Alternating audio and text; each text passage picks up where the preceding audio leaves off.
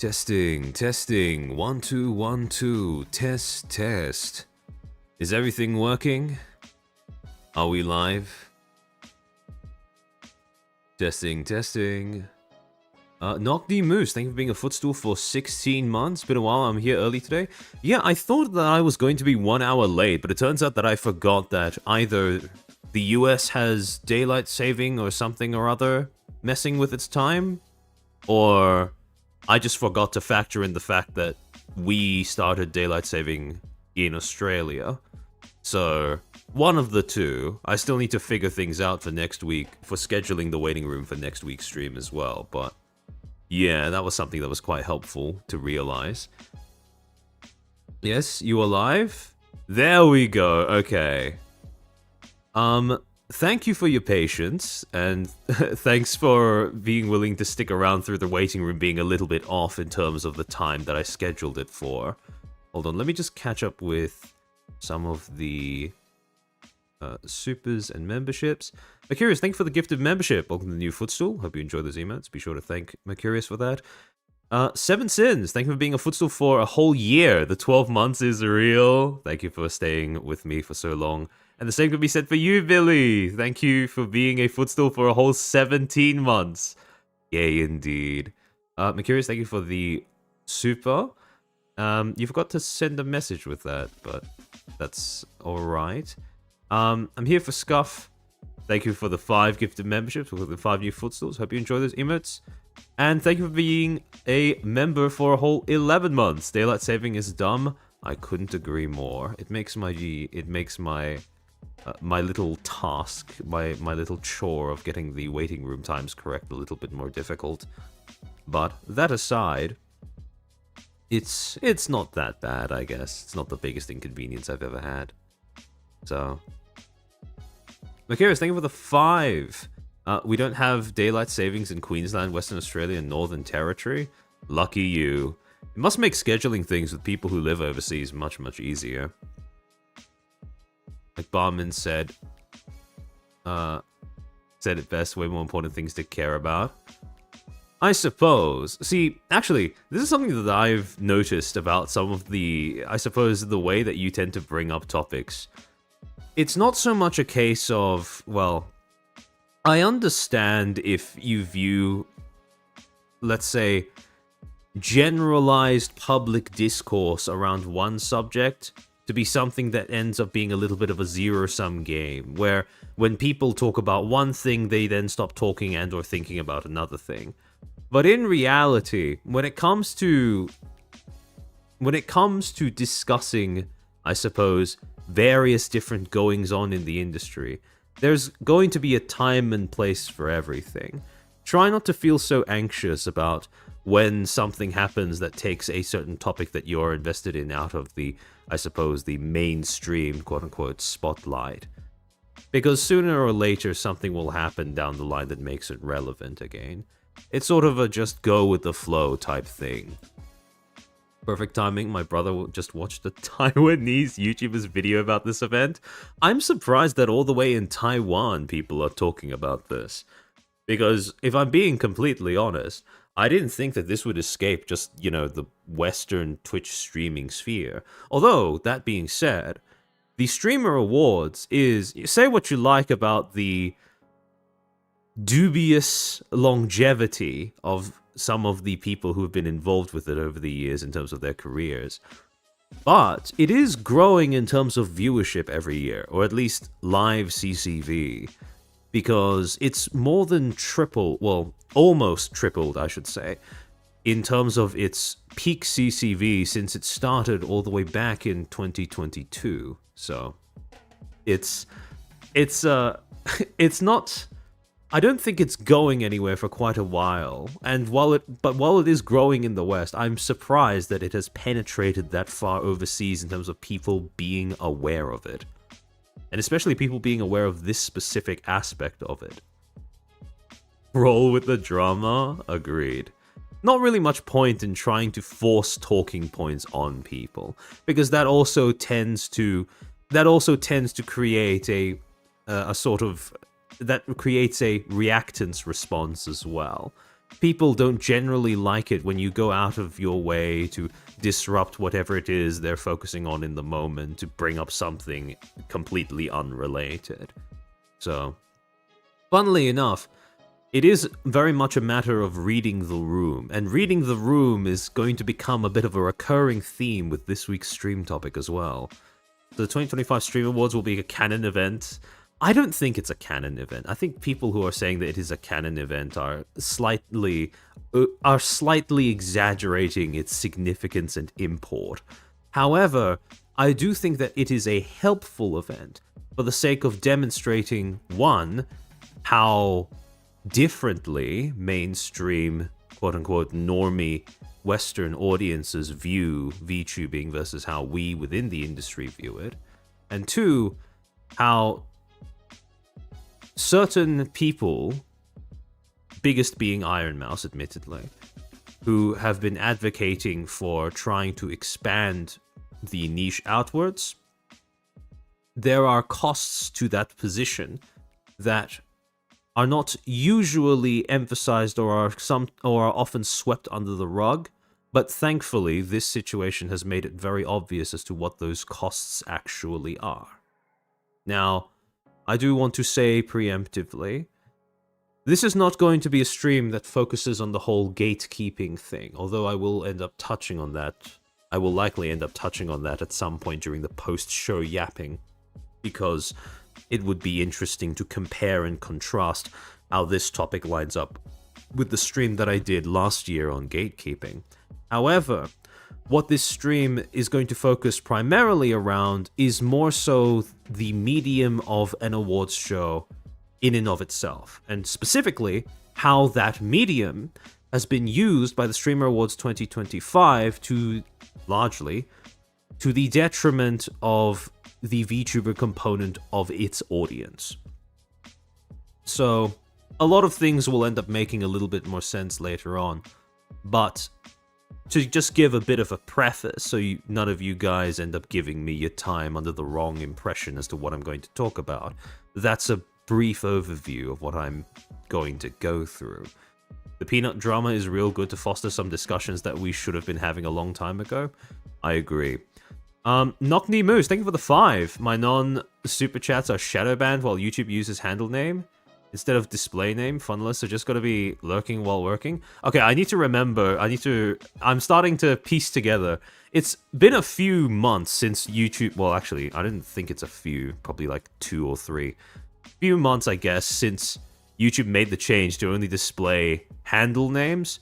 But I am slowly coming to relearn I'm coming to learn to recognize your PFPs and to match them up with your old usernames. Zippy Zap, thank you for the 10. Crazy how Streamer Award Aftermath drama is still going strong 5 days in. Now it's shifted to Iron Mouse with Sea Dog's response and Ray's apology being where it stands at the moment.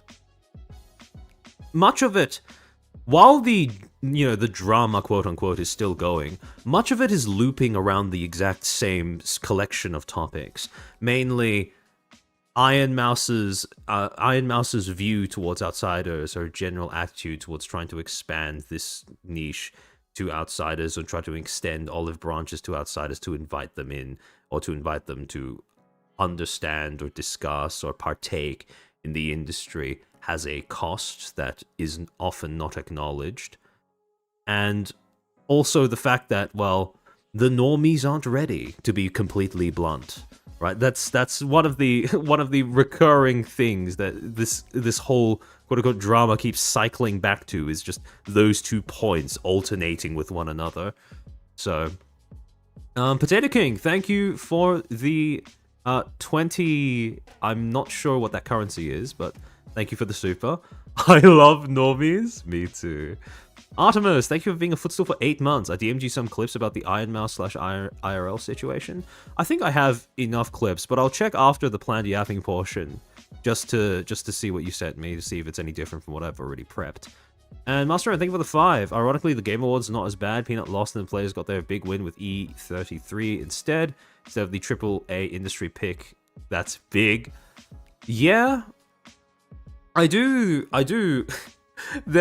I saw clips floating around of Pippa reacting to the Game Awards, and there was one specific clip of her molding over the way that one of the presenters, I think this was the best mobile game category, when the presenter picked up the list of names of all of the different nominees, the different nominations, I should say, and she read out Uma Musume as Uma Musume, and when she was talking about it, you could actually see in the clip that the presenter, after saying Uma Musume, or Uma Musume, ended up, you could see there was like a tiny split second where she kind of cringed after saying the name out loud.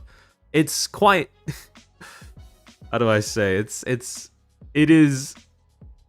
a different awards show, different topic, etc., etc. But it is funny how there are parallels between that and what we're going to end up talking about over the course of this stream. Sawa, thank you for the 10. Couldn't find that very gay phase interview you mentioned. Could you share / link it, please? Oh, the reason why I said it was, the reason why I said apparently before I said that is because I don't know if there is a clip of the interview itself. There's just clips of FaZe Lacey, so one of the FaZe members, complaining about it on his stream. So I don't know if the interview was ever published. I know that it was recorded, but I don't know. Well, I mean, from what Lacey said, it sounded like it was recorded, but I'm not sure if that will ever get published, to be honest, based off of the way that he described it. Funbox, thank you for the 2. Ah, yes, the Jinxie Ragebait tweet. Yep, the Jinxie Ragebait tweet. Master, thank you for being a Footstool for 5 months. Also, what's going on with variants? The variants project thing is interesting. Again, that's something that I'll probably end up touching on in the post-show yapping portion. But I think I made a tweet about it. It was... oh yeah. It brings up a pretty interesting point about what people actually want when they complain about the way that companies announce that they've issued a suspension to one of their talents. Because back in, beginning of 2024... the main view that people had because of, Niji doing all of those shenanigans was stealth suspensions are bad. And that was a pretty unilateral opinion across most of the Western industry. However, since then, what I've noticed is most people who complain about stealth suspensions, or who would complain about stealth suspensions, they are also not really satisfied when an explicit suspension has been issued. So I've come to realize that it's less so an issue to do with how they are communicated or disclosed, and more so it seems to be more so an issue with the fact that suspensions are even a thing at all. Which, again, I think that's a pretty interesting topic of discussion to debate as to whether the use of suspensions is in and of itself something that deserves to be as stigmatized as it is, at least on this side of the industry. Well, okay, I guess I'll ask Santa for it. I need it though. Same. I would really, really love to see how that particular interaction went, because it sounds incredibly painful to watch, but in a good way. Otto was thinking about the 2. There are clips from Asmon streams today, just extra. Okay. That I haven't included, so I'll give it a look after the planned yapping portion is done. So, take that Peter Uma won the award. Yeah, I saw that Peter used some sort of Uma Musume graphic in one of their Twitter posts. I thought that was... well, I mean, when you're dealing with a Japanese company, that is certainly a choice. But, yeah. Randomly Games, thank you for being a Footstool for 8 months. It's been a bit, but I've returned from VodGang. Welcome back, welcome back. It's nice to have you in here.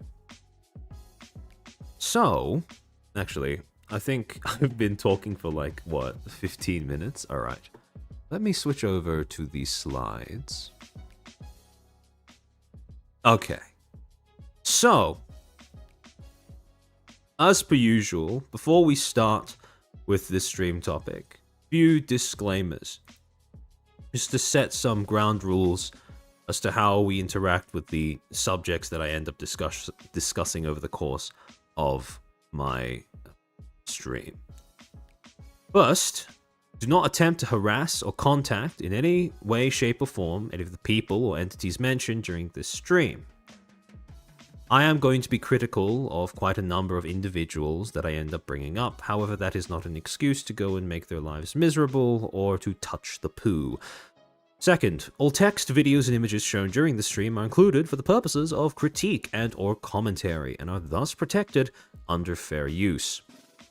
Third, all information/material shown over the course of this stream was posted and/or addressed by the subjects of this stream on a public platform and/or remains publicly available/traceable. Fourth, dates may be affected by time zones, so some of the dates that I've put onto the slides, I've tried to adjust for the sake of time zones, but some of them may be off by about a day or so in either direction. And finally, if there is something on screen that you can't quite make out on your end, don't worry, I will likely be reading it aloud anyways, and even if I don't, I will be including the slides for this stream. I will be uploading the slides for this stream onto my personal Patreon, link in description. Sign up as a member for free, you don't need to pay anything, and you will be able to access the slides for this stream, all my prior streams, and all my future streams as well. All in one place at your convenience. So, to give a little bit of context as to how we got here, we have to start by looking at the origins of the instigating event in the first place, the Streamer Awards 2025, or more broadly, just the Streamer Awards. How did they come to be? And the story of their origin goes a little bit like this. If you rewind back about 4 years to the year 2021, a Twitch streamer by the name of Cutie Cinderella was coming on the up and up. Now, at the time, she was known for a variety of different kinds of streams in various different categories, mostly baking streams, cooking streams, as well as dabbling in a little bit of gaming and just chatting. She was basically your stereotypical, successful IRL female streamer. However, the reason why 2021 was such a big year for Cutie Cinderella was not just because of the kinds of streams that she was doing in terms of her everyday, her everyday streams when she would just hit a button, go live, and start doing whatever on camera, but because this was the same year where she started getting involved in organizing, collaborating with a whole bunch of other streamers around the LA area where she and her boyfriend Ludwig resided at the time. Basically collaborating with a whole bunch of streamers to stage these big group events. And some of these events included the Roast of Ludwig, hosted on the 15th of May, which was basically a collaboration where she and a bunch of other streamer friends of Ludwig's would gather around, put him on a chair, and take turns roasting the shit out of him. It was a pretty good event, all things considered. There were some pretty banger lines, such as, for example, Schlatt going up to a podium and saying to Ludwig, "It's so sad that your dad died of tragic alcoholism." That was certainly a moment of all time. Second event being Shit Camp, which was a 4-day event that happened between the 26th and the 29th of September. Again, basically a whole bunch of LA streamers getting together and living with one another over the course of 3 days, doing various events, challenges, whatever during that time. And finally, on the 11th of December in the same year, a Christmas concert, which was yet again another gathering of LA streamers getting together to have, in a little auditorium where they would live stream each other taking turns singing Christmas carols. And over the course of these events, with each one, her following grew more and more, and so did her reputation for hosting events. She actually became very good at it, to the point where, in the year of right at the end of 2021, beginning of 2022, she decided to host her most ambitious event to date, which was the Streamer Awards. And at the time, this is how the event described itself. Quote, about the show. The Streamer Awards is an annual awards show that celebrates achievements in the live streaming industry over the past year. As the first ever streamer-oriented awards show, it aims to recognize the best that live streaming platforms have to offer as they continue to grow in popularity and change how people consume entertainment. This involves honoring individuals who have not only worked hard to create great content for their viewers, but, more importantly, have fostered entire communities that span the globe. We hope to represent this with a diverse set of award categories that includes a variety of games, types of content, communities, and other contributions. So why should you care about this? Because it's you, the same viewers and communities that watch and support these content creators, who will decide the nominees and winners of the awards. Be sure to tune in to the awards show on March 12th, 2022 for some good old-fashioned, viewer-oriented content. Red carpet interviews, live performances, premieres, awards ceremony, and more, involving all your favorite streamers, live at twitch.tv/QTCinderella. Follow our official Twitter at Streamer Awards to keep up with the latest developments. And this, as a premise, was both novel and rather welcome, because up until this point there was no real community-organized event that set out to try and encompass such a broad spectrum of different streamers in terms of acknowledging people who were on the up and up, people who did various different types of content, etc, etc, etc. So, again, very welcome addition to the Twitch streamer event roster. And come February 2022, the website would be updated in order to let various different visitors, users know exactly how this competition would work. So, Phase 1, Nominations. Submit your favorite choices for each award category on the nominations page. This happens over a period of 2 weeks, from February 1st, 2022 to February 13th of 2022. The viewer-submitted nominations are aggregated to determine the final list of nominees for the voting phase. Also, one nominee in each category is chosen by our panel, which includes org owners, commentators, writers, journalists, and other veterans of the live streaming and entertainment industry. Phase 2. Voting. Vote for your favorite choice from the list of nominees in each award category on the voting page. Voting starts February 21st, 2022 and will be open for 2 weeks until March 6th of 2022. The winners are determined using a weighted combination of the popular vote, which will count for 70%, and the panelist vote, which will count for 30%, in order to prevent the awards from turning into a popularity contest. This is a point about the awards and the whole voting process that we're going to come back to later in the stream.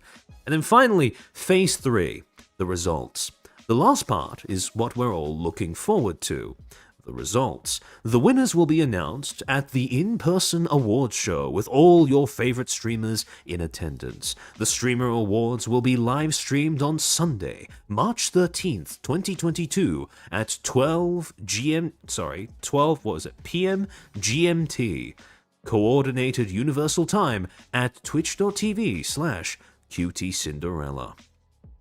Charlie, thank you for being a Footstool for 2 months. Jaden stole my client's artist. This is not a drill. Hold on, what? What happened? Michael Lore, thank you for the 2 gifted memberships. Welcome to the 2 new Footstools. Hope you enjoy those emotes. Make sure to thank Mikhail for sending those as well. Oh, thank you for the 3 gifted memberships. Congratulations, Dragon Lord of Thunder, for getting sniped. So, process was laid out very clearly. Aside from the clarification that the way that votes would be weighted was 70% user-submitted votes and 30% panelist votes, there wasn't really too much complex information that was presented in this do-over of the website. And from this point onwards, the show was pretty much ready to go. All of the mechanisms involved in choosing the nominees and selecting winners in each category were already prepared and already ready for use. And so, come March 12th of 2022, or March 13th, off by a day, the event itself would end up going live on QTCinderella's Twitch as promised, and the event itself would be split up into 2 segments. The first segment being the red carpet interviews, basically a series of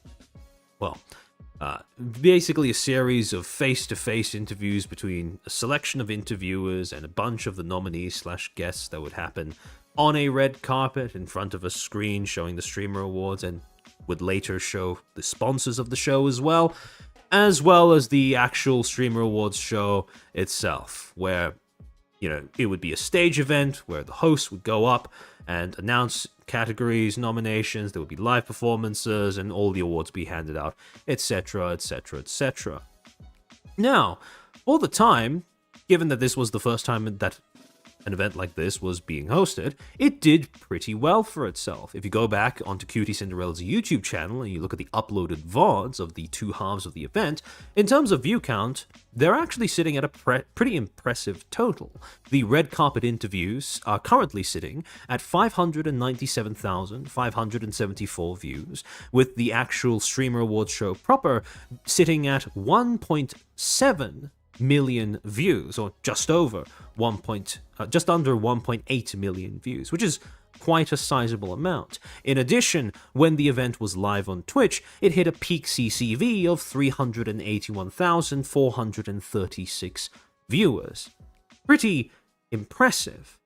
Now, fast forward about 3 years to December 7th of 2025, and a lot has changed about the awards. Now, first, looking at the statistics. While the YouTube viewership has notably shrunk, although this is admittedly us judging what the viewing statistics are less than a week after the event has actually happened, or the videos have been uploaded onto Cutie's channel, the red carpet interview for 2025 is currently sitting at 31,535 views, with the show VOD itself sitting at 378,999 views. However, as I mentioned before during the pre-show yapping section, the peak CCV has almost tripled in terms of size, with December 2025's Streamer Awards show peaking at a total of 1,028,321 concurrent viewers. That is a lot. And with the expansion of the viewership, with the growth of the viewership, very obviously there are going to be a few changes to the way that the award show is actually done. I'm not just talking about production changes, of course, but I'm also talking about something a little bit more subtle, something that people tend to take a little bit for granted, which is a change in the aesthetics. Now, one of the things that they've done with the website, that they've changed with the website since 2021, something that I personally am very appreciative of, is at the bottom of their homepage, when you scroll all the way down, they have this very convenient section where they've laid out all of the red carpet VODs along with the proper award show VODs throughout all of the years that the Streamer Awards has been a thing, all the way from 2021 to 2025. And this is a pretty convenient tool because it gives anyone who would like to check a very easy way of comparing and contrasting how the Streamer Awards looked when it was just starting compared to the way that it now appears today. And one of the things that tends to stand out when you look at, how 2025's Streamer Awards was handled versus how 2021 Streamer Awards was handled, one of the first things that ends up jumping out is that the aesthetic appears a lot more professional. Now, what do I mean? I'll give you a few examples. For starters, we can look at the red carpet event. Now, when you look at the red carpet event in 2021, specifically when you look at the way that it is, shot, Murray, how could it have higher peak CCV than the view count? The CCV is from Twitch, so that's why the peak CCV is higher than the view count. So, when you look at the way that the red carpet interviews were shot back in 2021, it's a small detail, but it's worth noting that the overwhelming majority of the shots, basically all of the interviews, were shot purely from the chest up, at most from the waist up. And that was how every single interview at the time was conducted. Fast forward to 2025, and although this is a minor thing, they've now made the adjustment to, zoom out the frame slightly, zoom out the camera slightly, so that the shot consistently shows the fact that there is indeed a red carpet under their feet. And I looked through the VODs from the Streamer Awards between 2022 to 2024, and you would be surprised that this is the first time that they've actually made a change like that to the way that the red carpet interviews are filmed. It's a minor detail, but it did take them about 3 years to patch it in. But the more drastic changes are when you start looking at the actual awards show itself. Now, back in 2021, the aesthetics of the awards show much more small in scale, much more, arguably a little cozier. Lighting was a little different because it was mostly, cold, cool blues and purples. Fast forward to 2025, and now they've adopted something that seems to be, well, the stock standard awards show aesthetic, where you have these large stages and massive auditoriums, but more importantly, they've changed things like the lighting. More spotlights are being used, and on top of that, they've also upgraded the attire that the main presenters, adopt over the course of the entirety of the show. Now you have costume changes, 2 costume changes, if I was counting correctly, over the course of 2025, two costume changes over the course of the entire show, and well, the whole thing has just become a lot more extravagant. However, screenshots are all well and good, but what I really want to compare in terms of the aesthetics of the show are the first 45 seconds of each awards show, 2021 and 2025, to give you guys an idea of what has changed about the way that the show presents and advertises itself. It is something that I've alluded to in the past with different topics, but when you're looking at how a company tries to define itself, what you look at, it's marketing. When you look at how an awards show defines itself, what you look at, it's opening reel. This is, all the sequence, the opening reel, is basically designed to be a very short, succinct distillation of the various different aspects of itself that it would like to present to sponsors, to viewers, to define itself, etc., etc., etc. So, for the sake of this comparison, the first 45 seconds should be all we need, and some things should immediately start jumping out to you. How many times do you change your clothes for stream? That is a question that is best left unanswered. Hold on, let me pull it up. Oh goodness, okay. How is the volume for you guys? Okay, hold on, let me make sure that this actually works. Yeah, how is the volume for you guys? Is that loud for you too, or is it all right?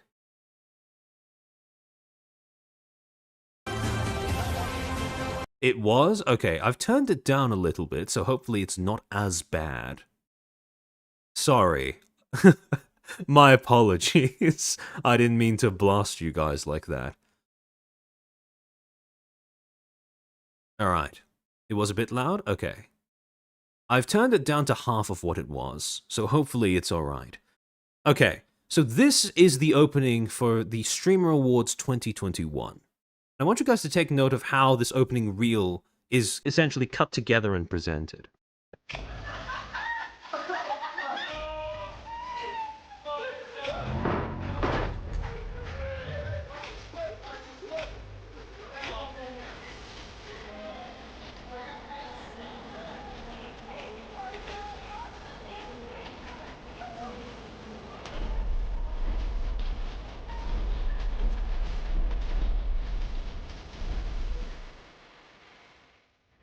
So, when you look at that first reel, immediately, in terms of the aesthetics, you look at the way that the shots are put onto the screen, you look at the sound effects that they're using, the vibe that they're going for, the aesthetic that they're going for want of a better word, is very much, your typical made-at-home video, right?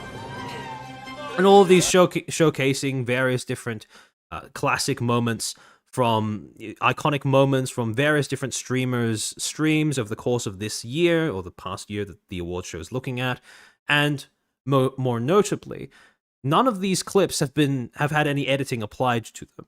It's just someone's gone into Premiere or whatever, imported a clip of straight from the VOD of one of these streamers, and essentially just put them all up in a sort of Zoom call-esque visual array. And again, look at the flashing VHS pause. It's all very homey by design. Very simplistic, but also kind of, homey.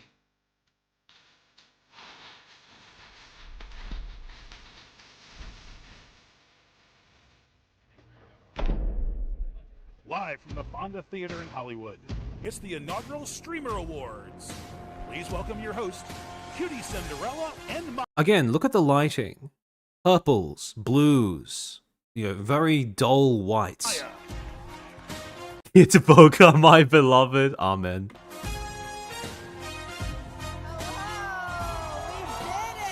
And again, you can see they've definitely dressed up for the event, but their dresses are not coordinated.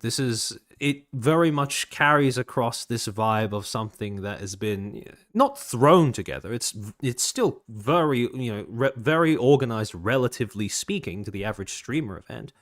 But there are still, there's a bit of roughness around the edges. There's still that bit of sort of streamer typical laxness. That is a defining feature of the way that this show looks.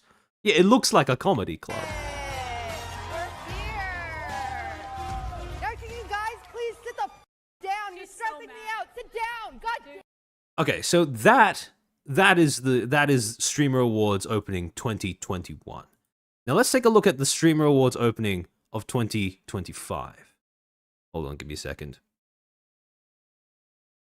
I may have forgotten to include a link. Hold on. Hold on while I get this up.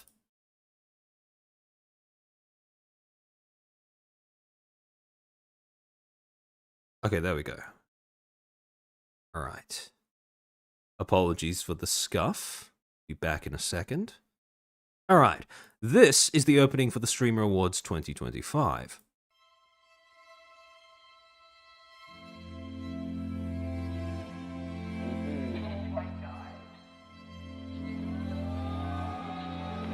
Already, very different way of presenting the opening reel.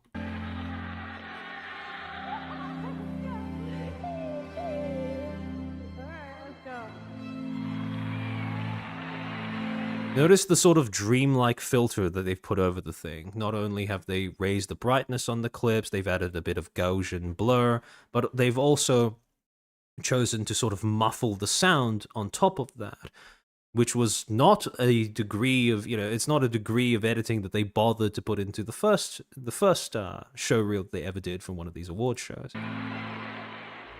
Again, it really shows the degree of progression in terms of making the quality of the presentation increase over the years, along with the production budget, presumably. But it's also a lot more dramatic in terms of, look at the score that they adopt nowadays. It's a lot more, well, I suppose I keep defaulting back to this word, but a lot more dreamlike in terms of the way that the orchestra is utilized. Less of a dream, more like a hang-up. That's because you know how the award show ends, right? But if you were just walking into this with absolutely no prior exposure or prejudice towards any of these events or any of the people involved in these events, you could very well come to understand how this might work on somebody in terms of being a promotional piece. Sharing somebody with somebody else has value. Thank you all again for all of the support, all of the hype. This is absolutely wild. Again, also another visual thing. Take note of the fact that previously, 2021, it was all about showcasing a bunch of different moments from the year alongside one another simultaneously. But now, in 2025, it's become a lot more focused, refined. Instead of having multiple shots of different moments playing simultaneously all across the screen, it's now all been condensed into one point, one singular image that flips in between different moments, yes, but still concentrates the viewer's attention on only one spot in the video. Has value. Thank you all again for all of the support, all of the hype. This is absolutely wild. Icarus? We'll get to that point in a second, don't you worry.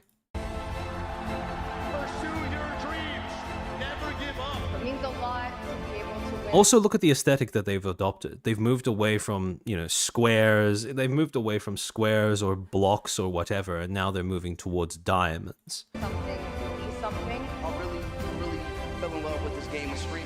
Streaming really allowed me to express myself in so many ways and just show who I am. And notice how instead of just playing whatever audio was in whatever clip that they are showing. They have chosen to show the clips, but also overlay it with quotes that have been purposefully selected so that when they are stitched together, they sound more inspirational. It is pretentious, but it is a notable choice and a difference that has been made between 2021 and 2025.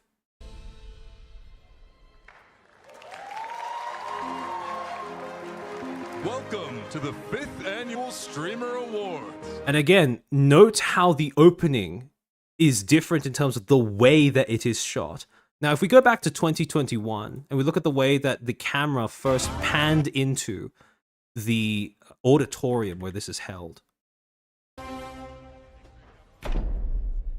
Live from the Fonda Theater in Hollywood, it's the inaugural Pan from side to side, Streamer right? Awards. Zooming in from Welcome your down, host, Cutie from up, Cinderella down, and Maya.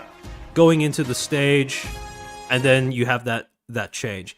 Here, it pans over the ceiling of the auditorium down towards the stage, just to show off the full arch.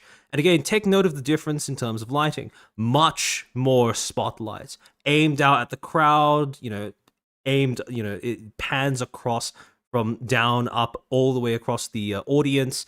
The lighting is a lot more, now you have, instead of the cool blues and purples and greens that you had in 2021, they've now shifted completely to golds and yellows and all of these warm colors as well. Cutie Cinderella.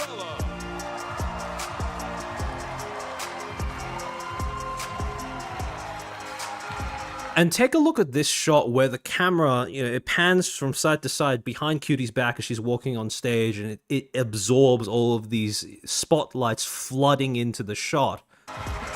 It's supposed to make everything look much bigger and grander, and it does the job very nicely. Hello, Los Angeles! Hi, everybody! Whoa. And you even have that characteristic sort of, that slight blurriness that comes from having so many spotlights flooding the room with, lumens, so that the cameras go a little awry in terms of capturing the shot.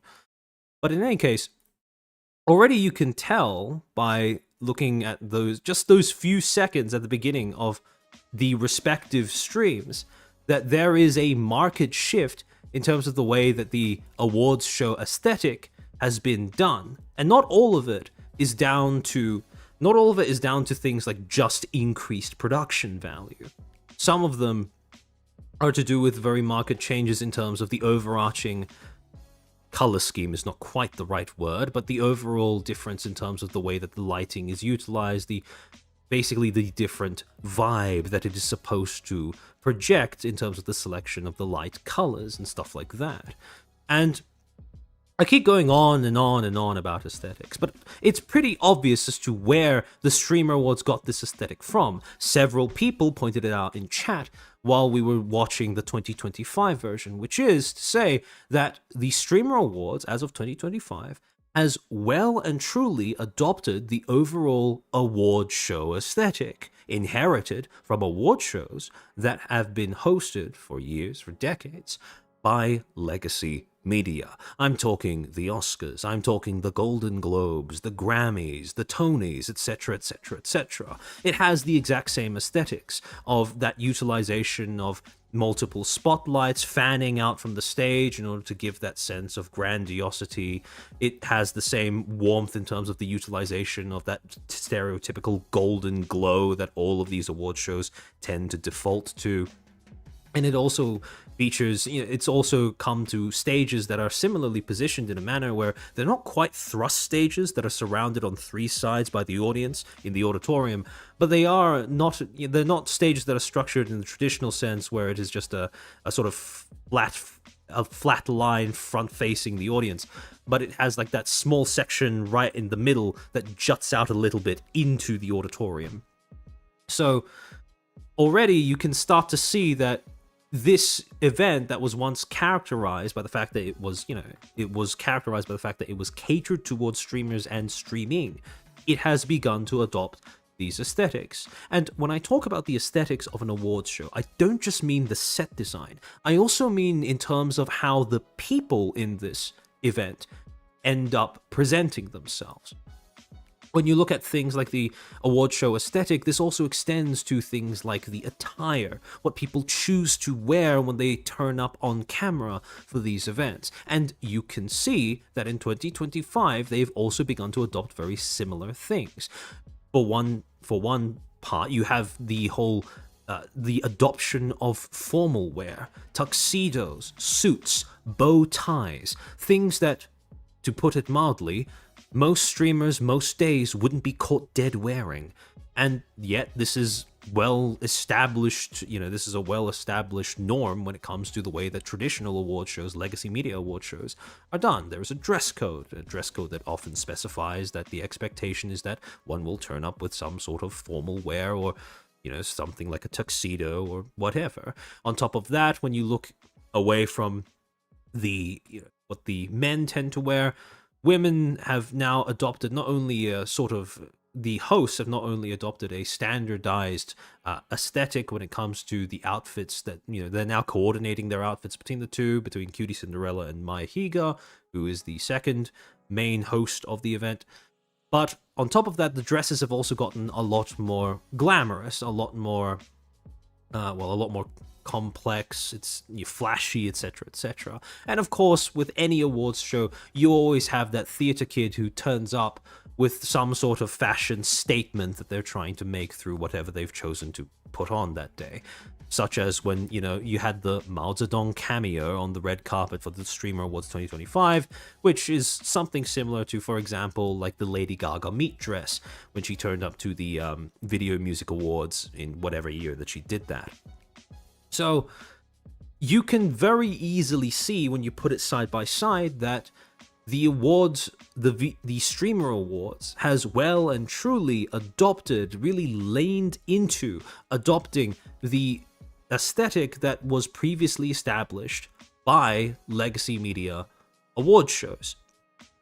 And this is pretty obvious to most people, right? Most people will watch the Streamer Awards and they will instantly be able to make the connection. Oh, okay, I've seen this lighting before at the Oscars, or I've seen this many spotlights being utilized at the Tonys, or the way that all of my streamers are dressed is weird because I'm not used to seeing them like that when they're live, but I can understand that it's similar to what celebrities do when they have their red carpet events, etc., etc., etc., right? The red carpet, actually, the choice of having a red carpet is in and of itself part of the overall award show aesthetic.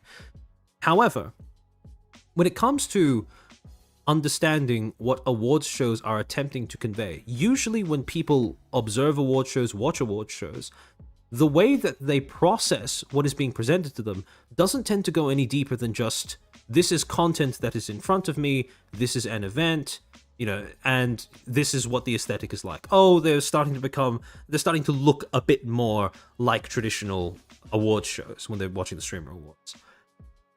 And usually, one of the things that doesn't usually register when people watch award shows is the idea that the award show in and of itself has that aesthetic for a reason. Yes, the Streamer Awards got their aesthetic from traditional award shows that were hosted by legacy media. But the question then becomes, why does legacy media have this as their established standard for their standards of dress, for their overarching aesthetic? What is the point of an aesthetic to begin with? Besides just, it makes everyone look like they're more coordinated with one another. It looks nice.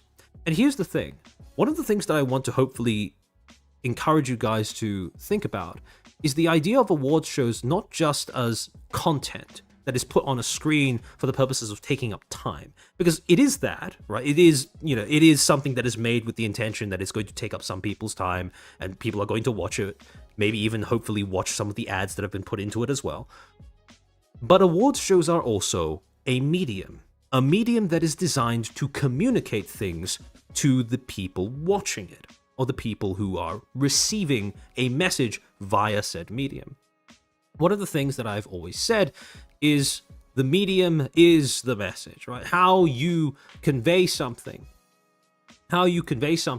is going to be it's going to, how you say something and what you use in order to convey that message is going to end up shaping the message in and of itself. Essentially, all acts of communication, all messages have two components. One, the content, the actual, words, the actual text that you put into it, right?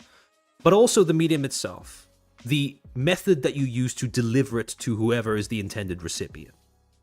And to give you guys an example of what I mean, and this is an example that I've used on stream before, I believe the first time that I went through this, this adage.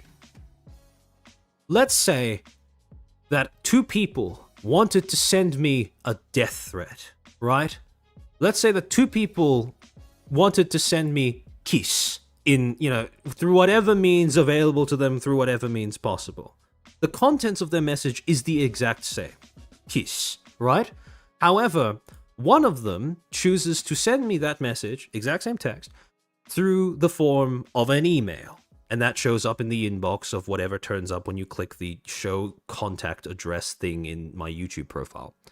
The other person writes the exact same message onto a piece of paper, tapes it to a brick, and throws that brick through my window.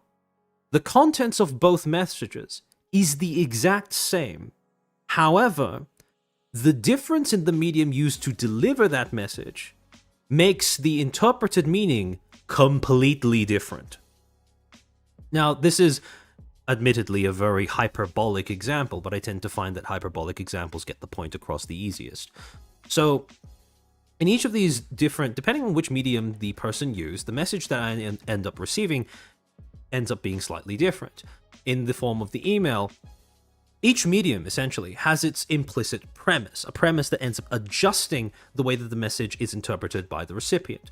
For example, the premise that is embedded in the medium of an email is the idea of immediacy and convenience. What that tells me is that you would prefer that, I can just write this off as something that is, I can interpret that as an act of emotional venting more than anything else. Because the fact that you've chosen to use email as the medium to send that message to me implies that the thing that you value the most about that message is the fact that you could do it immediately and that it was convenient to yourself. You didn't have to leave your room in order to send that message to somebody else, to its intended recipient. However, the brick is a physical threat. The implicit premise of the brick is a physical threat, especially when it is thrown through somebody's window. Again, these are premises that are not stated explicitly, but are an inherent part of whatever medium you've chosen. This is what I mean when I say the medium is the message. The way that you choose to send a message will adjust the interpretation of it when it is received.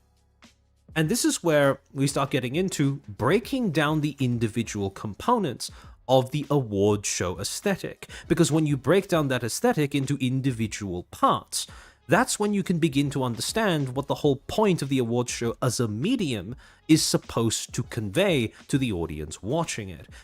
So then we come to the question of how do we break down the aesthetic of an award show? How do we break down and interpret signs, visuals, symbols, whatever? Well, in media, we have an actual discipline for that. Something called semiotics, the study of signs and how they're used to preserve and convey meaning. Classic example that I've already reiterated multiple times on these streams where I've talked about semiotics is that, let's take for example a stop sign. Every single sign, and sign is a very, it's a pretty vague term. It could mean a symbol, it could mean a gesture, it could mean an appearance, a fashion style, etc., etc. But essentially, every sign, quote unquote, has two parts to it. One, a signifier, which is basically the visual components, and two, the signified meanings, what those visual components correspond to in terms of what you take away from them when you're interpreting them. When you break down the different components of a stop sign, you get two things. The hexagon and, the literal text saying stop, plus the use of red as a color. Stop, well, I mean, the signified meaning is pretty clear, right? Just stop. It's exactly what the text says. But the red is supposed to convey a sense of danger. The end result, when you combine both of these things together, is that you basically get a sign that means stop in threat of danger. It's not you don't need a sentence to convey that. but you've conveyed that purely by combining one word with one color in the form of one sign. And when we're breaking down signs in this manner, we can basically expand this out to any sort of visual communication, including award shows. When we look at the different visual components, the things that keep cropping up over and over, the recurring visual features of the dress code, of the set design, etc., each of them correspond with trying to convey different things. For example, formal wear. Formal wear is a sign that tends to convey a sense of class, prestige, refinement, etc., etc. Red carpets are designed to be a symbol of importance. They're usually things that are laid out for things like important politicians or prominent figures in, society and government, whatever.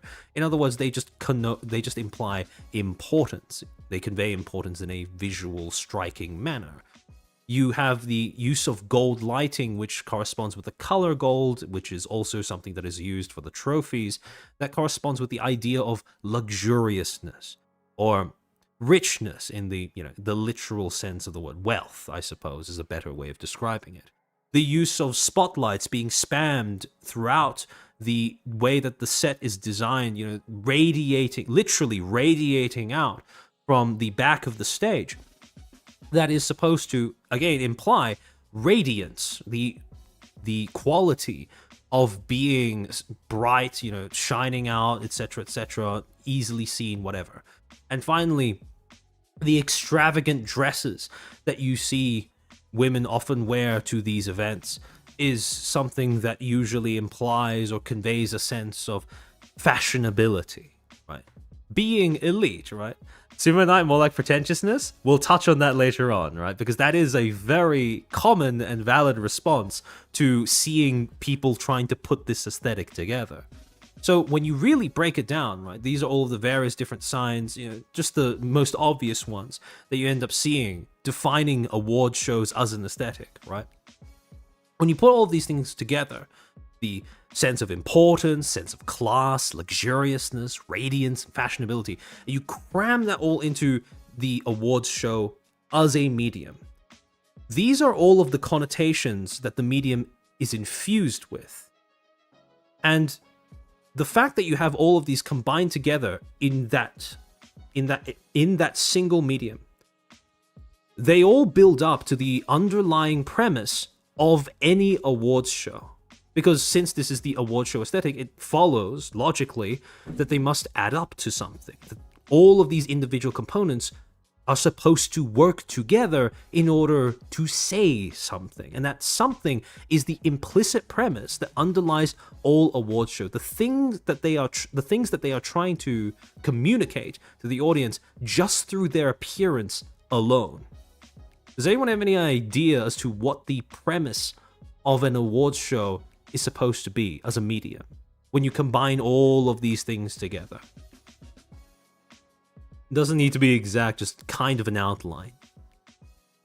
That many lights must have made it hard to see anything. Oh, I mean, you could see that there was blurriness even in the cameras that they were using, to get shots of, Cutie and stuff when they were strolling around on stage.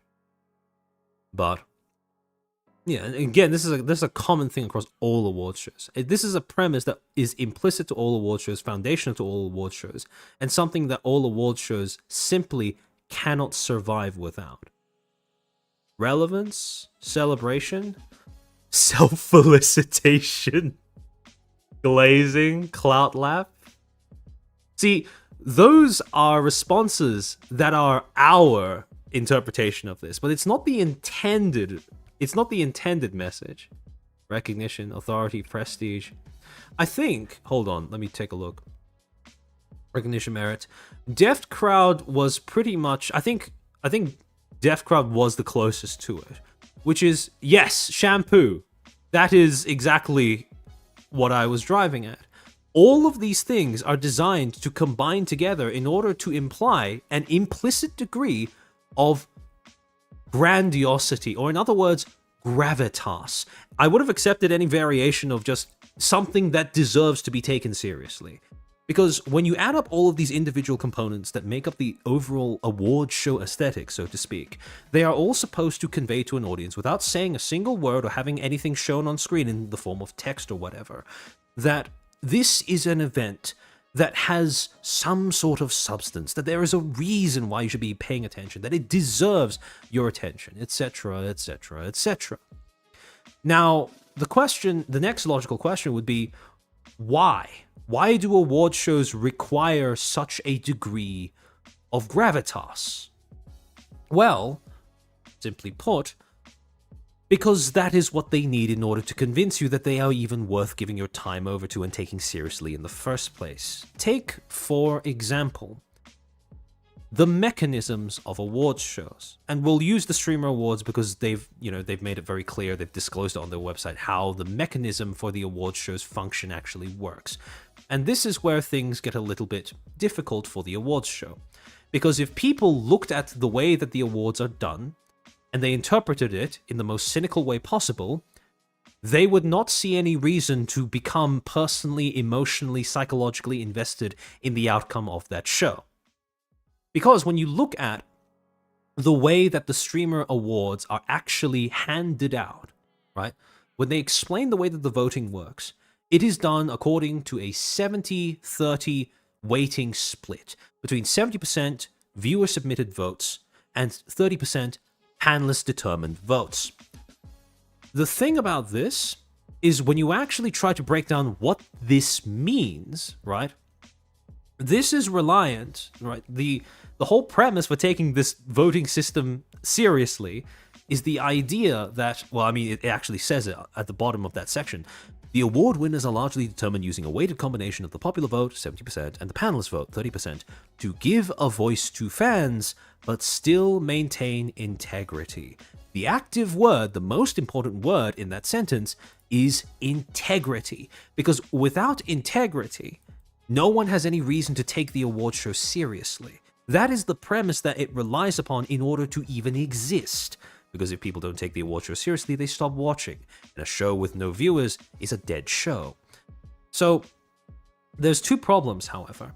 Because when you break down the way that this works in the most cynical way possible, what this essentially translates to is that each vote, each category, is 70% a popularity contest and 30% with a dash of 30% organizer agenda sprinkled in. That's it. That is the most basic, cynical essence of what every award show is. Now, the thing is, when I pitch it to you guys that way, that does not sound like a very engaging premise. That does not sound like something that you would really become personally invested in. Because if it's just a popularity contest, well, shit, there's nothing to do with merit or accomplishment or deserving. It's just a numbers game. But, they've tried to counterbalance that with 30% panelist votes. Well, I have no idea what the panelists are thinking. I have no idea if they share my values. I have no idea if they even have some sort of objectively correct sense of taste with reference to whatever subject is being covered in the awards show or voted on in the awards show. I just have to trust that they know what they are doing, that they are familiar, that they understand, that they care about whatever subject is being voted on or whatever subject the awards show revolves around. And this is the fundamental basic premise of every awards show that every single award show attempts to hide through the use of their aesthetics, through the use of their marketing, through the use of the charisma of the people they get to present the show. But this is the fundamental thing that they don't want their audience to readily acknowledge. Now, it is always going to be there, but very often you are not going to see presenters, people involved with promoting the awards show, the recipients, the nominees. You're not going to see them acknowledging this explicitly. Because again, it kills the immersion and it kills the investment. Because people see through all of the flashy visuals and all of the lip service to deserving, accomplishment, merit, achievement, blah, blah, blah. And they just go, okay, it's just a popularity contest moderated by whatever agenda the organizers have. However, usually, the way that they try to get around this is by amping up, essentially artificially inflating the overall impression of how much integrity the organizers possess. In other words, inflating the sense of the award show's gravitas. That is how they essentially try to convince audiences that are watching, viewers that are watching, to overlook the underlying cynical reality of how the awards show as a medium works, the actual mechanics of how the results are determined. Oh, Proctor, welcome to the stream. JV, thank you for the super. With that criteria, assuming first past the post, VTuber votes are split among traditional VTubers while antis unified on a single candidate. Exactly. So, the thing is, when these award shows try to dial up the sense of their own gravitas to hopefully pull the wool over the audience's eyes, what essentially they try to do is downplay the popularity contest aspect of their own show and instead try to push people to push discussion towards focusing around concepts like merit, as well as giving the audience a sense of agency in the outcome of the awards show. Because an audience that feels like they can affect the results is an audience that is more likely to watch through the entire thing in order to see the outcome of said results. So this combination of merit and viewer agency pay very close attention to the way that viewers end up discussing the outcomes of awards shows. You will very much notice that when, for example, when viewers of an awards show realize that their favorite choice to win did not actually get the award or whatever, usually most viewers will default to discussing this as a travesty in terms of being snubbed of something that they deserved, or merit that has been overlooked, and etc, etc, etc. Very few people will start off talking about things like how the entire thing was a numbers game from the beginning and that their favorite entry simply didn't have the numbers. Very few people will then go from that point to the logical next step, which is, where did the numbers for the winning nominee come from? And similarly, they will also not really focus on things like organizer agendas, not scrutinizing what the organizers, in the case of the Streamer Awards, what that 30% panelist vote actually ends up doing, right? Because again, the whole point of amping up the perceived gravitas of your event is that your organizer agenda is essentially reframed as mere oversight. You're not viewed as someone who has an effect on the, you're not viewed as someone who has too much influence on the way that the results pan out, but merely someone who's there to nudge it in the right direction. Now, logically, when I outline those two different, ostensibly different functions, you guys can very obviously hear how there's not that much of a difference between the two things I just said, right? It's very similar with only a superficial difference between the two.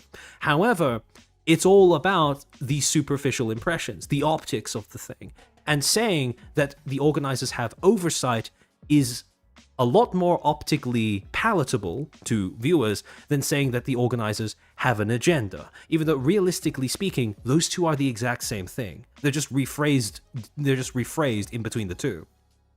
So, when you're looking, so essentially this is why award shows have the aesthetic that they do. This is why they keep emphasizing things like class, prestige, wealth, fashionability, influence, radiance, blah, blah, blah, blah. That's what all of the individual visual components of the award show aesthetic are supposed to achieve. An amping up of perceived gravitas in order to inflate the sense of integrity that is the backbone of the award show's ability to get people to take it seriously. However, the interesting thing about this is that this focus on gravitas, this reliance on gravitas in order to sustain a sense of legitimacy, creates, in and of itself, a bit of a problem for the awards show, which is, how do you make sure that your audience actually gets what how do you make sure your audience actually picks up what you're putting down, so to speak?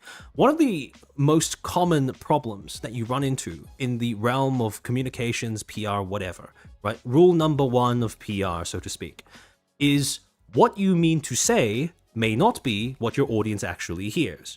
That is the fundamental barrier that all practitioners of media as a discipline have to overcome and plan for when they are crafting some sort of communication strategy. To give you an example, the problem that most award shows face is that their message of we should be taken seriously, or in other words, their emphasis on their own gravitas, often ends up, especially over time, being interpreted by audience as self-importance.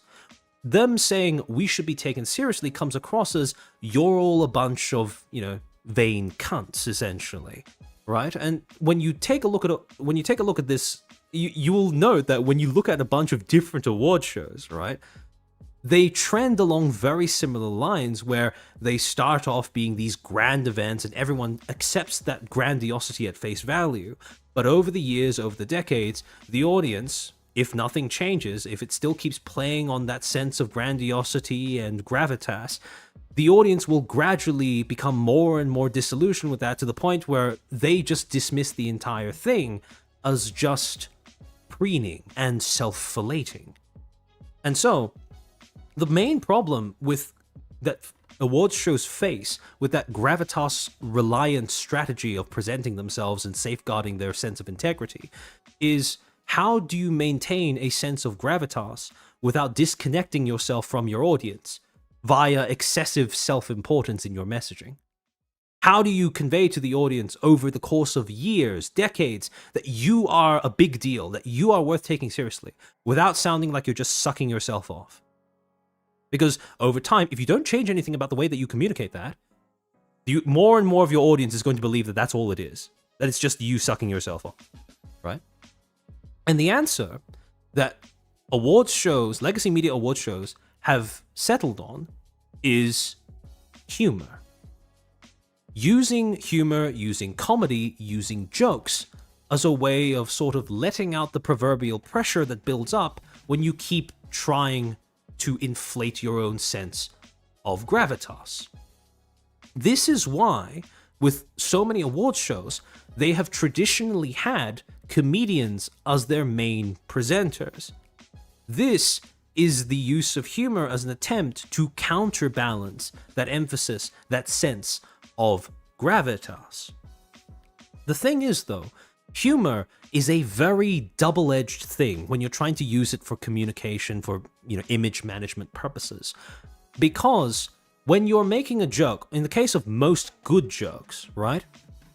Most good jokes work a bit like making an omelette, where for every omelette, you need to break an egg. The same principle applies to most good jokes, where in order to make a joke that is witty, that cuts to the heart of something, someone is going to have their dignity cracked, right? Whether it be the comedian themselves, making a bit of a self-deprecating joke, or whether it be, one of the nominees, one of the organizers, someone outside of the entire event, whatever. Every time you make a joke, usually someone ends up losing a little bit of dignity. The question is, which egg gets cracked, so to speak? Whose egg gets cracked, so to speak? And when you process the use of humor in awards shows in this manner, when you process the use of comedy in awards shows in this manner, you start to realize that comedy is very much a part of what traditional award shows have adopted into their aesthetic for a specific function, to provide that sense of, it's literally encapsulated in the term comedic relief, right? So the award show doesn't look like it's taking itself too seriously. So the people there don't look like they're taking themselves too seriously. So that everyone has a chance to lighten the mood a little and get a little bit of a refresher in terms of the stiflingness of, their own importance, so to speak. However, when you're trying to break down how jokes work, because unfortunately over the course of this stream, a lot of it is going to consist of observing that a joke has been made and then doing the lamest thing possible, which is explaining how it works, or trying to explain how it works. Part of understanding how these awards shows use humor as a way of counterbalancing their own sense of importance, or at least to symbolically counterbalance it so that it doesn't come across as insufferable to an audience, is understanding how the joke is put together. In other words, you can break down every joke into 3 different components or 3 different questions in order to understand it. 1, what is the joke? 2, who is the butt of the joke? And 3, who does the joke cater to?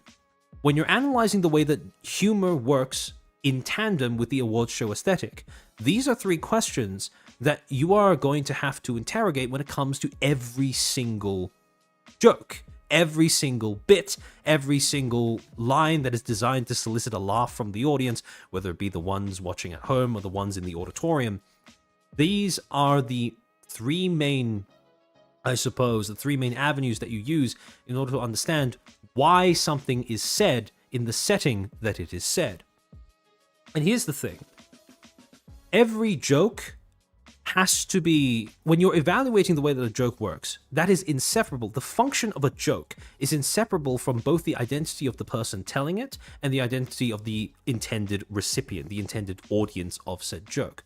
In other words, if we want to understand how award show humor works, we need to be able to identify the different parties that are involved in actually coming together to create that award show in the first place. Who are the different parties that are involved in the creation of that event? And when it comes to award shows, there are three main parties: organizers, nominees, and audiences. And each of these three parties is joined in terms of a sort of a relationship of mutual exchange with each of the other two parties. For example, organizers provide audiences with entertainment, while audiences provide organizers with viewership. Organizers provide nominees with exposure, while nominees provide organizers with status. The nominees are the people who actually achieve something, and through their association with the organizers, attending their event, accepting an award from them, they give the impression that the organizer's opinion is actually worth listening to, because their popularity ends up bleeding over to the other party. And then finally, nominees and audiences are joined because nominees provide audiences with a sense of representation and validation. My favorite won the award, therefore my taste is validated as an audience member. It's a basic way that it works.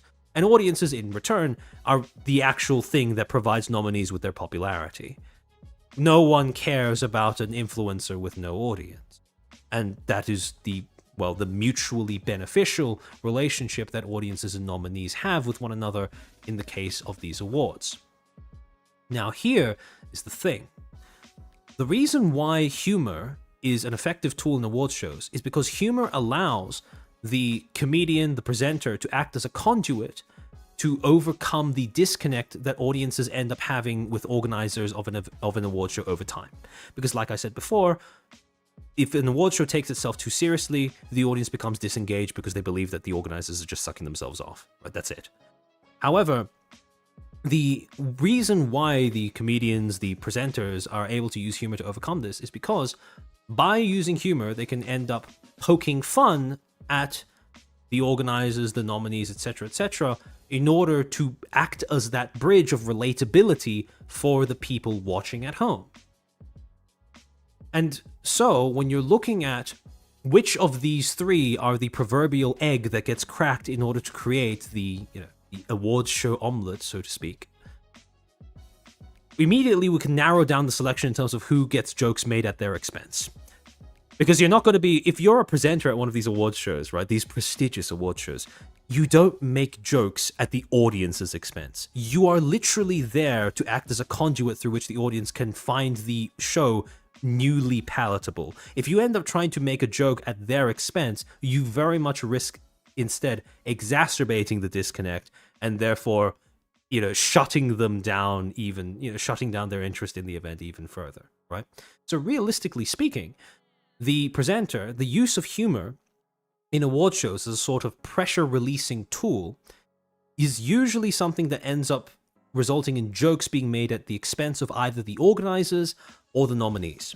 However, in both cases, there are costs to using them as fodder to make jokes.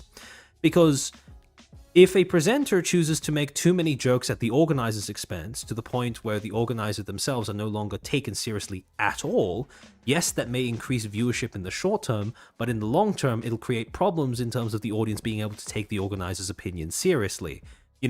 The main reason why they would even bother to tune into that particular award show to begin with.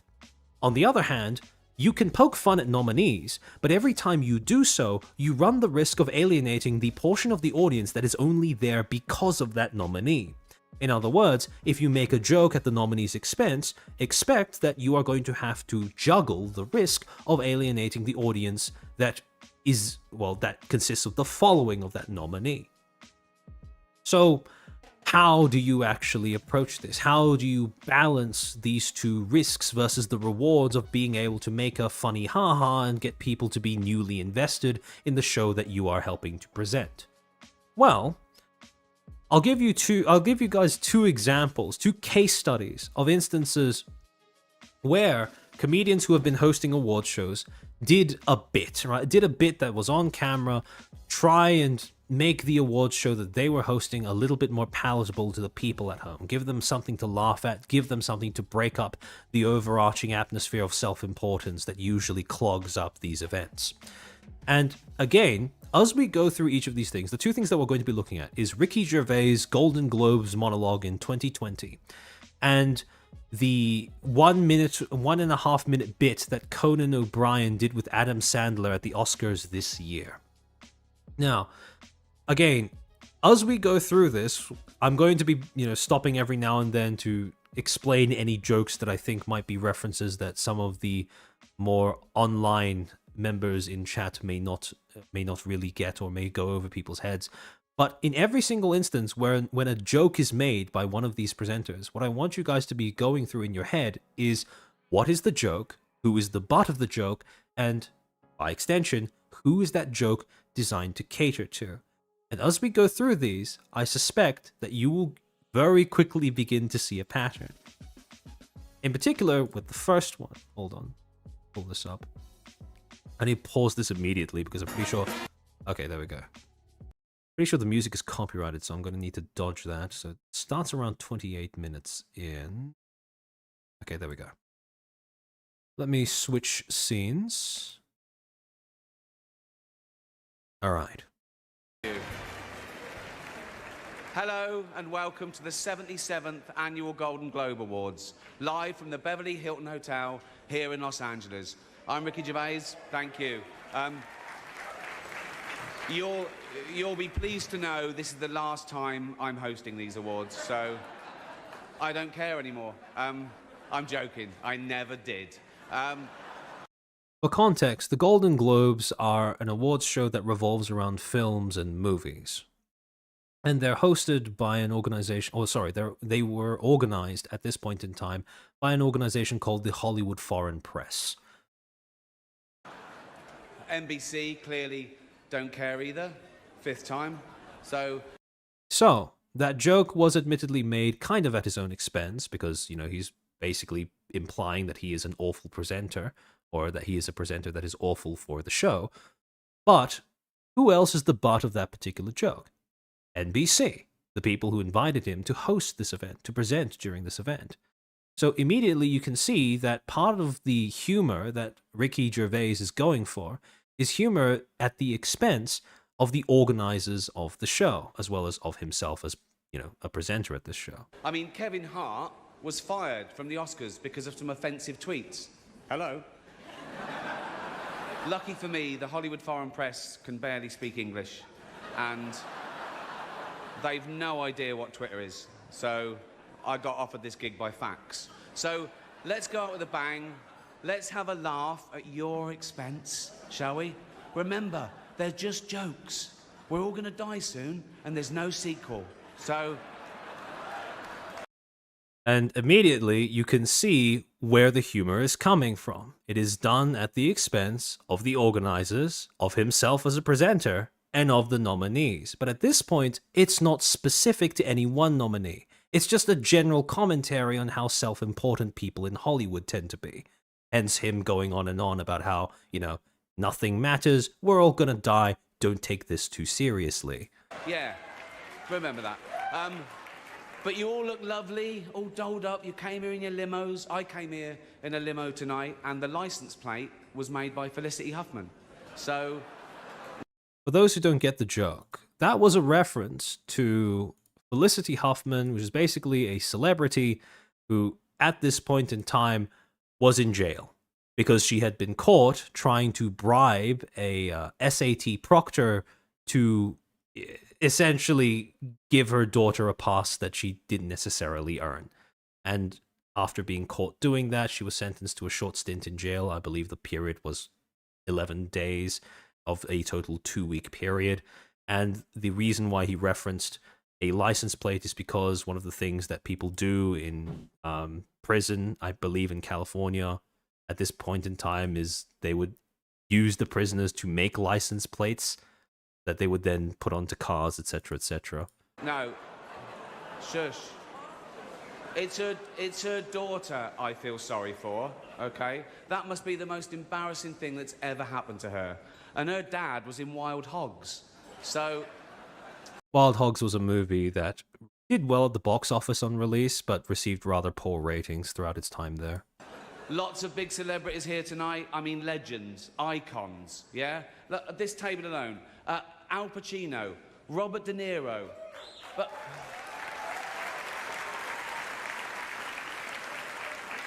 Baby Yoda. Oh, that's Joe Pesci, sorry. California still does that? Okay. I love you, man. Don't have me whacked. But tonight isn't just about the people in front of camera. In this room are some of the most important TV and film executives in the world. People from every background, but they all have one thing in common. They're all terrified of Ronan Farrow. Does anyone know who Ronan Farrow is? Because that specific joke was very topical at the time that the Golden Globes 2020 was a thing. Ronan Farrow, for those who may not remember... Hold on, my OBS just said that I disconnected. Am I back? Okay, hopefully I'm back. So, yeah, essentially, the joke is that Harvey Weinstein was not the only big pervert in Hollywood, and the others are all terrified of the journalist that exposed Harvey Weinstein, and some of them may even be in attendance at the show. They got him? Yes. Okay. So yeah, for those who missed that, basically, Ronan Farrow is one of the journalists that first broke the story of Harvey Weinstein's history of sexual abuse. He's coming for you. He's coming for you. Look, talking of all you perverts, it was a big year. It was a big year for paedophile movies. Surviving R. Kelly, Leaving Neverland, Two Popes. Shut up. Shut up. I don't care. I don't care. Many talented people of colour were snubbed in major categories. Again, the joke is Hollywood is full of pedophiles, right? So attacking the main thing that makes the show prestigious, which is the attendees, basically saying that the majority of the attendees are just a bunch of perverts and deviants. Unfortunately, there's nothing we can do about that. The Hollywood foreign press are all very, very racist. So... fifth time. So we were going to do an in memoriam this year, but when I saw the list of people that had died, it wasn't diverse enough. It just, no. It was mostly white people, and I thought, nah, not on my watch. So maybe next year. Let's see what happens. At this point, he's poking fun at some of the trendy or fashionable ideologies that are espoused by people in Hollywood, which is the whole, diversity thing, basically making fun of the fact that if what you really want is equal outcomes, regardless of demographics, the joke is him saying that, okay, hopefully next time the in memoriam section is going to be more diverse, which implies that he is, because of his desire to keep things diverse, hoping that some people of color may kick the bucket as well next year. No one cares about movies anymore. No one goes... Rather macabre for something that is supposed to be a, virtuous social goal. The cinema. No one really watches network TV. Everyone's watching Netflix. This show should just be me coming out going, well done, Netflix, you win everything. Good night. But no, we got to drag it out for 3 hours. You could binge watch the entire first season of Afterlife instead of watching this show. That's a show about a man who wants to kill himself because his wife dies of cancer, and it's still more fun than this, okay? Whole premise of the show, celebrating achievements in film. That entire joke was made at the expense of the whole idea of film and movies in modern day, in a world that has Netflix in it. Spoiler alert, season 2 is on the way, so in the end, he obviously didn't kill himself, just like Jeffrey Epstein. Shut up. I know he's your friend, but I don't care. That was the joke from the entire monologue that ended up making headlines the day after. Because that was the most succinct, the most blatant, the most blunt joke that he could have made at the expense of all of the nominees and attendees at the event. That was the joke that fundamentally collapsed, ripped open the facade of prestige that had previously surrounded the Golden Globes. This was not something that was done with the intention of merely relieving pressure from the self-importance, the impression of self-importance. No, this was done with the intention of dismantling that sense of self-importance altogether. You had to make your own way here in your own plane, didn't you? Right, but seriously, most films are awful, lazy, remakes, sequels. I've heard a rumour that there might be a sequel to Sophie's Choice. I mean, that'd just be Meryl Streep going, well, it's got to be this one then.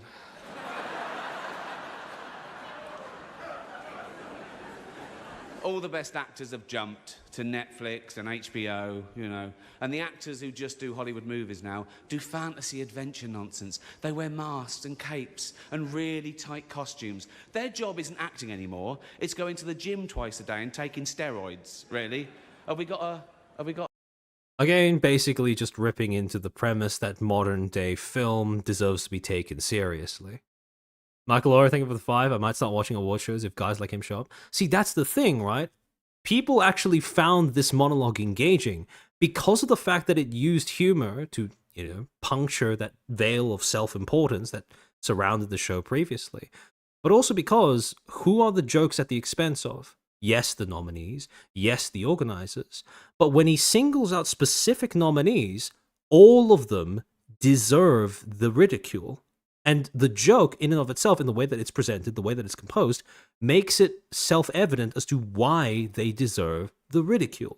In Felicity Huffman's case, she attempted to use her position of privilege in order to bribe an official that was in charge of the SATs, something that should be administered in a way that is fair and impartial regardless of the background of the test taker. When he made a joke about people being friends with Jeffrey Epstein, well, I think you're going to have a pretty hard time finding anyone who sympathizes with someone who's being made fun of because they were friends with Jeffrey Epstein.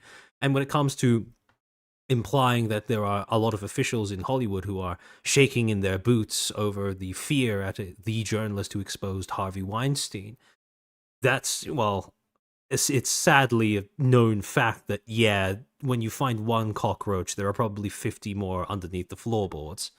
So, again, yes, the jokes happened at people's expense, but the jokes in and of their very composition and delivery made it clear why that expense was more than justified.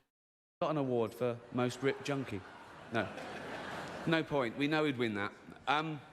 Martin Scorsese, the greatest living director, made the news for his controversial comments about the Marvel franchise. He said they're not real cinema and they remind him of theme parks. I agree. Although I don't know what he's doing hanging around theme parks. He's not big enough to go on the rides, is he? It's tiny. Right. The Irishman was amazing. It was amazing. Look, it was.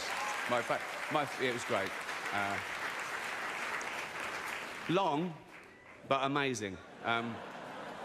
Notice how when he's making jokes about things that he deems actually praiseworthy, he still does a little bit of riffing in order to, again, deflate any sense of self-importance that may be blowing up in the background.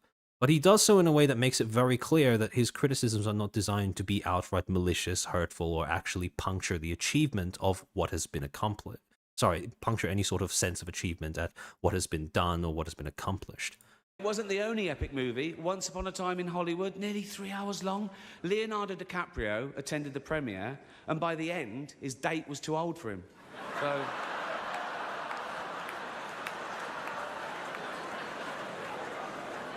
Even Prince Andrew's like, come on, Leo, mate, you know. You're nearly 50, son. The world got to see James Corden as a fat pussy. This was in reference to his role in the movie Cats. If any of you guys remember way back in 2020 when that, the live action 3D of the originally musical Cats was released, I forget by which studio. It was an abomination either ways. didn't have any sort of box office result, lost all of the money invested into it. Nobody watched it except for the people who wanted to ridicule it on social media, and that was pretty much the limit of the legacy that it enjoyed. He was also in the movie Cats, but no one saw that. And the reviews, oh. By released, you mean unleashed? Yeah, pretty much. I saw one that said, this is the worst thing to happen to cats since dogs, right? But Dame Judi Dench defended the film, saying it was the role she was born to play, because she... I can't do this next joke. Because she loves nothing better than plonking herself down on the carpet, lifting her leg, and licking her own minge.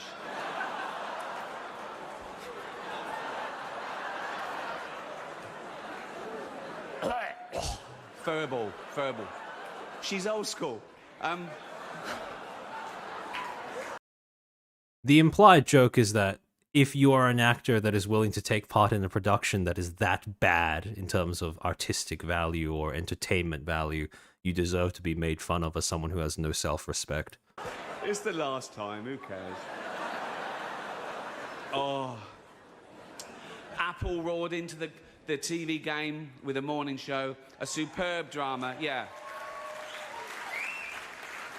A superb drama about the importance of dignity and doing the right thing, made by a company that runs sweatshops in China. So, well, you say you're woke, but the companies you work for, I mean, unbelievable. Apple, Amazon, Disney.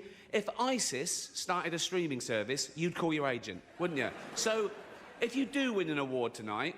So, again, basically taking another pot shot at the nominees in general, the organizers for espousing all of these social values without actually doing anything to live up to any of them. Don't use it as a platform to make a political speech, right? You're in no position to lecture the public about anything. You know nothing about the real world. Most of you spent less time in school than Greta Thunberg. So, if you win, right, come up, accept your little award, thank your agent and your God, and fuck off, okay?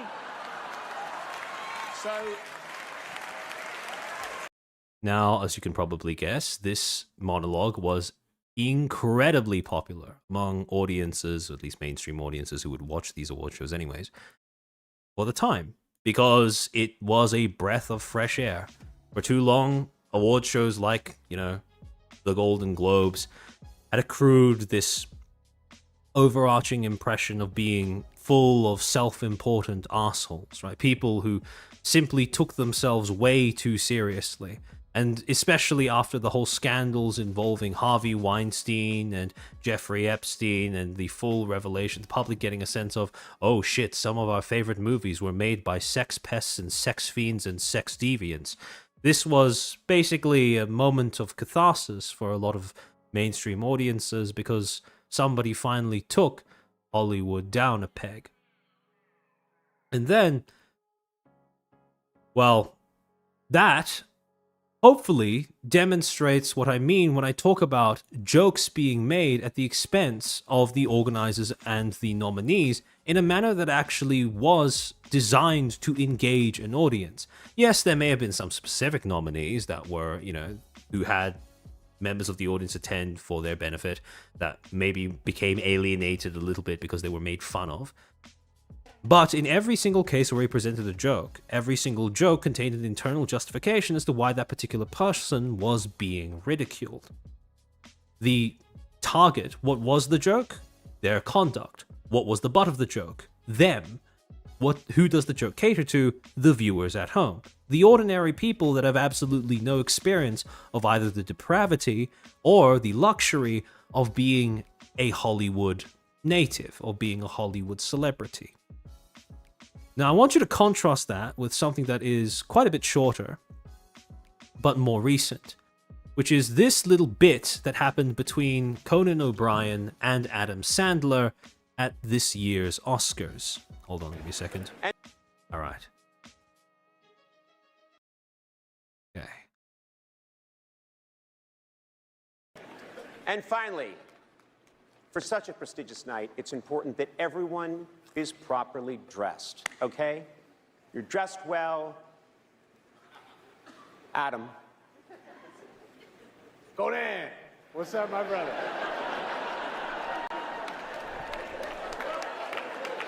What's going on, man? Adam, what are you wearing?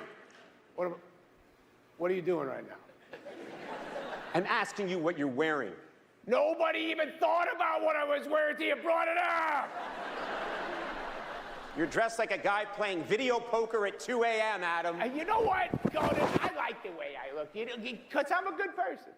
I don't care about what I wear or what I don't wear. Did my snazzy gym shorts and fluffy sweatshirt offend you so much that you had to mock me in front of my peers? Hey, I'm sorry.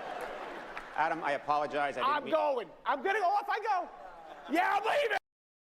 Do you guys realize something that's going on when you listen to that conversation between Adam and Conan? Specifically something about the way... Yeah, actually, some people are already saying in chat, this is forced, this is cringe, right?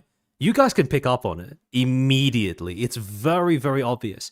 But if you focus on the audio, for example, between that exchange... Sorry, in that exchange between Adam and Conan, what do you notice about the way that Adam sounds? I don't care about what I wear or what I don't wear. Did Yeah, it's very loud equals funny, but there's something else. my snazzy gym shorts and fluffy sweatshirt offend Yeah, it's obviously staged, yeah. you so much that you had to mock me in front of my peers? Hey, I'm sorry. There we go, yeah, Rage, Ragnar, exactly. He has a lapel on. There's a reason why his voice sounds that clear when they're doing this bit. It's because he has a mic attached to him somewhere underneath his outfit. So that should instantly tip you off that, yeah, this is staged. This was arranged beforehand between Conan and Sandler. This is not a real confrontation. Adam, I apologize. I'm going. That's one of the reasons why it's cringe, right? That's the fact that it is so transparently inauthentic is very much a factor in why so many of you guys had an instinctive, okay, this is hard to watch reaction. Off I go. Yeah, I'm leaving. But there is more to it as well. It's not you. No, it's not you. It's him. He's the one. You caused this. But I'm sorry. I'm sorry. You are all welcome to join me for a game of 5-on-5 basketball at Veteran Park tonight. Midnight tip-off. The guy from Nostra. Yep, the bit is also too long. Where is he? He's on my team. One more thing. Chalamet! I think the Chalamet was probably the funniest part of the entire thing, and even that was just because of brain rot meme humor.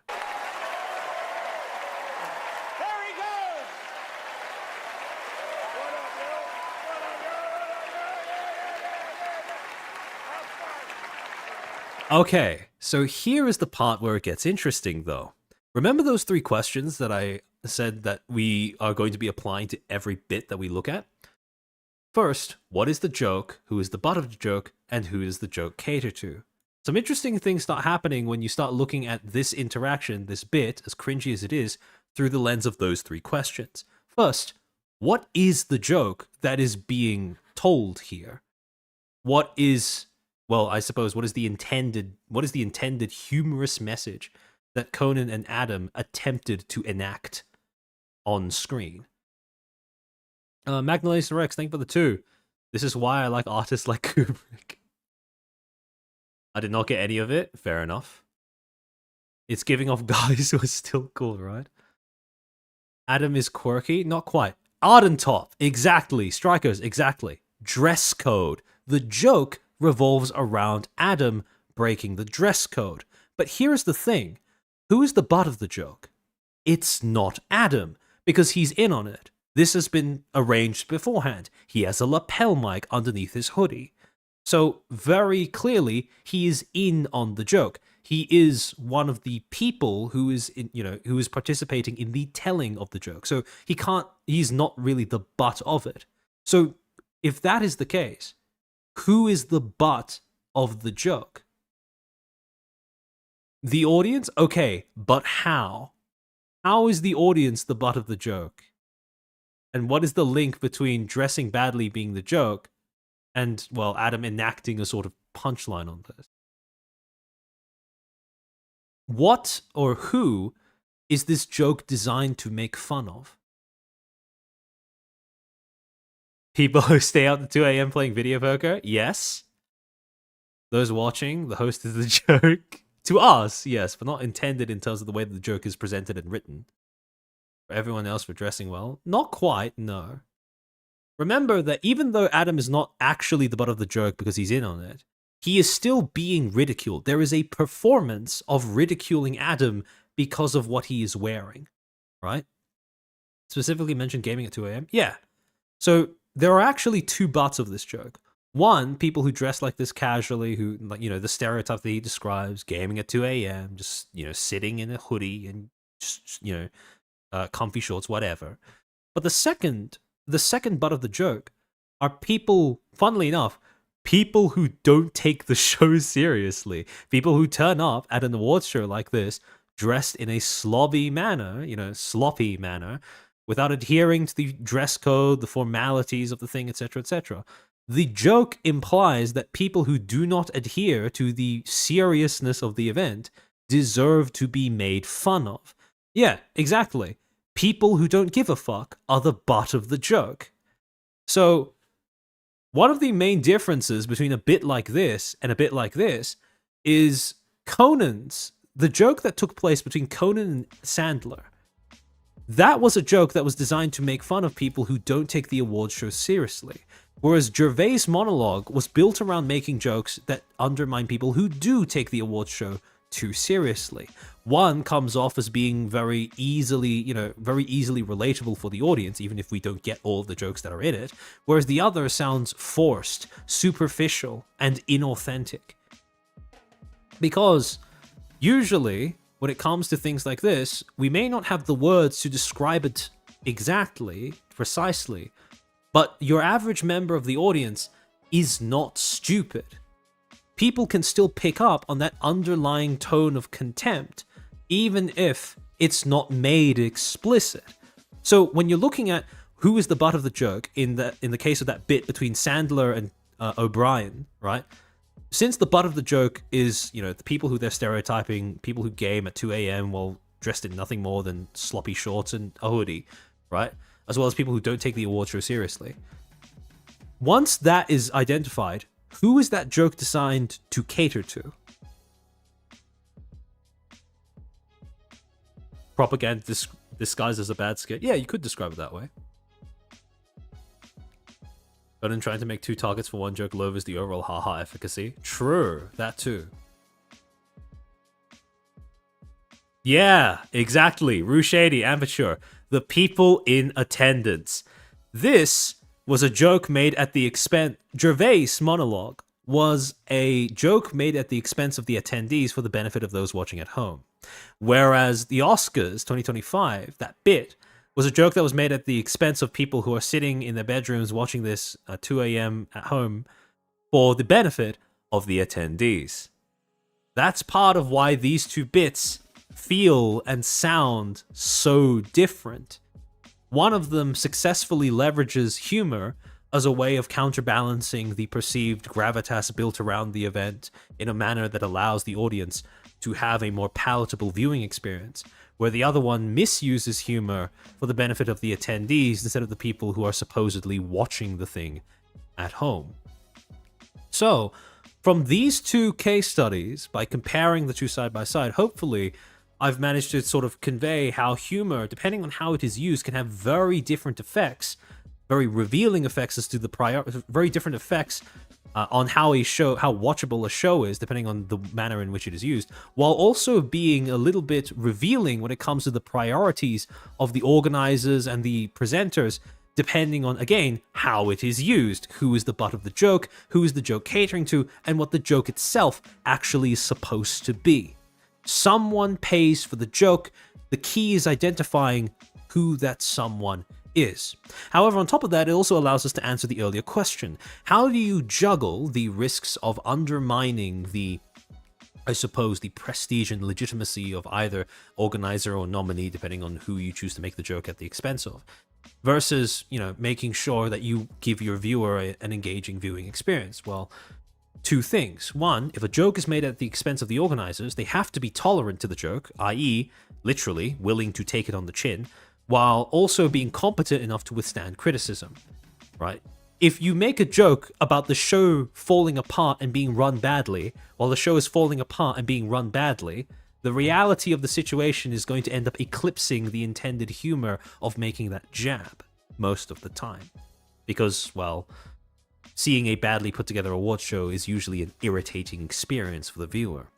However, on the other hand, if a joke is made at the expense of a nominee, the joke has to be perceivably deserved. There's nothing wrong with calling out a specific member of the audience, or making a joke at the expense of a specific member of the audience. The viewers just have to agree with you that they deserve to be made fun of. Now, how you accomplish that is a whole other question, but so long as you accomplish that, it is acceptable to make a joke at the expense of a nominee, even if they may be the reason why certain members of the audience are watching. And however, this has the side effect of making it so that if you are going to make a joke at the expense of a nominee, a specific nominee, especially one that you identify by name, that joke has to be hyper-specific to them and to the surrounding context. If you single out a nominee, but your joke does not convey that you know enough to care, you are going to end up almost certainly alienating the people who are only watching or attending because of them. And when you apply these two principles to your understanding of how humor is used as a deliberate tool of communication in the way that award shows are put together, now we can start to look at the Streamer Awards 2025 with new eyes. Specifically, one glaring flaw in the way that the show was presented. To sum it up, one of the biggest flaws with the Streamer Awards 2025, at least in my opinion, is that it is an awards show that attempts to deploy humor without understanding how or why it is used to support the medium. It is essentially lacking one crucial component in its toolbox in order to balance its own sense of prestige with relatability and, let's be honest, palatability for the viewers sitting at home. There are certainly attempts at humor, but they're not great attempts. So, to give you an idea of what I mean when I say that this was an award show that didn't understand how to use humor, right? With those two examples that we just went through in mind, right? Yeah, exactly, Zulu. They aren't funny, but actually explaining my attempt at actually trying to articulate why. I'm going to go through first Cutie Cinderella's opening monologue that leads people into the show, as well as a compilation of one of the presenters who was, wandering among the audience, fan, a compilation of the, jokes that she tried to make throughout the night. We'll start off with the Cutie Cinderella opening monologue. All right. Sorry, give me a second to switch scenes.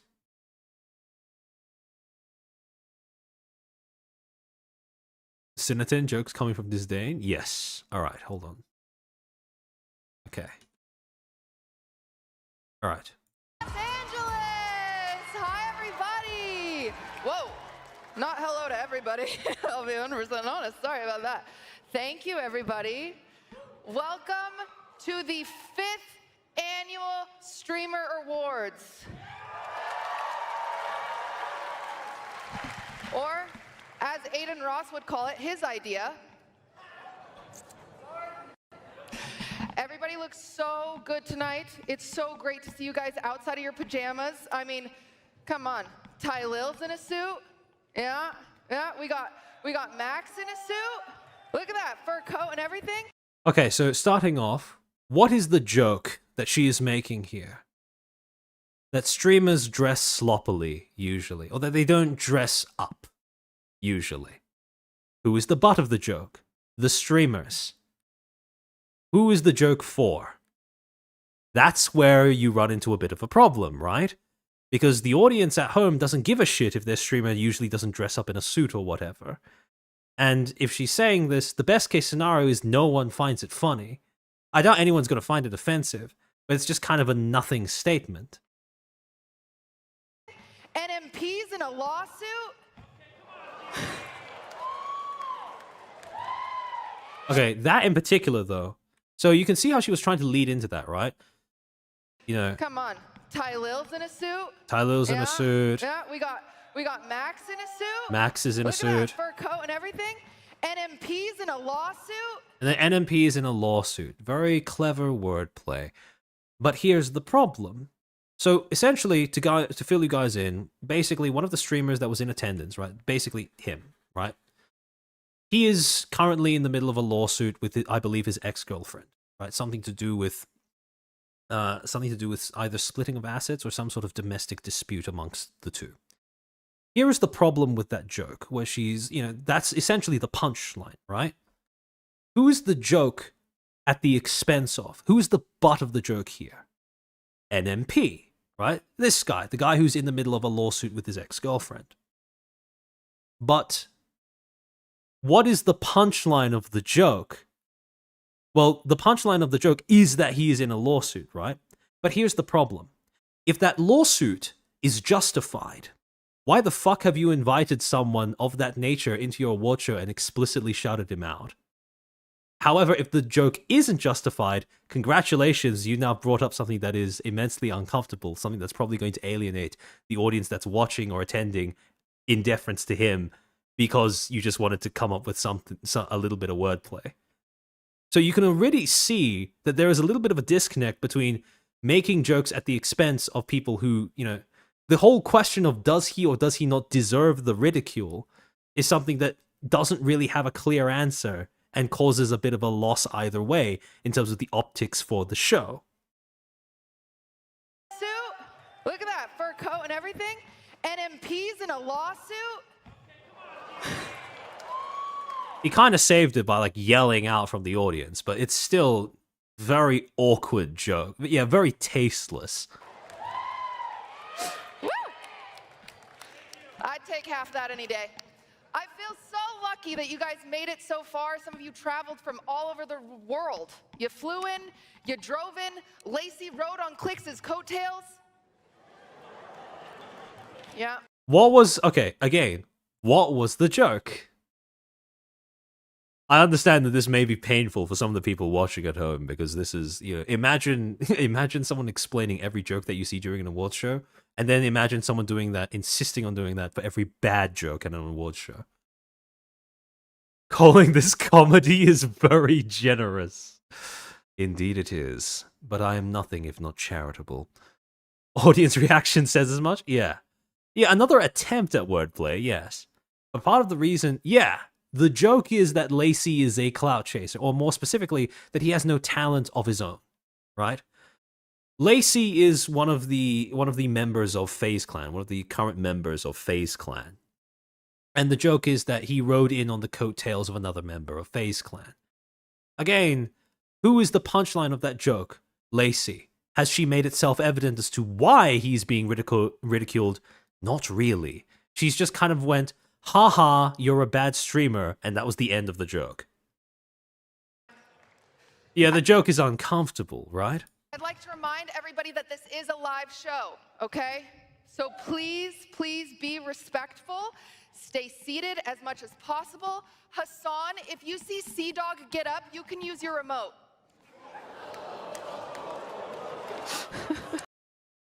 What is the joke? Dio, thank you for being a Footstool for 2 months. This is like negative ASMR. Yeah. I bet this is the psychological equivalent of smelling salts, I imagine. Did she have her jokes proofread, or what was that ad-lib? Was that all ad-lib? I hope it was ad-lib, because if someone wrote this and approved this, man, she needs to fire some people. Yeah. The joke is animal abuse. Lamau, you abuse your dog. That is the joke. You abuse your dog, and we invited you here. That is the joke. It gets worse when you understand the context that when the whole Hassan shocking his dog thing was big, Cutie's initial response to the entire controversy was denying the fact that he has a shock collar. A fact that was ultimately proven regardless of what she attempted to say. And now she's joining in on, you know, essentially essentially cleaning his image by turning it into something that is supposedly just an in-joke among friends, right?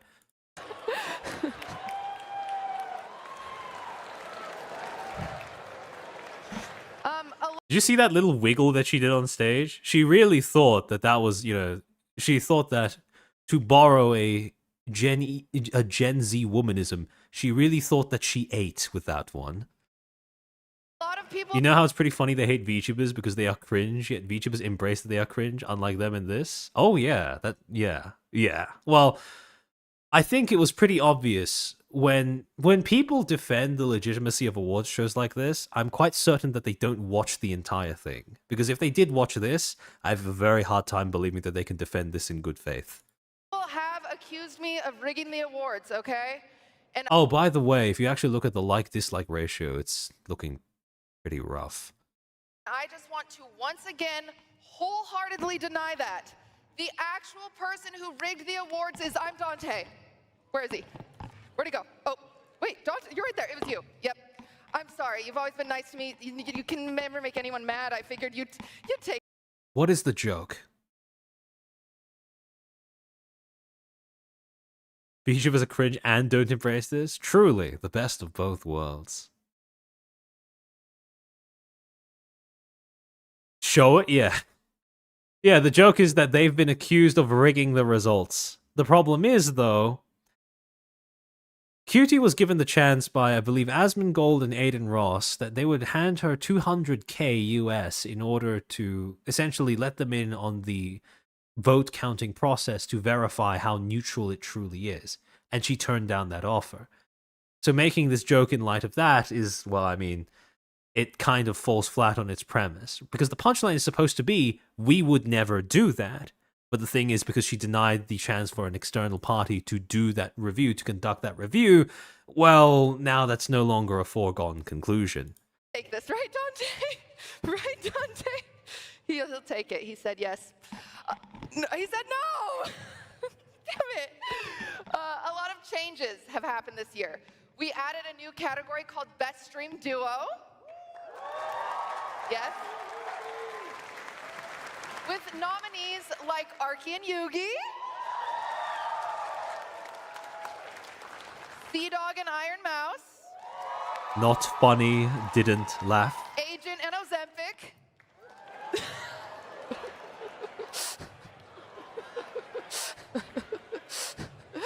Cinna and Get it? Funny nickname. Valkyrie are both here tonight. I know. The Sisathon was one of the best collabs all year. I think I speak for everyone. We were Man, all the audience watching is it, dead. except Yeah, pretty for much. Ronaldo 'cause he hates women. Pretty much. Remember, the implicit premise of an awards show is that the organizers and the presenters' opinions on the subjects are worth taking seriously. Now, I think you guys can all imagine how that premise survives after having to sit through the entirety of this opening monologue. If you actually watch the whole monologue, there's a very small chance that it actually stays intact. Yeah. Well, I have everyone here watching. So far, all of her jokes have been at the expense of various attendees. However, the problem, as I identified earlier, is that with none of these jokes has she bothered to craft it in a manner or couch it in a manner that makes it clear as to why they deserve that specific form of ridicule, which is something you need if you are going to go after one of the reasons why a portion of your audience is even watching the show to begin with. I do want to apologize again to Jason, okay? There was a big clip mix-up with his nomination. There was a clip of him and his ex. I'm really sorry. And since we're here, I want to apologize to Sakura, not because of the clips, but since you're dating Jason. What is the joke? We got the unskippable cutscene. Yeah, this is quite bad, isn't it?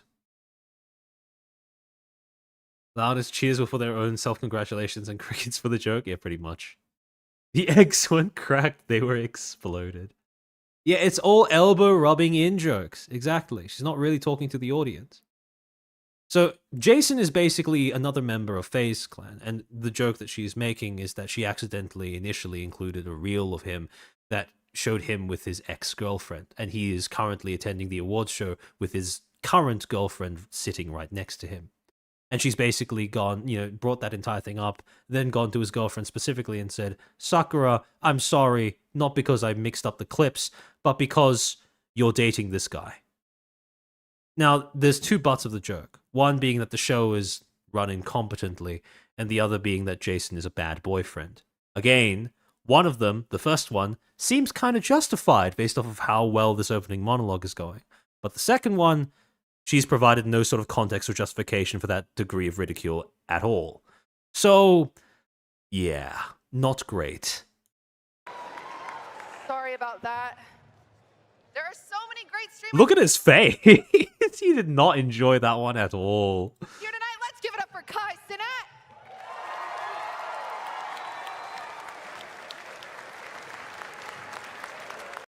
I have also realized that all of the jokes that she's made are all very glaringly points of insecurity for the people making them, which combined with the lack of rationale behind that specific ridicule does not make them go over very comfortably. Actually, this is admittedly a generalization. I hope I don't end up alienating too many members of the women audience that I have in my chat. But one of the reasons I believe that you guys are often stereotyped as being bad at comedy is because, to be completely honest, you have way too good a sense for identifying people's insecurities. The only problem is I don't know if you guys are socialized from a young age to understand how to turn those insecurities into anything other than weapons when observed, I suppose, is the way that I would phrase it. It's something that I've observed quite commonly where and I mean a lot, of female humor that I have observed revolves around being able to single out and poke at insecurities that you observe, often in people you don't like, it is certainly a thing once you start realizing it. I want to congratulate Kai for reaching over 1 million subs. Incredible.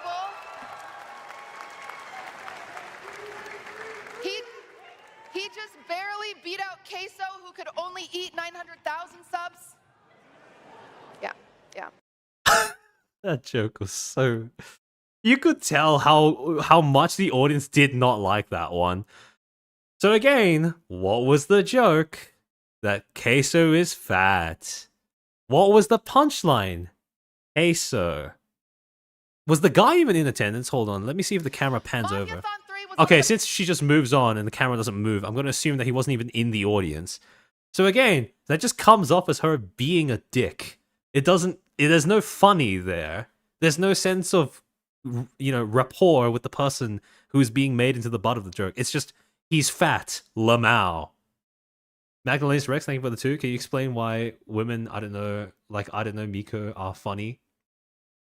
Sakura Miko? Well, I mean, for me, it's just cute girls doing cute things, I suppose. But that's because I don't speak Japanese. The best events of the entire year, all right? Yeah, we know.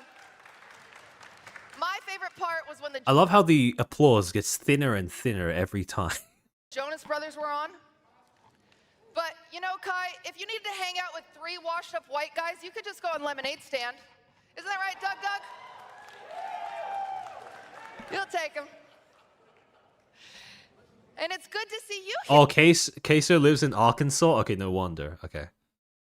Queso's whole shtick is being made fun of for being fat and taking it in good humor.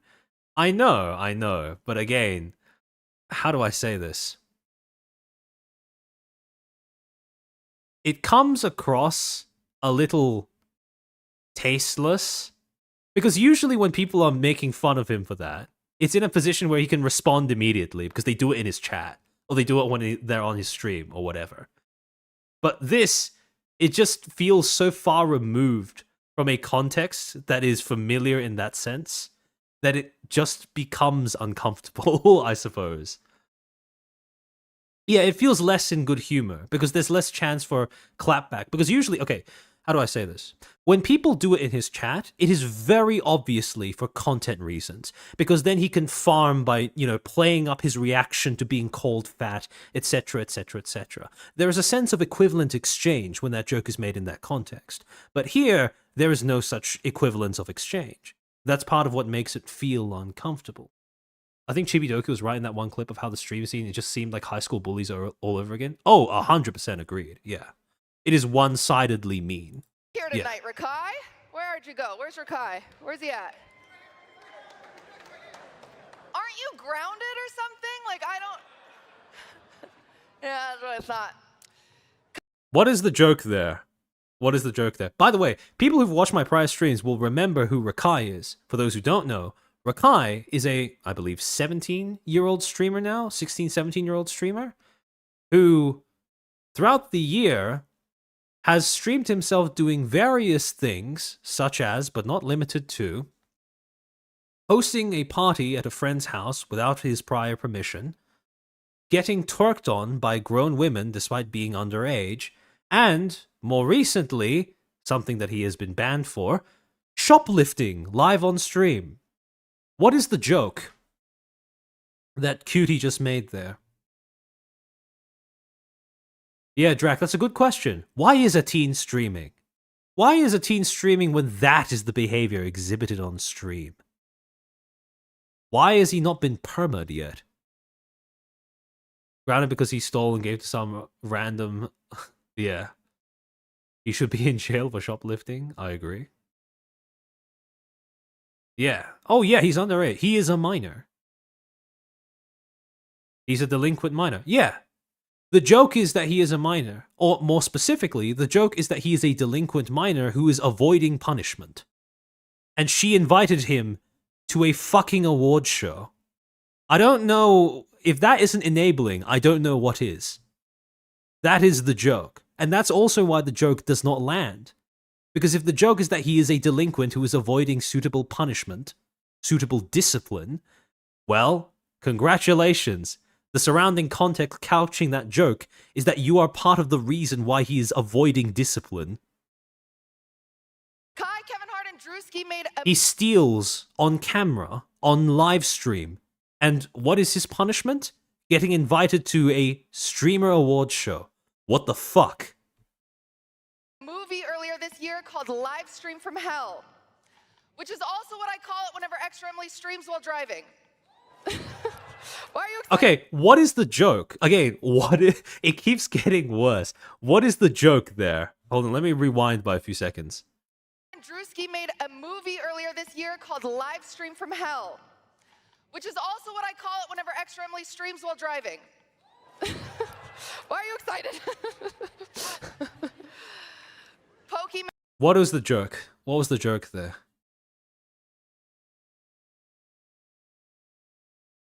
No, Arden Top, it's not just her driving. It's not just her driving. No, Robin Tio, it's not even a ha-ha women can't drive joke. It's worse than that. Yeah, is that the chick who was blowing through red lights while driving? Yes. Extra Emily is the streamer, IRL streamer, who live streamed herself breaking traffic rules on stream. She live streamed herself using her phone while driving, basically, looking down away from the road to read chat, and also live streamed herself running a red light. The joke that Cutie made is you live stream yourself driving unsafely. That is the joke. Said the other day that she's... The worst part is she didn't get punished for these, not in any meaningful way. I don't know about you, but I'd assume that if you live stream yourself running a red light or looking down at your phone instead of looking at the road, that should be grounds for a permaban, but apparently not. And that's what makes it so that using her as a punchline doesn't really work, because the joke is that she exhibits bad behavior. But there is no punishment for that bad behavior. So it's just pointing out that, oh, look, you got away with this thing. Who is that joke for? staying celibate by choice, whereas Sketch is staying celibate by popular demand.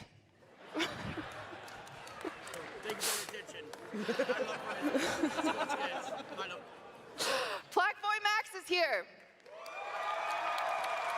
Yes, Joe, that's a good way of putting it. The jokes feel more like an endorsement of the activity being described rather than, rather than a condemnation, right? The problem is more so that it doesn't attempt to malign or present it in a negative light. It's just, hey, you did this thing, and that's it. That's the way that it's framed, and that's the way that it ends. So it lacks that sense of edge or, I suppose, disapproval in the tone, in the way that it is framed, that would make it so that it's an obvious condemnation of whatever behavior is being described. The same thing happens when she made that joke about Hassan using a shock collar. There was no framing around that particular joke that made it sound like that was perceived, or that should be perceived, as a negative thing. Take, for example, Ricky Gervais' first joke about Felicity Huffman. How, when he commented on, her bribing a SAT official to get her daughter better results than she deserved, he immediately followed up the joke about her being in jail by saying, I feel sorry for her daughter, she must feel so ashamed of her mother. It makes it very obvious that the behavior being identified is worthy of ridicule because it is negative, because it should be condemned. However, with these jokes that Cutie's making about Extra Emily's driving or Hassan using a shock collar, there is no such attempt to frame them in that specific a manner, so they end up falling flat. Tonight, Max is nominated for 4 Streamer Awards, and in February, he might take home a Grammy. Whereas Austin Show is here, and he's hoping to take home a Tony or an Oscar or anyone with a mustache. Get it? 'Cause he's gay, and he'll sleep with anybody. That is quite literally the joke that she just made.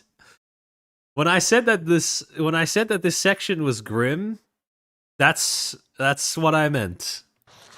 What's important is that everyone is here for a reason. Wendy Ortiz is here because she's had an incredible year. Incredible. She's not here yet. She's here maybe. Oh, there she is, right there, walking in, just so we say it. Yeah, Michael Ore. That's a good way of putting it. She makes fun of the dramas, not the crimes. Yep. And Average Harry is here because Tubbo needed a ride. Dan Clancy is here.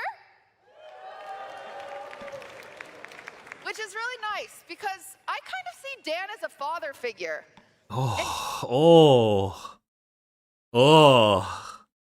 Did a shudder run down anyone else's spine when you heard that? Ugh. Just like my real dad, he spends way too much time online hitting on my friends.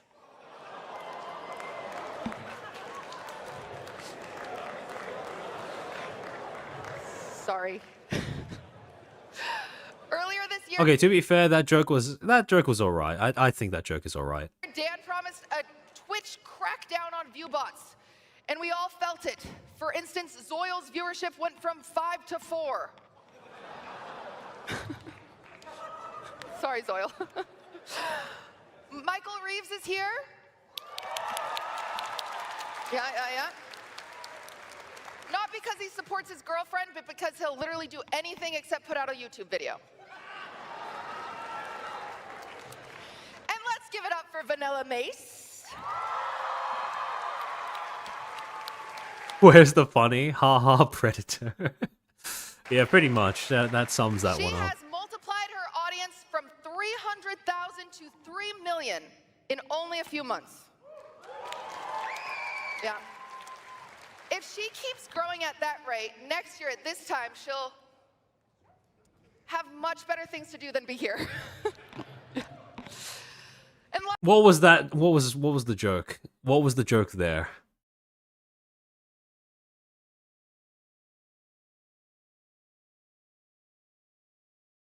Oh, yeah. Okay, fair enough. I see at least one person having the reaction of being very confused as to what what she meant by that one.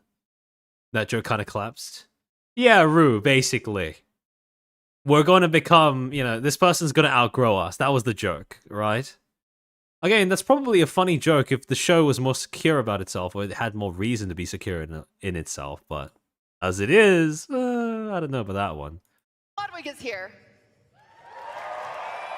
Yeah, oh shit, my show sucks. Thank God he finally Glad, thank you for the super. How much do we have to pay to skip the rest? We're almost done. We're almost done. shaved the gross. I applaud all of your tenacity in sitting through this, even with my commentary. I understand the sacrifice that you're all making to be here with me. Shaved November beard he was growing. Artemis, thank you for the 5. The problem with her jokes is threefold. It's not funny, it's over-explained, and it's not committing to the jokes. Yeah, not committing to the jokes. I would frame it. I would phrase it slightly differently to say that she's not framing the jokes in a manner that makes it clear as to what their intention is, why they are being ridiculed, what the point of ridicule is, and whether the thing being ridiculed is something that is being lightly ribbed on in a positive manner, or simply ridiculed out of a desire to express disapproval of it. Well, now the only beard he has is me.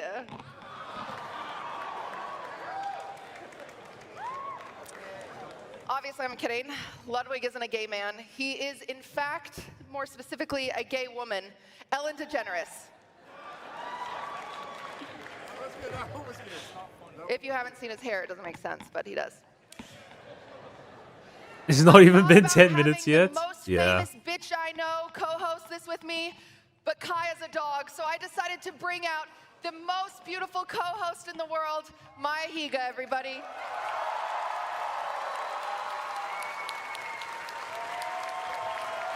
In case you guys missed that, the joke was Hassan's dog. That was literally it. It was just Hassan's dog. That was the joke. And with the introduction of Maya, her being brought on stage, that's the end of that one. Right? So you can already see what I mean when I say that this is a show that is run by people who, one, do not understand how to use humor in order to does not understand how to use humor to properly integrate it into the function of an awards show as a medium.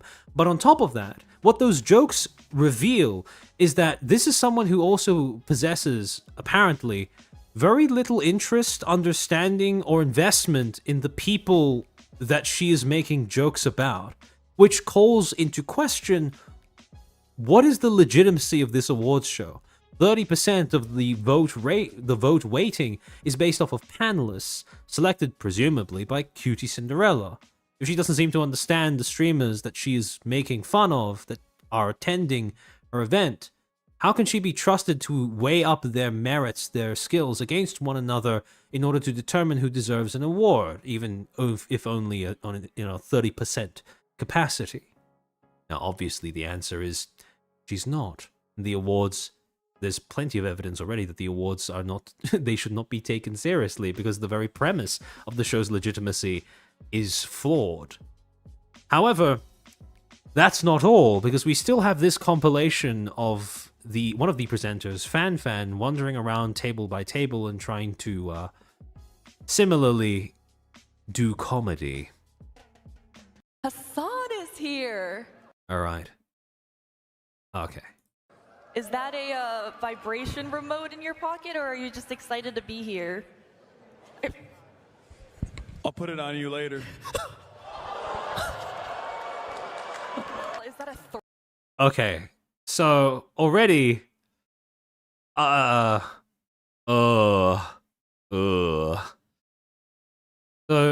yet again you have a Lamau you shock your dog joke. But on top of that, the response from Hassan is more so just, oh, you think I have a shock collar in my pocket? I'll put it on you later. This is truly the peak of comedy here. threat or like a... Could you explain your inspiration for your outfit tonight? It looks... That's so uncomfortable, fuck's sake. Familiar for some reason to me. Why would it be familiar to you? I don't understand. I'm so mad at this joke, personally, because she's, for those who don't know, she's fucking Chinese. if you're a Chinese person, you have any modicum of understanding as to our country's history, there is such a wealth of material you can draw on to absolutely eviscerate this pretentious, obsequious fashion choice, this airheaded statement that he's attempting to make by wearing fucking Mao Zedong cosplay on a red carpet event in America. You're fucking Chinese. Is this really all you could come up with when you're confronted with something like this? That's the best you have to offer in terms of comedy. Really? By far, this was the joke that I found the most offensive the entire night because of how much missed opportunity was condensed in this single moment. I mean, I got it in China, but yeah. Maybe because I'm Chinese. Maybe that's why. See, the joke is, I'm Chinese and you're dressed as Mao Zedong. Like, okay, sure. Where's the funny? Just looks familiar. It looks familiar. I'd forgotten how cringe this moment was. Wait, Austin shows here tonight as well. If you guys see Austin roaming around, though, just report to Hassan, because Austin's the only one who knows this place command. Okay, that was kind of... If you make the stretch in your own head, that one was kind of funny, because she called Hassan the dog. All right, let's keep going this way. The homophobic table! Woo! Or was it misogynistic? I don't remember. She's walking over to FaZe Clan's table. So, again, what is the joke?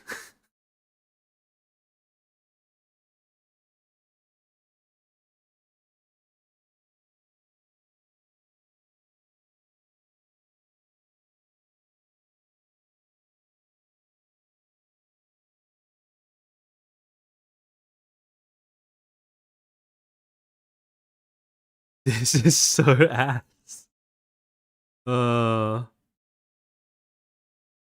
Yeah, Zart, that's correct. Joke? Question mark? It's literally just her calling them sexist and misogynist. In a joking tone, but again, what is the punchline? There's no... the joke is they are bad people, right? FaZe Clan equals homophobic? Internet's favorite couple, hi. And their short gay son, Ron. Ron, how does it feel to have been replaced by Sakura? It was only a matter of time. It's okay. Are you guys in love? Do you love each other? Come on. What? Yes. Oh! Okay, I need to get out of here. That was so uncomfortable. That wasn't even a joke. She just went up to somebody, went, hey, hello his friend. Don't you feel bad about your friend spending more time with his girlfriend than you? Then she stuck the mic in the couple's face and went, do you guys love each other? And then that's it. That was the entire interaction. This is too much heels, as they say. Too many heels? I don't know, I think that's what the kids say. This year, as everyone knows... Does anyone say that? What? If that is a Gen Z phrase, I might have missed its conception. You broke the record for the most expensive haircut and the least educational university. So congratulations to you. Oh, and also, congrats on your new documentary with 50 Cent. That was you, right? So, that is a joke that has multiple layers, all of which point to why it was badly put together. To explain the joke that FanFan just made, because believe you me, it does require explanation. So when she pulled up to Kaisenat and she said all of that stuff about congrats on building the least educational university and congrats on getting the worst haircut of the year, she was referring to two separate things there. Hold on, let me reload the slides because it's refusing to load. It's been so long. Maybe Canva's also cringing too hard to function. All right, so the first thing that she was making a joke about at Kaisenat's expense was the fact that earlier this year in May, he attempted to kick off a quote-unquote streamer university course at the University of Akron and on Twitch, where he essentially just created an event that was ostensibly to teach people how to become streamers. Now, as with most events in a similar vein, it didn't end up having a great degree of efficacy. I think it is more than fair enough to make fun of him for that. However, the second joke, and this is where things get a bit more interesting, is when she was talking about his haircut. Now, earlier this year, 50 Cent released a documentary about Sean Diddy Combs, right? I think all of you know who that is. Rapper, accused of sex trafficking. He has also been adopted by Gen Z as slang, shorthand to describe a person accused of and or guilty of sexual assault or misconduct. Diddy our blood, I believe, is the Zoomer slang for it. So, the joke was that because of his haircut, he looks like Diddy. That was the joke.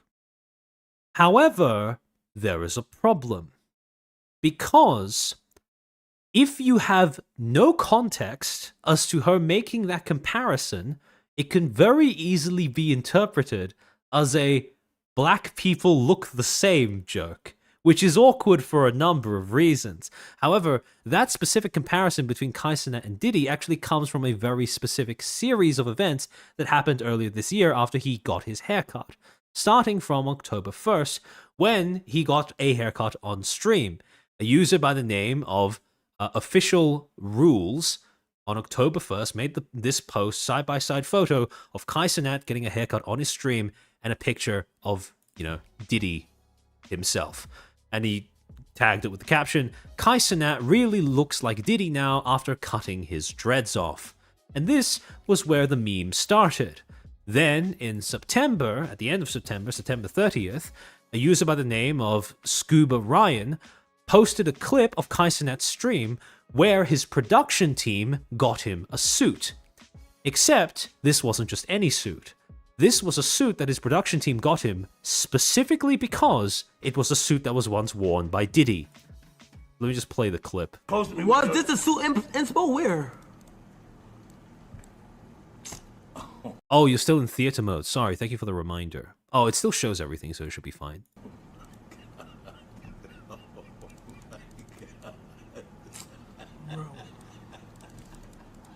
Bro, y'all niggas is, bro.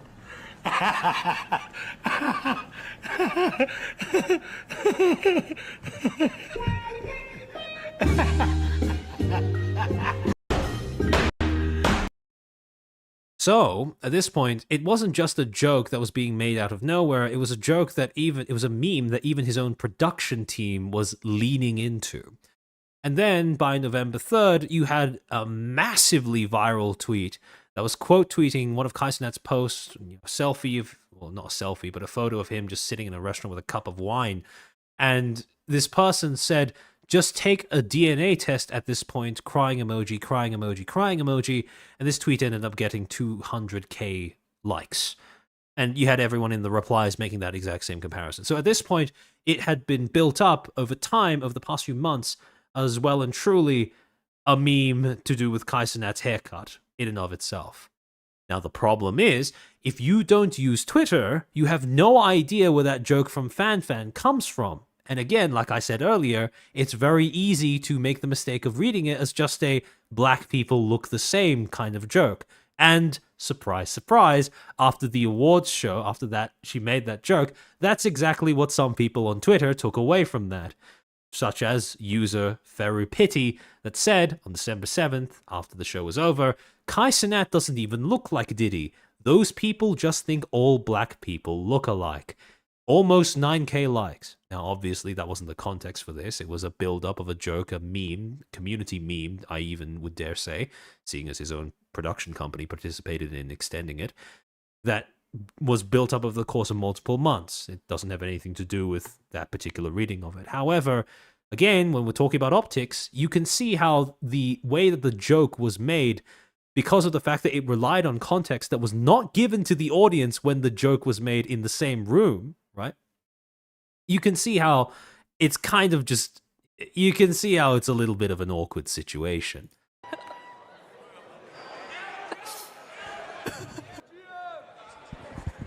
If you all gonna be on the mic, now turn this mic, now turn this shit on. Turn this shit on. If you all gonna be on the mic making jokes, at least let it be funny. Truth bomb right there. If you all gonna be on the mic making jokes, at least let it be funny. I thought it was... Have a good night. Do you want to do a joke?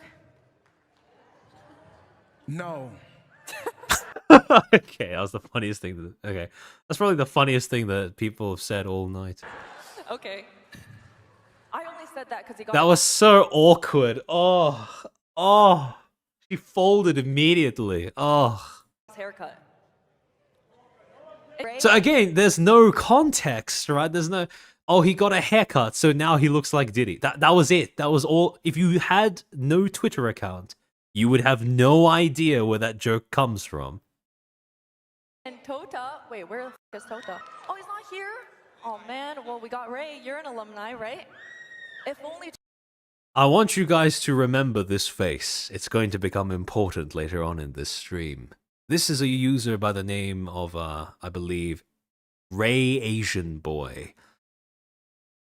Ugh. Tota was here, then you guys could almost speak English.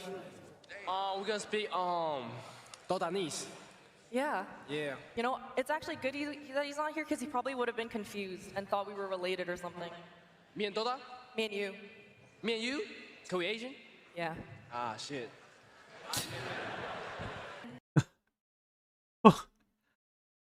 Again, what was the joke?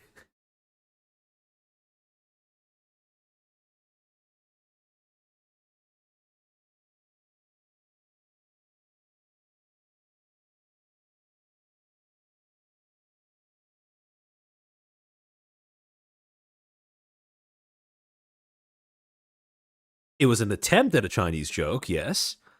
Who was the butt of that joke? How to skip forward from this? They should have just cut the segment short. Oh yeah, for sure. For sure. No, it's actually not. The butt of the joke is not actually Asians. It's not Chinese people, no. The butt of the joke actually isn't Chinese people. Nope. It's not Asian people look the same, no. It's actually the opposite. Everybody with ears. This is very cringe, agreed. No, the butt of the joke is actually his friend. Her joke is that if his friend was here, he would assume that they were related simply because they are both Asian. But again, the joke doesn't land because the audience has no point of reference to judge how accurate that assessment of his friend is because, as is quite obvious, his friend isn't there. And nobody knows, there's no attempt at contextualizing who his friend is or what they are like. So, yeah. Actual stream title, Armchair Plays What's the Joke with his chat? I love that yeah, your pretty name much. is so straightforward. It's just, I just love puzzles. I'm a pretty straightforward girl. Yeah. I like it. I think we'd all take some notes, because, like, what the f is a squeaks, right? I'm sorry for my language in this puzzle, but I think you have the most straightforward streamer name since Ray Asian Boy. So Again, these are supposed to be entertainers as streamers. Why are they so ungodly unfunny? They have no stage presence, to put it very, very bluntly. They are fine when they are given a constant stream of material to bounce off of in the form of their chat, or someone else who's speaking to them in a collab. But when they are being a presenter, they run out of material very quickly. Because it is, well, it might sound, at risk of sounding a little pretentious, that is a different skill set from streaming. There is overlap, don't get me wrong. Usually people who have done stage work in the past tend to also have a slight advantage when it comes to streaming, because they have done improv. But usually if you try to get a streamer and you try to transplant them into a setting where they are, wandering around in public, talking to people in terms of doing these sort of off-the-cuff interview-esque things, it's a bit of a 50-50 as to whether they are actually going to sink or swim.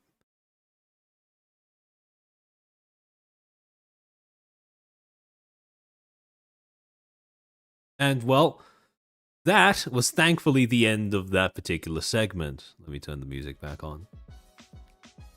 So, as you can probably tell, at this point we have a wealth of material, a wealth of evidence to suggest that the people who are in charge of this awards show haven't done a great job. They don't seem to be the most qualified in the sense that they don't seem to get the people that they are in charge of, showcasing off to their audience. They don't seem to get the people in attendance at their own event. More specifically, they certainly don't seem to get how to use humor to make it so that their event comes across as more palatable and less self-important to the people merely watching at home. And in particular, the reason why I focus on FanFan's little comedy segment is because that went so roughly that FanFan herself ended up privately expressing to another streamer in Discord, I believe this was Jason the Ween, you know, the person who alongside his girlfriend had a mic shoved in his face by her during that segment, basically bemoaning the fact that she had been given a script that she stuck to, and that script was really, really unfunny. As outlined in this post that was made on December 11th by Yeet. Quote, FanFan talks about her Streamer Awards performance in Discord, says she was reading off of a script and should have read the room better, possibly improvise. Quote, should have just not followed the script and chatted with people, already sent an apology to Kai, better for me to just tank it. And according to these logs, FanFan says, quote, yeah, I'll address it on stream briefly. Yeah, I was just following the script and I thought it would be fine, but I shouldn't have.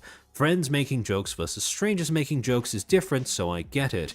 Should have just not followed the script and chatted with people, but I just thought awards shows were meant to be cringe and corny jabs and was wrong. That's all. Already sent an apology to Kai for being disrespectful and explained the situation. That's the only person I need to apologize to. I should have just read the room and went off script, but hindsight is 2020. I was so fucking dead, I legit was just reading off the teleprompter. No, I don't want to shift blame, better for me to just tank it, bad to give excuses. I could have easily just not followed the script and improvised. Now, here's the interesting part of that particular conversation.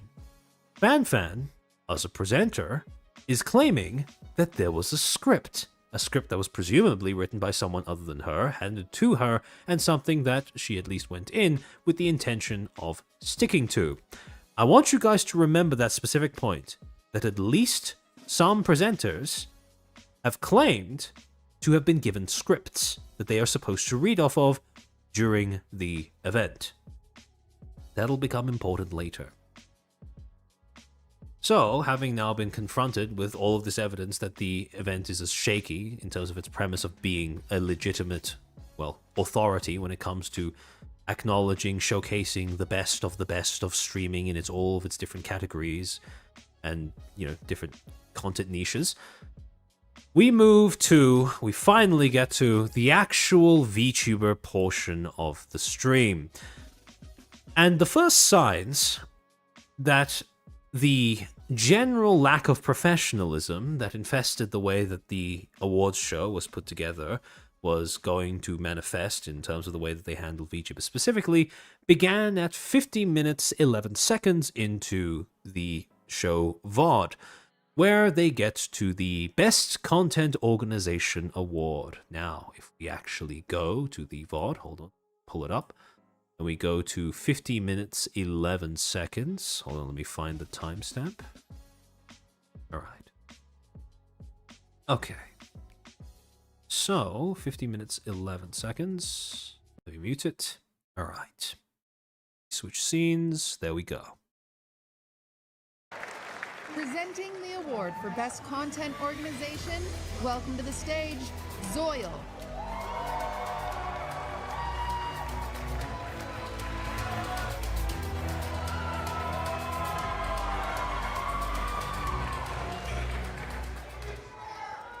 Hello. Streaming is filled with a lot of outstanding individuals, but sometimes you need a group to make some of the best moments. Throughout the year, I've had the pleasure of spending time with some of the nominees, and all their names deserve to be up here. The nominees for Best Content Organization are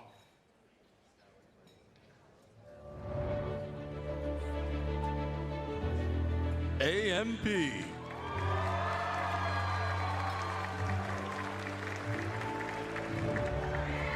Baze Clan.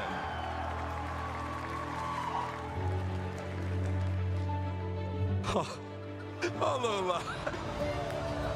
Hololive.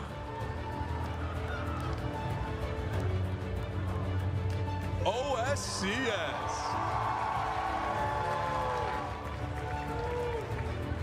Now, some of you guys may be wondering after watching that part of the VOD, hold on, why did the narrator chuckle when all that was shown on screen was a graphic of HoloLive? Well, this is not just a VOD, it was an edited video, because when this event was live streamed, this is not actually what played when the announcer read out HoloLive. For that, we're going to have to go to the actual VOD as it exists on Twitch, where this is what the section went like. Hello.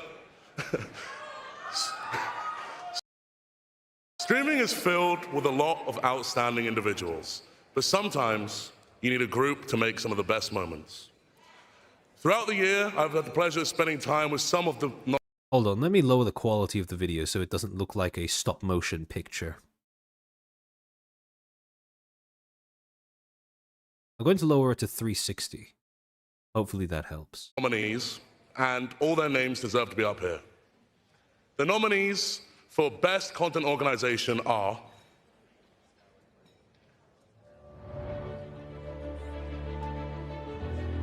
AMP.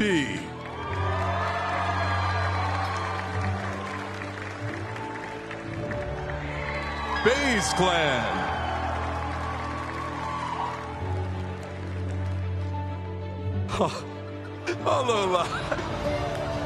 HoloLive. Yep. They mixed up the graphic for HoloLive and just put a picture of a random streamer instead. Now, at the time, thankfully, this was something that the HoloLive girls themselves took on the chin. They just made a bunch of joke tweets about it, laughing about it, and that was that. However, the same cannot be said in terms of reception to the next portion of the awards show that attempted to deal with VTubers, which occurred at 2 hours, 2 minutes, and 4 seconds into the VOD, where they began the Best VTuber Awards section. Let me fast forward to that part of the VOD. Okay, here we go, here we go. This is the part that everyone's been talking about. Presenting the award for Best VTuber. Welcome to the stage, CuteBot. Again, I want you guys to remember, this moment is why we did all of that painful slogging through categorizing and analyzing how jokes work in awards shows. What is the joke? Who's the butt of the joke? And who is the joke being made for?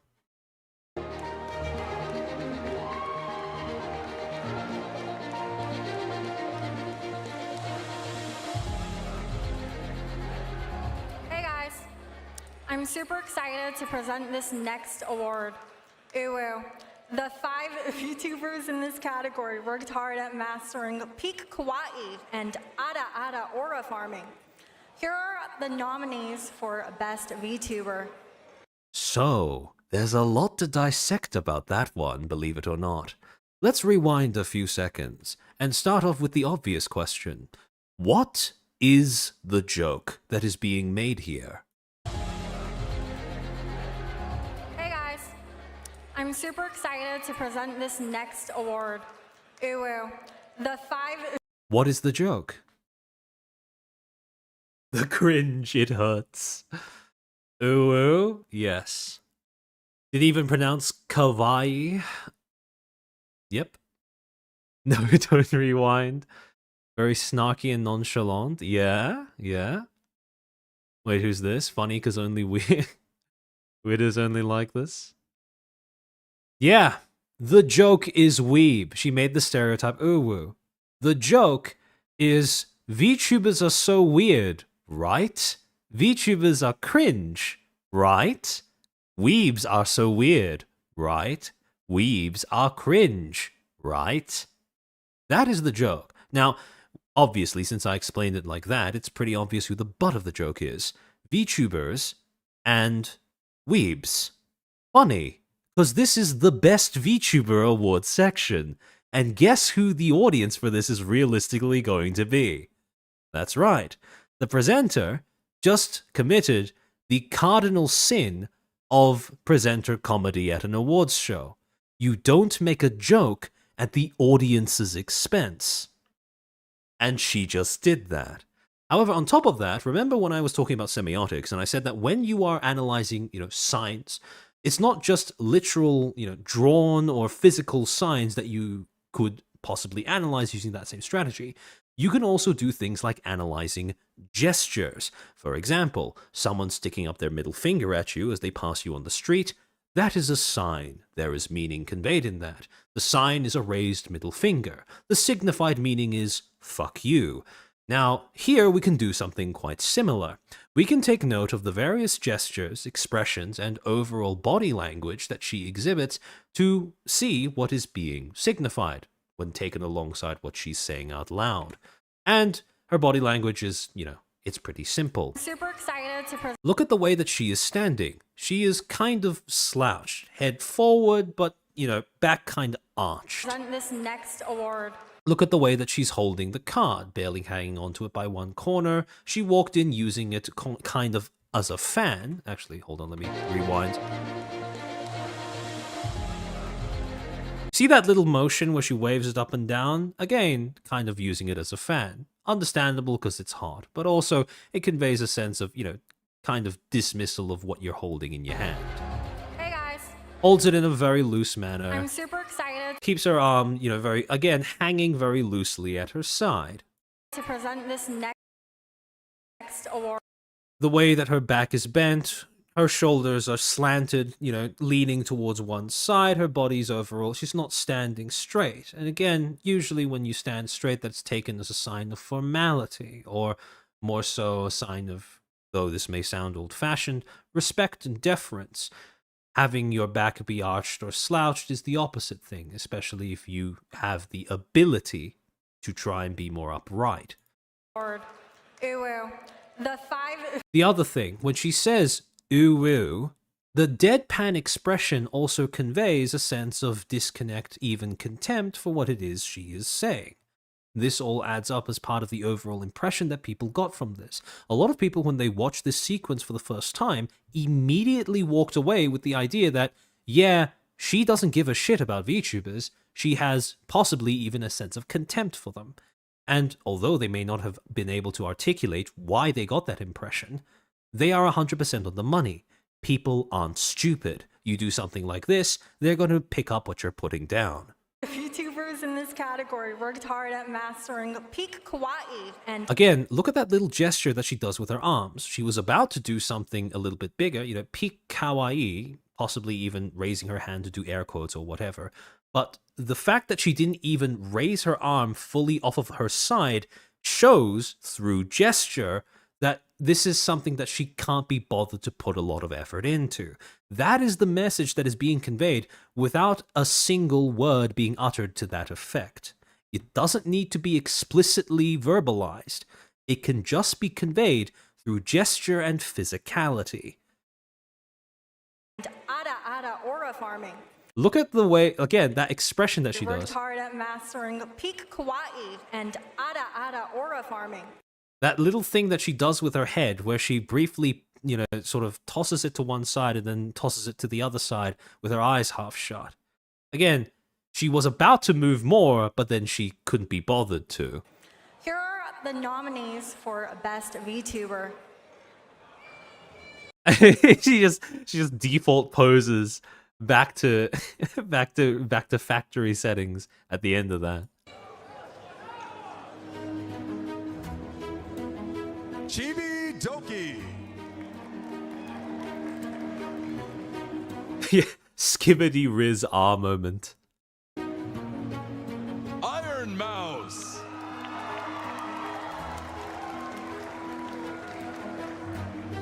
Kenji. Mori Kallio. Oh, I forgot that the announcer pronounced it that way.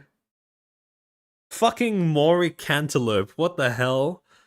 It's exactly like the it's exactly like the the Uma Musume thing that they did at the Game Awards. If you're going to announce your job is literally announcing things. Surely you can be bothered to figure out beforehand how to properly pronounce the name of a nominee. Surely it's not that hard.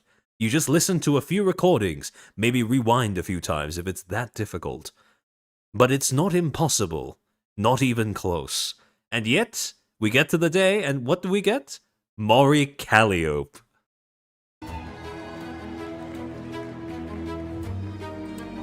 Sakuga Miko. The birds. Yeah, Calliope is an actual English word. That's what makes this all the funnier, actually. Now that you point that out. Peanut.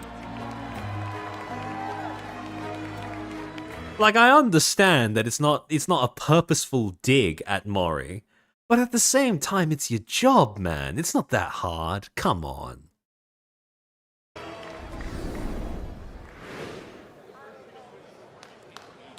The Streamer Award goes to the Burnt Theme. What was that? Did you see that? She just emoted very quickly right after she opened up the card. The Streamer Award goes to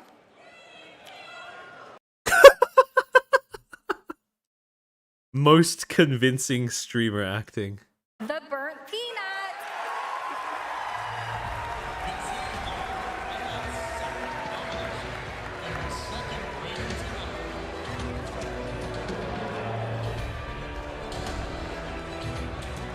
Hello, everyone. I am honored to accept this Best VTuber of the Year award. Look, Billy, in fairness to me, I wasn't announcing it. I was just saying it. Though I get it. Even though I'm a VTuber, that's okay. Little Miss Look, at least now I know how to say Hikaye, alright? communication there, Peanut Tuber. But I am still very honored. It is a great honor to accept this Best VTuber of the Year award. Big shout out to QT Cinderella again for putting on this immaculate award ceremony, as well as a shout out Immaculate, you say? That's certainly a very generous description of what we have seen so far. to the Peanut team, making sure the stream's always the best they can be. And obviously the largest shout out to the Bungulators. You guys are the best. Thank you For context, those who don't know, Bungulator is the name of his fan base.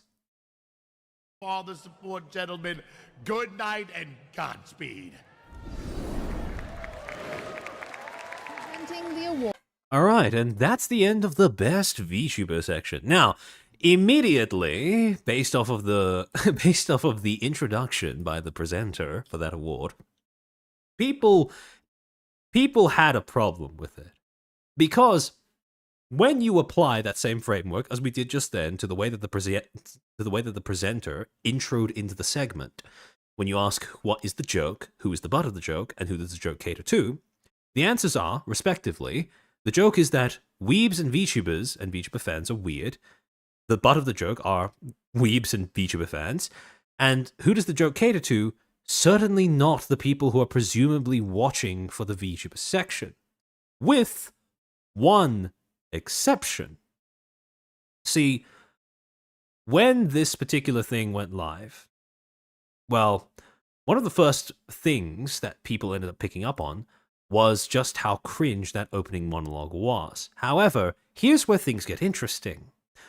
Because on December 8th, the day after the event went live, right, Rami Ricotta of Flavor made this post. Basically just included the clip of that, of what was her name, Cutiebot or whatever. Why are there so many, what, Qbot? I don't remember. Whatever her name was, going up and, announcing the awards, doing her entire shtick. And Rami commented, "Holy shit, I didn't see this clip until now. They really do see that us VTubers for being cringe and free, ah ha ha ha." And another streamer by the name of Peach Jars ended up replying to Rami, saying, quote, "I was also a presenter. We chose what to say. No one made us say anything. I also don't know her super well. but I do know she's very monotone. We knew very far in advance what award we were presenting. I just think this is miscommunication. And you want to know why this is interesting? Because this sounds a little contradictory to what we were told in reference to Fan's entire incident, where she was saying that she had a teleprompter, she had a script, and the reason why she bombed so hard was because she didn't deviate from it of her own volition. So on one hand, you have some presenters saying, everything we say is completely up to us. On the other hand, you have other presenters saying, well, we had a script that was given to us. So which one is it? If they're both true, why are you doing different things for different presenters? Why are you not ensuring consistency in terms of what goes on? So, also, on top of that, this is only being disclosed after people start criticizing those respective presenters. And it comes off, optically at least, as more of a blame game, an attempt to shift responsibility for doing bad at your job of trying to present an award. So, with all of these things put together, it has become pretty obvious that there are gaping holes in terms of how this entire awards show was put together. The awards were a mess in general. There was one Asian chick who called, oh yeah, no, don't worry, we just finished that section, funnily enough, Shadowgale. So, when we're looking at an awards show, remember that this is all tied back to gravitas and legitimacy. The entire thing being that all awards shows, sorry, I forgot to put on the BGM again. All awards shows have to rely on the implicit premise that the people running it, the people presenting it, their opinion on what is worth merit, celebration, and exposure is actually worth taking seriously. No awards show can survive having those premises dismantled. And so when we're evaluating an awards show and the legitimacy of the results of said awards show, there are 3 criteria that we need to be satisfied with. In order for an awards show's judgment of merit on a subject to be legitimate, in other words, in order for an awards show's opinion on which, nominees are actually worth acknowledging, giving awards to, etc., in order for that to be taken seriously or worth being taken seriously, there are 3 premises that need to be satisfied. 1, the organizer needs to show familiarity with the subject. 2, the organizers must be able to ensure a fair voting process. And finally, the organizer's recognition must be provably valuable. In other words, we need to have some reason to care what they think. And their recognition has to be able to provide some sort of concrete value. The problem? When we look at the way that this award show has been put together, specifically when we look at some of the conduct that was exhibited by some of the presenters during their respective segments, unfortunate as they may be, we can immediately cross off points 1 and 3. It is very obvious, at least based off the VTuber presentation section, that the organizers are not familiar with the subject and they couldn't even be bothered to find a presenter who was. As to the third point, the segments where Cutie Cinderella and Fan attempted to pull off what can only be very loosely and charitably be described as comedy also shows that the organizer's recognition is not really provably valuable because they don't seem to have much of a sense of connection with the audiences of the various streamers that they had in attendance or the streamers themselves. All of the jokes they made, or almost all of the jokes they made, were points of personal insecurity without any attempt to couch them in a manner that made them palatable, justified, or even attempted to express some sort of disapproval when the point of insecurity arose out of bad behavior by the person who the joke was ostensibly about. And so, there's only one thing left, only one criterion that this premise is hanging on with, in order for the awards show to have any possibility of merit or gravitas at all. The question of whether the organizer is able to ensure a fair voting process.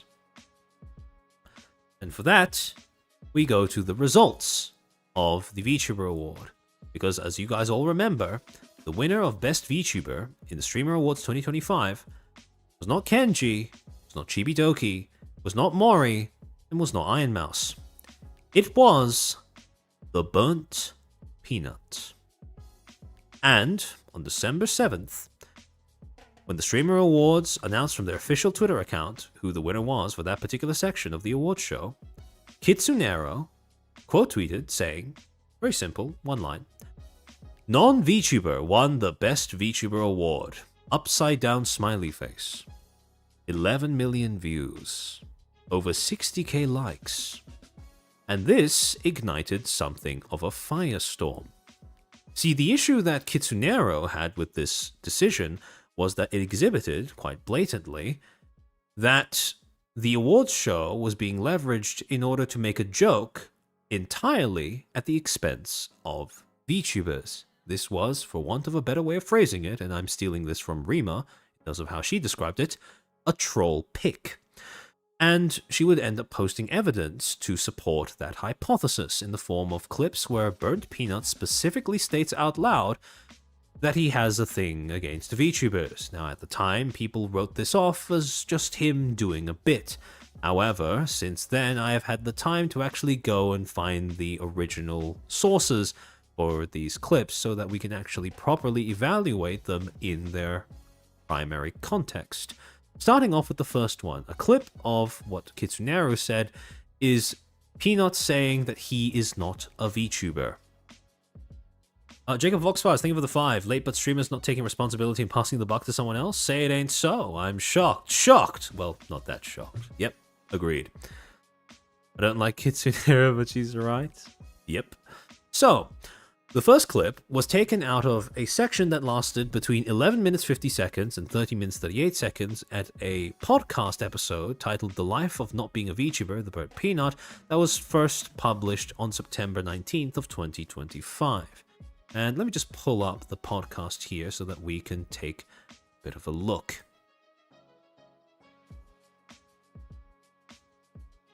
Full tuber? Alright, so 11 minutes 50 is when it starts. Okay. Alright, let me switch scenes. Let's mute the BGM. There we go. Worst. Now I can make jokes about this, that. So he's basically talking about how his career has progressed and how now he feels like his ability to make jokes off the cuff is less stifled than it was before. Now some people still get offended sometimes. I'll see it in the chat. And I'm telling you, and actually this is a little something, because everybody will get offended by some joke. But whenever someone gets offended, I'm just saying, out of all my jokes, everybody, like, someone's going to get offended. And if you're offended, it's just your time to get offended. Like, Yeah. It's just your time. Let it slide. Enjoy the other 99%. Yeah. That's what I say. Because every joke is going to offend somebody. And it was such a relief. It was bullshit. It was bullshit. And I'm telling you, I think they actually have a vote to ban system. I know, I'm not saying that, I don't know for sure, but I think they actually have a vote to ban system. Like, if you make 100 accounts and you hate a guy, you can go report their live like 100 times. I'm pretty sure they get auto banned. So you think that's what was happening? You pissed off a small group of people. Well, I make fun of VTubers quite a bit, so maybe them. I want to emphasize, the host did not bring up VTubers prior to this. This is entirely Peanut bringing up VTubers, all on his own. Wait, hold on. You have beef with the VTuber community? Well, it's a one-sided beef. I've never had anybody come after me, but And again, this is in September, right? This is September of this year, way before all of the, all of the discussion, all of the debate, all of the outcry against him winning some award cropped up. This was at a point where basically there was very little crossover between the audiences of most VTubers and this guy. And he said, I have a bit of a one-sided beef. Now, he's saying it in a joking manner, yes, but I'm not entirely convinced that this is just a bit, as some people were saying immediately after Kitsunero linked the clips to provide evidence for her position. I mean, you can't put me in the same class as that. Am I a peanut? Sure. Am I a peanut? But do I got massive badonkers here and I'm jiggling them around physics away? I mean, no, it's... This is how he sees VTubers, by the way. This is his idea of what a VTuber is. It's a different ball game. Oh, okay. Not saying one's better than the other. But... Did you guys catch that? Hold on, let me rewind that. Jiggling them around physics away. I mean, no, it's a different ball game. Yeah, my community. Yeah. Very typical, though. And to be fair, I don't expect anything else from these people because they're not part of the industry at all. Okay.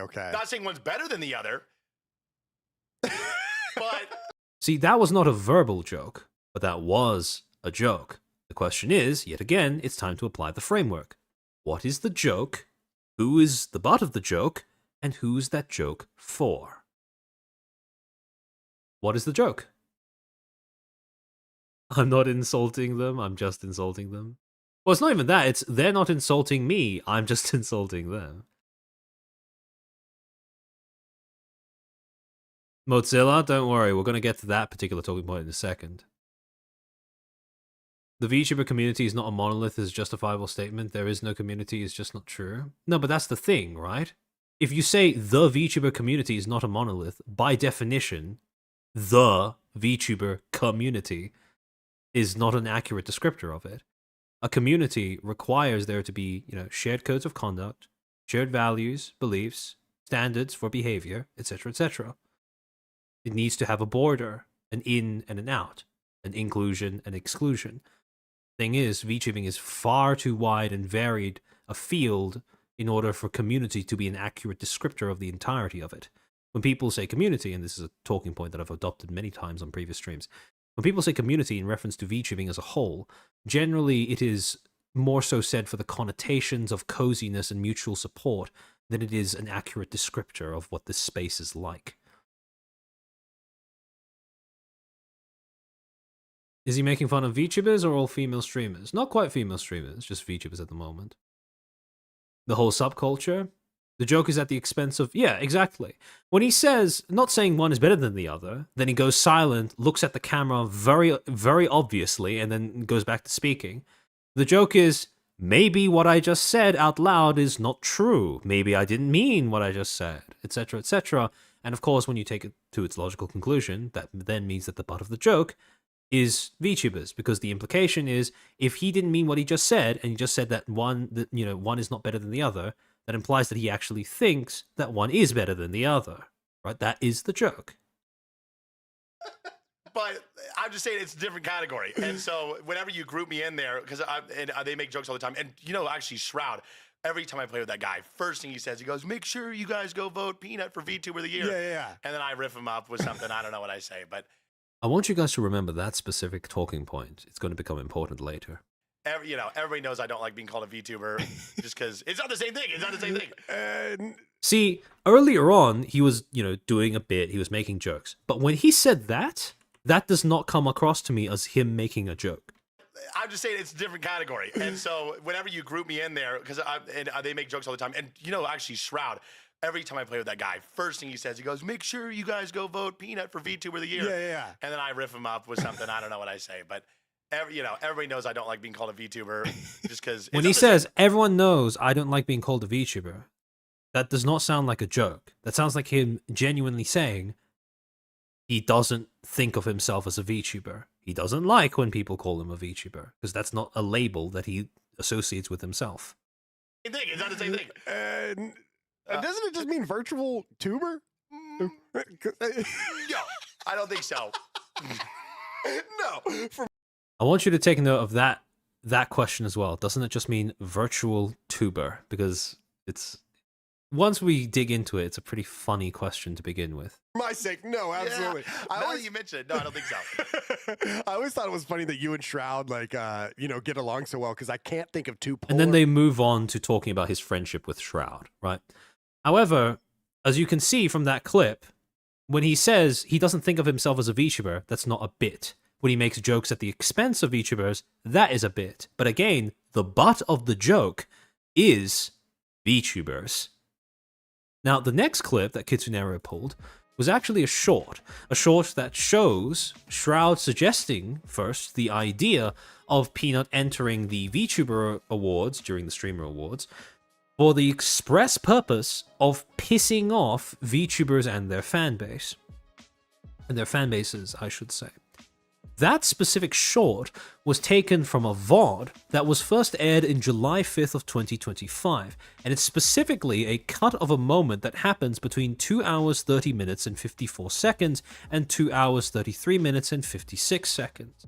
Let me just show you guys how that goes here. 2:30, 54. Yes. Okay.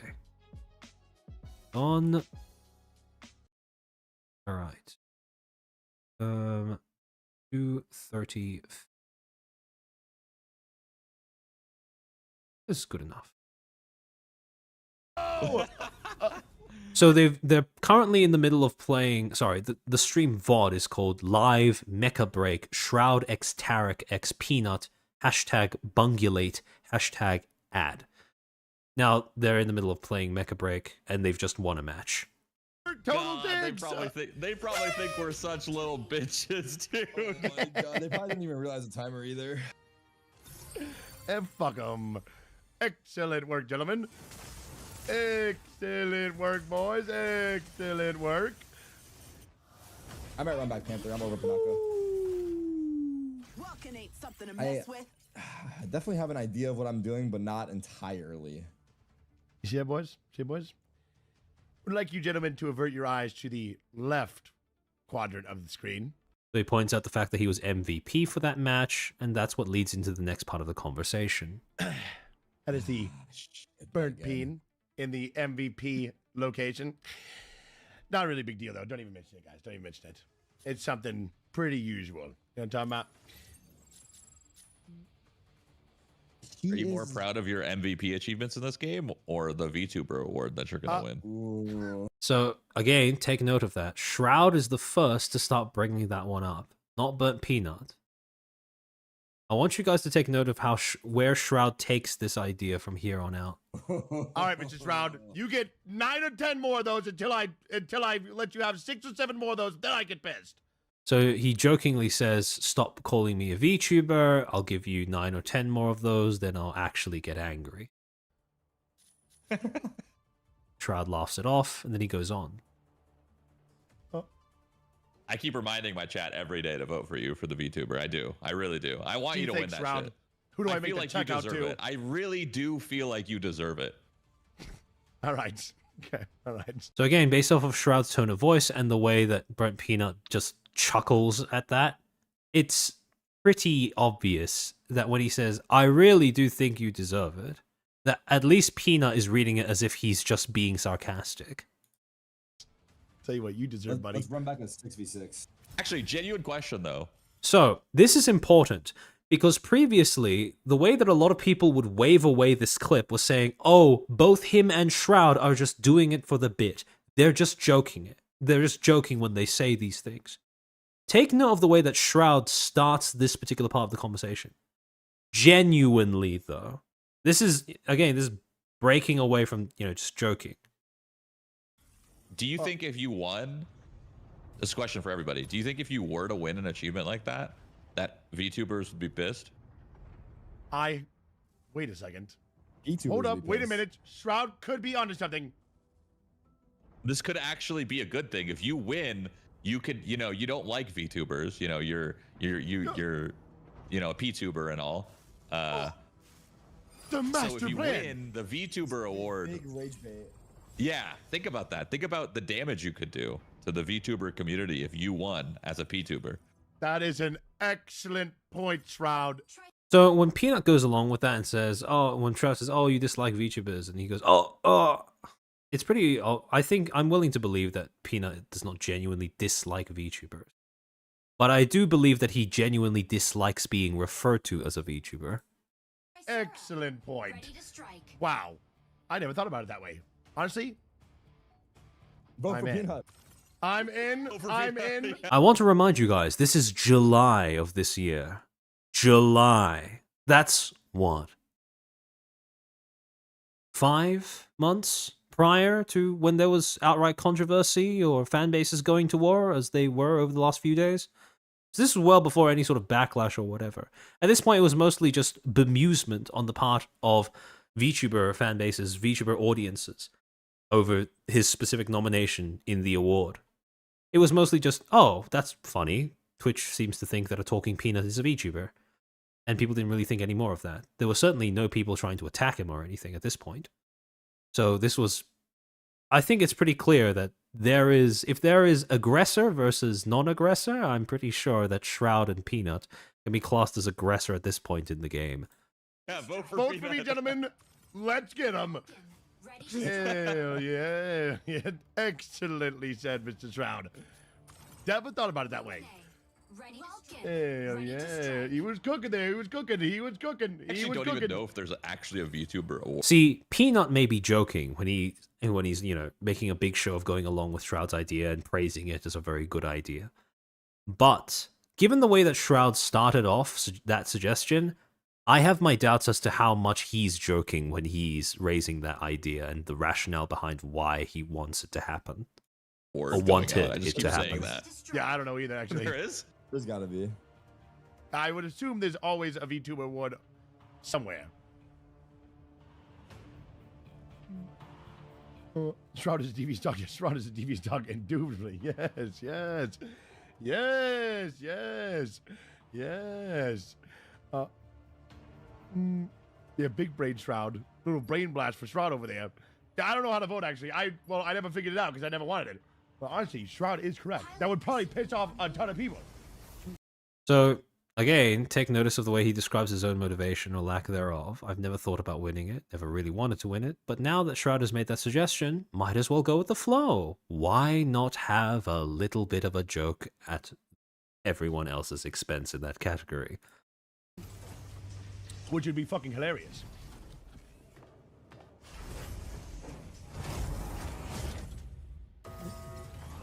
And at this point, the clip ends and they get started on their next game. So, with that context out of the way, it becomes pretty obvious that a significant factor in the votes that were submitted for Burnt Peanut was more so done out of a desire to poke fun at the others that shared the category than a single-minded belief that he had some sort of merit as a creator in and of himself. Not saying that he doesn't, but I am saying that more people seem to have voted for him out of spite than anything else. And with that last premise, that last component of the premise that the awards show was relying upon in order to have a claim, a legitimate claim to being taken seriously, is gone. Because it's very clear that the organizers are not familiar with the subject. It's very clear that the organizers' recognition regarding VTubing is practically worthless. And finally, the organizers don't even seem to be able to ensure a fair voting process. If stuff like this was floating around for what, since July of this year? Nothing was done, no attempt was made at trying to weed out any votes that may have been driven purely out of spite towards the others in this category. Nothing. And, well, that was that.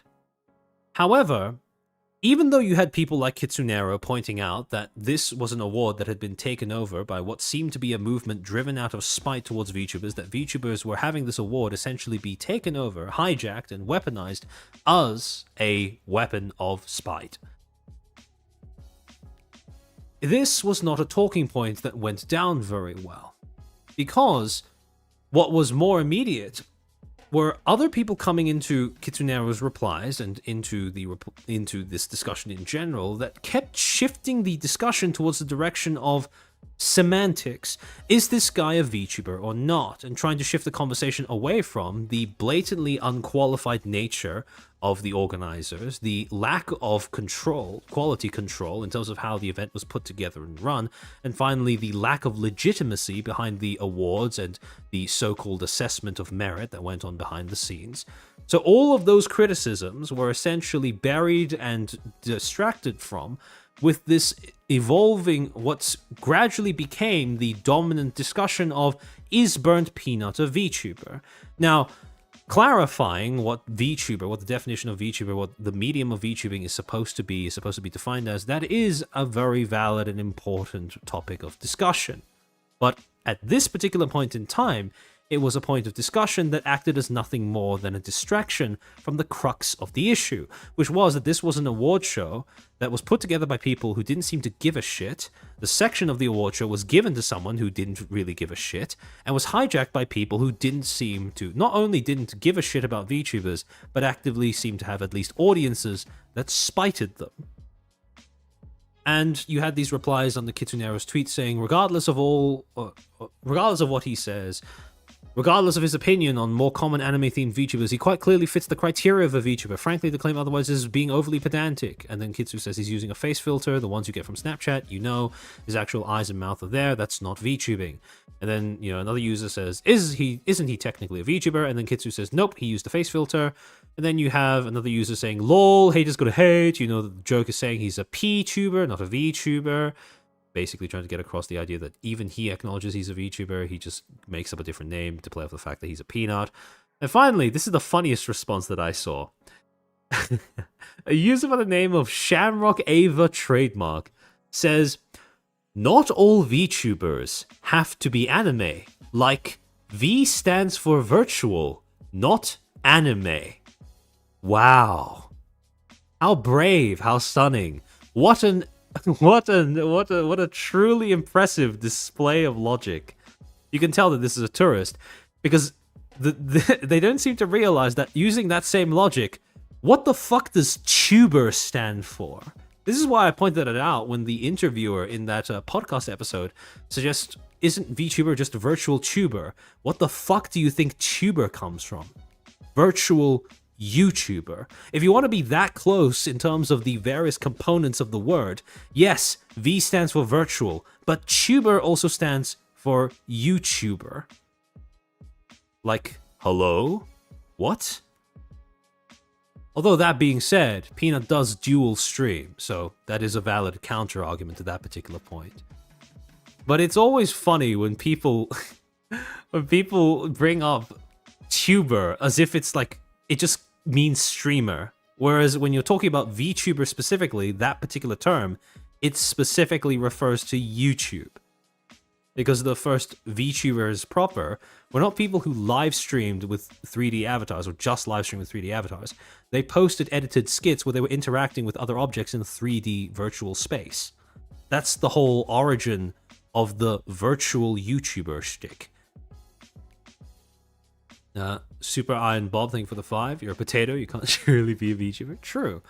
And then, of course, you had other people that were coming in, not really to contribute any sort of clarity to any sort of argument, or even to try and argue in good faith about the semantics of what a VTuber was, but more so just to try and dunk on the fact that Kitsu Nero was expressing disagreement with this outcome at all. Because he's far more entertaining than any VTuber slop right now. Also, they lost to a P-tuber. Grimace emoji. Hell yeah, crime or demon. It's almost like he used his personality to win and not a 50k big boob anime model. That's original. And then finally, being mad that he win when one of the nominees is literally congratulating him. Lamau piped down, quote, tweeting Chibidoki's reply under the initial announcement tweet posted by the Streamer Awards official Twitter account. Now, I do want to get to this a little bit, or a brief little bit of time. When the announcement went up, some of the first people to respond were the other nominees, the other VTubers who were nominated in that category. Iron Mouse saying, let's go P-tuber, Chibi saying congratulations, and Mari saying peanut sweep, huge congrats. Now, actually Mari, I saw you making a post about this. While I understand being annoyed at other Twitch VTubers that are celebrating this, I think that these three specifically get a pass, or more specifically, any nominee who shared the category gets a pass. Because this is expected conduct. If you lose a category as a nominee, you are expected to behave with grace. This is part of not being a sore loser. That being said, though, the only thing that has less staying power than a sore loser is an insufferable winner. But we'll get to that in a second. In any case, quoting somebody simply saying, let's go to the victor of a category when they were a nominee that did not get an award, in my opinion at least, doesn't really say very much because, like I said, that's expected conduct. When you lose in a competition, as this is being filtered through. You know, most people are perceiving it through that lens. When you are part of a competition and you lose, you are expected to behave with grace towards the people who won, and arguably vice versa as well, but we'll get to that later. However, this grace was not going to be reciprocated in kind between the people within the VTubing sphere and the people without the VTubing sphere, because on the same day as the announcement went live, a streamer by the name of Jinxie, well, someone in Jinxie's audience, would end up making this post. Quote, Jinxie was cringing so hard during Ironmouse's painful Streamer Awards performance that he fake crashed his stream just so he didn't have to watch. Skull emoji, cry laughing emoji. Now for context, Ironmouse had a musical segment where she performed virtually during the Streamer Awards. And this is another IRL streamer, Jinxie, reacting to that. Let me play the clip.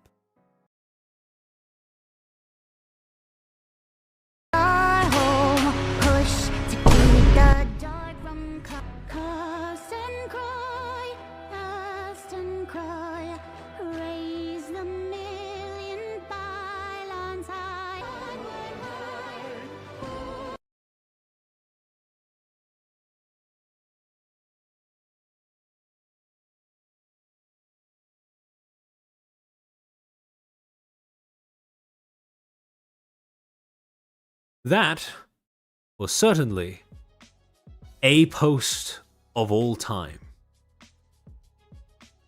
However, what was arguably even more tragic was the fact that Ironmouse herself actually ended up replying to this post one day later with this. 3 laughing emojis. Now, I don't think I need to say it, I don't think a lot of people need to say it, but let's work through this joke using the framework we've already established for the other instances of quote-unquote jokes that were made around the Streamer Awards. What was the joke? Who was the butt of the joke? And who was the joke for? Starting off with what was the joke? When it comes to Jinxie's reaction being turned into this clip and posted onto Twitter.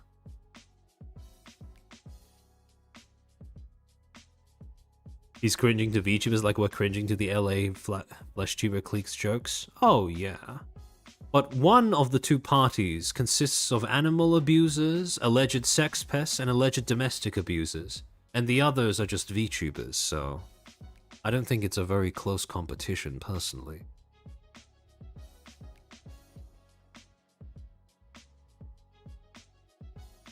Thought someone said that he had Tourette's? I didn't get that impression. Though, that being said, that doesn't really explain the shutting off the stream either.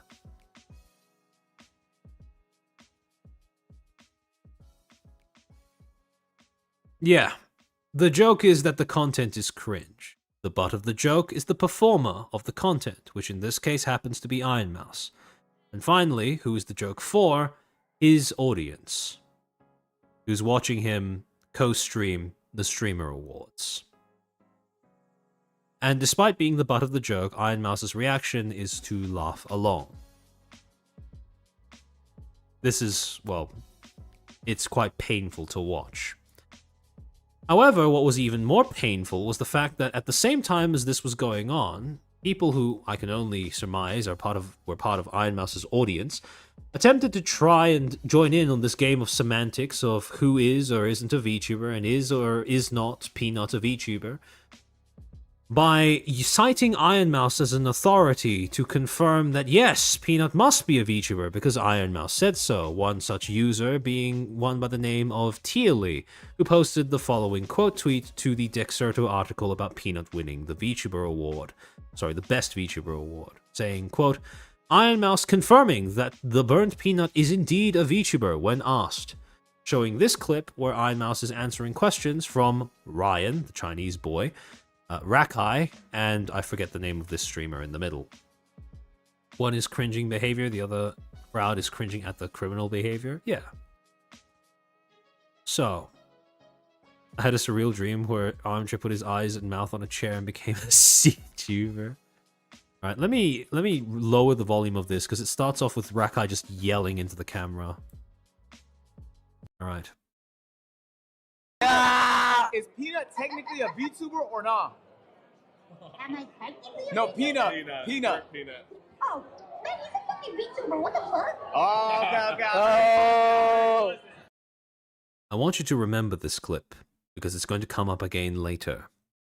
So you have people running around, presumably on Iron Mouse's behalf, saying, look, this guy is a VTuber because Iron Mouse said so.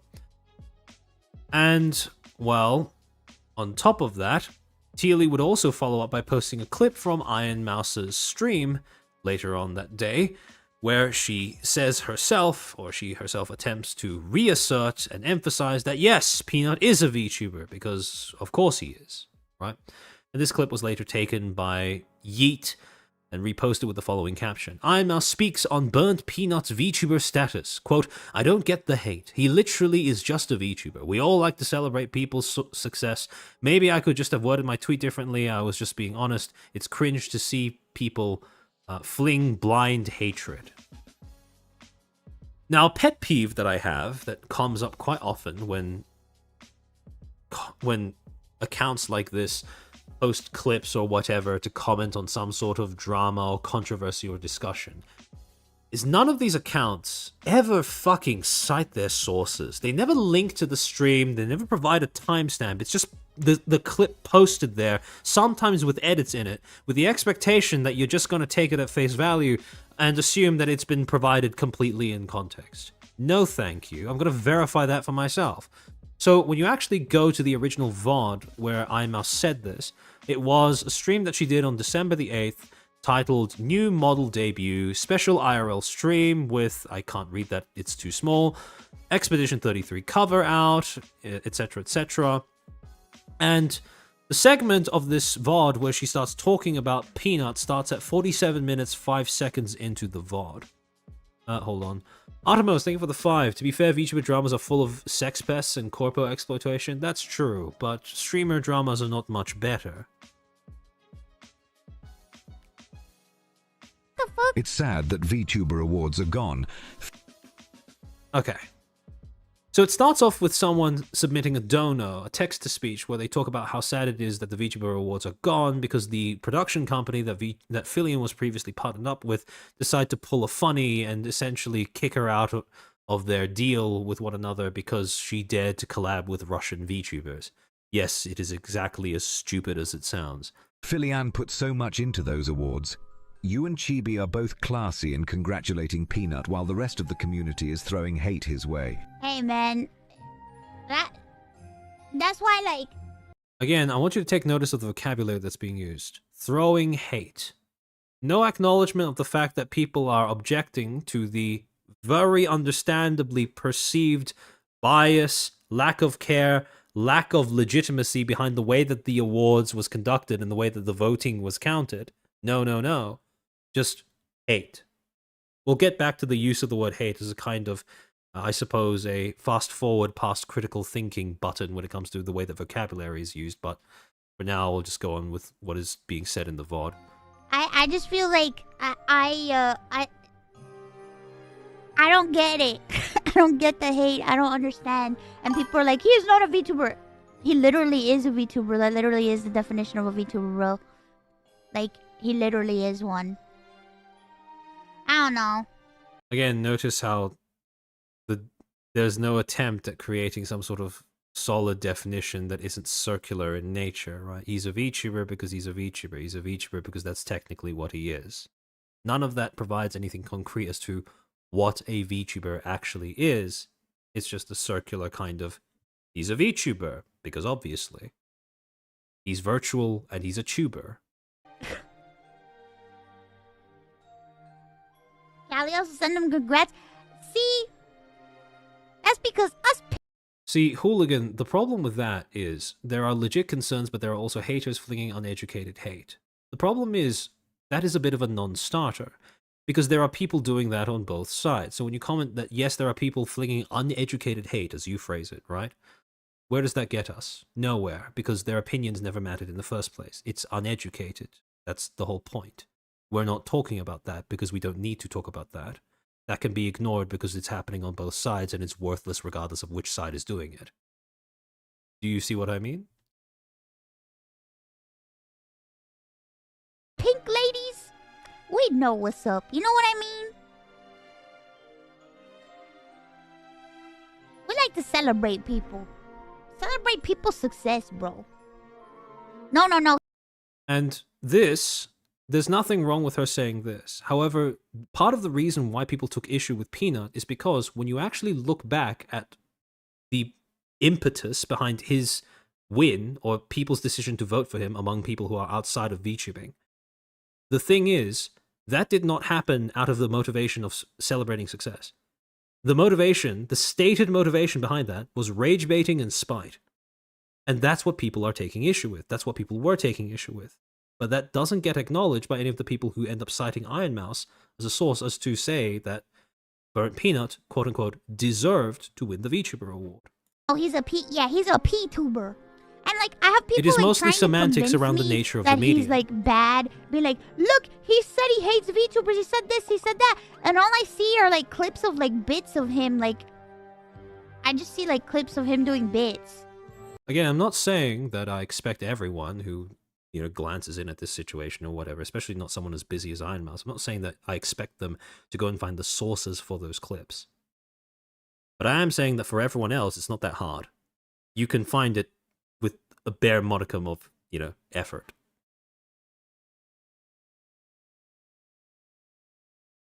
And I'm just like, is the hatred in the room with us? Like, where is it? Is the hatred in the room with us? Because I don't... Heavenly I don't watched it see as it. well. And he said he knows you can sing, but sometimes he forgets that you can sing. I feel bad because I lost my voice. I lost my voice and I couldn't go full out operatic with my performance, so I'm kind of sad. But I tried my best. And a lot of people liked it.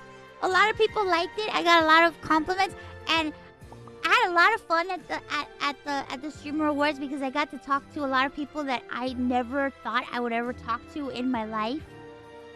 I reconnected with people, but I also talked to a lot of people that I never thought I would ever have a conversation with, and connected with some people, and you know.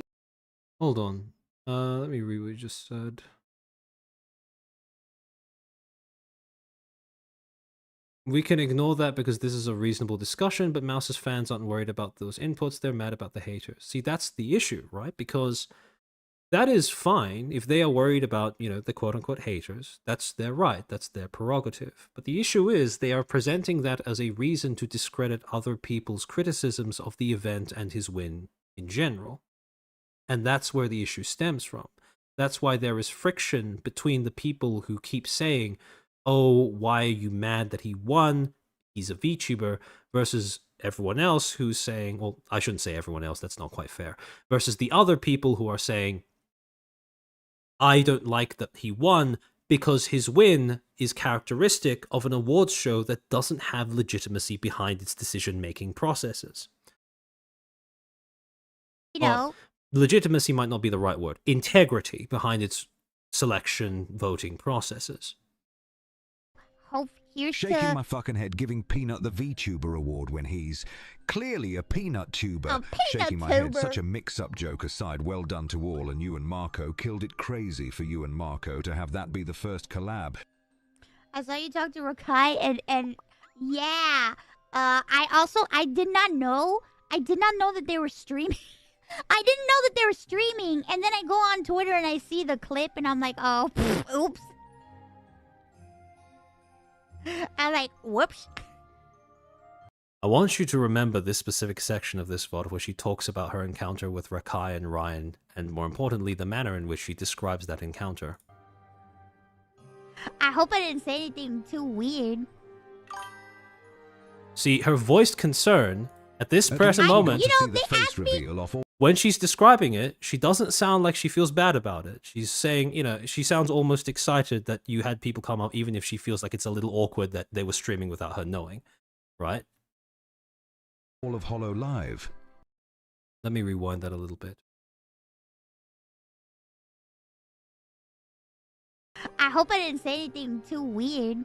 And her foremost concern is not, her own discomfort at the possibility that they may have been streaming while asking her questions without her knowing. Her foremost concern at this point in time when she's describing that encounter is, I hope I didn't say anything weird to them.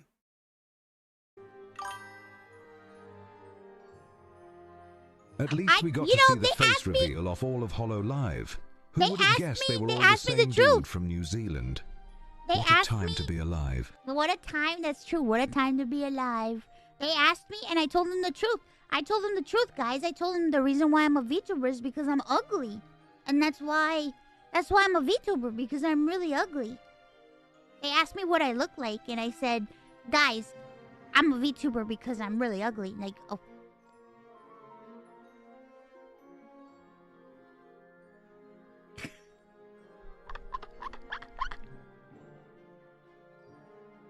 Don't say that about yourself.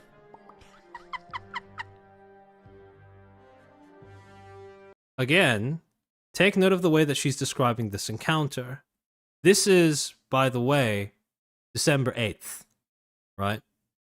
So when she describes this encounter, she first goes through, they ran up to me, I didn't know they were recording, oops, I hope I didn't say anything weird, I told them the truth, and then she goes through in a half-mocking tone, talking about how she basically, had them for a bit by saying that she's totally a VTuber because she's ugly, right?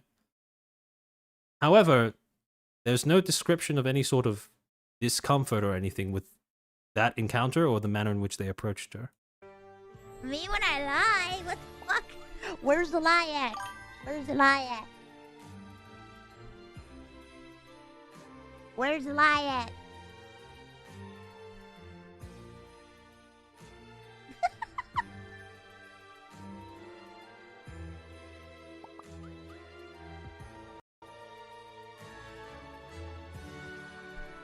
Monkey said certified cute. Bro, I saw the clip of Jinxie, like... They're doing the Sonic, she's doing the Sonic Twitter thing where she tries to join in on the mockery, not realizing they're laughing at her, not with her. See, the problem with that being a joke is that there's nothing wrong with making that joke about yourself. It's just the way that she tells the joke to her audience is kind of, how do I say? It's a funny in-joke that she can share with them, but it's not a joke that Rakai or Ryan, or, sorry, what's his name, Ryan? Ryan is ever going to get, right? Because as far as they know, assuming that they take her literally at her word, they just went up to a VTuber, one of the biggest VTubers on their platform, and asked, are you a VTuber because you're ugly? And the VTuber said yes. Like, let's be honest. I don't think someone who streams themselves shoplifting is very bright, so it's completely plausible that Rakai would take that to heart.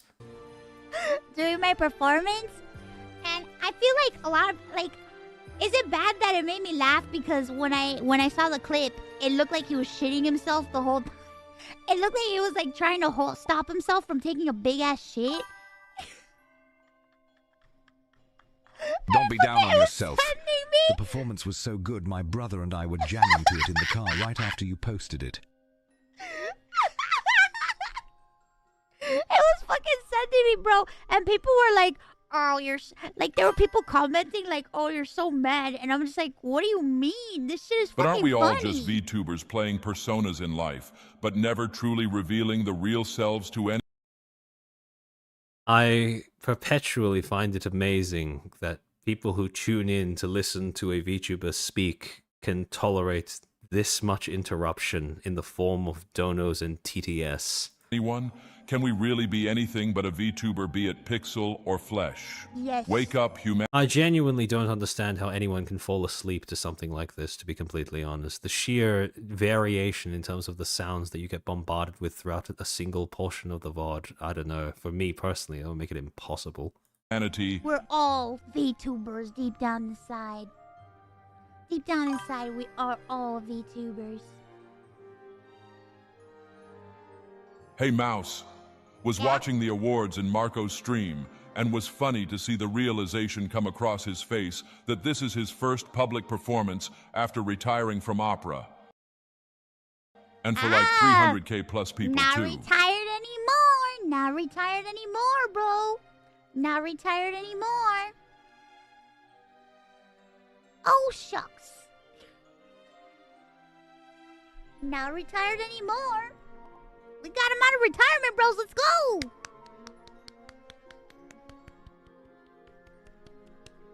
It was great. Yeah, I was going to say it's anxious in it's anxiety inducing enough to be in the middle of a collab when you're talking to another person and you like accidentally interrupt them, right? Because that sounds that's awful in case you ruin their train of thought and they completely lose what they're about to say.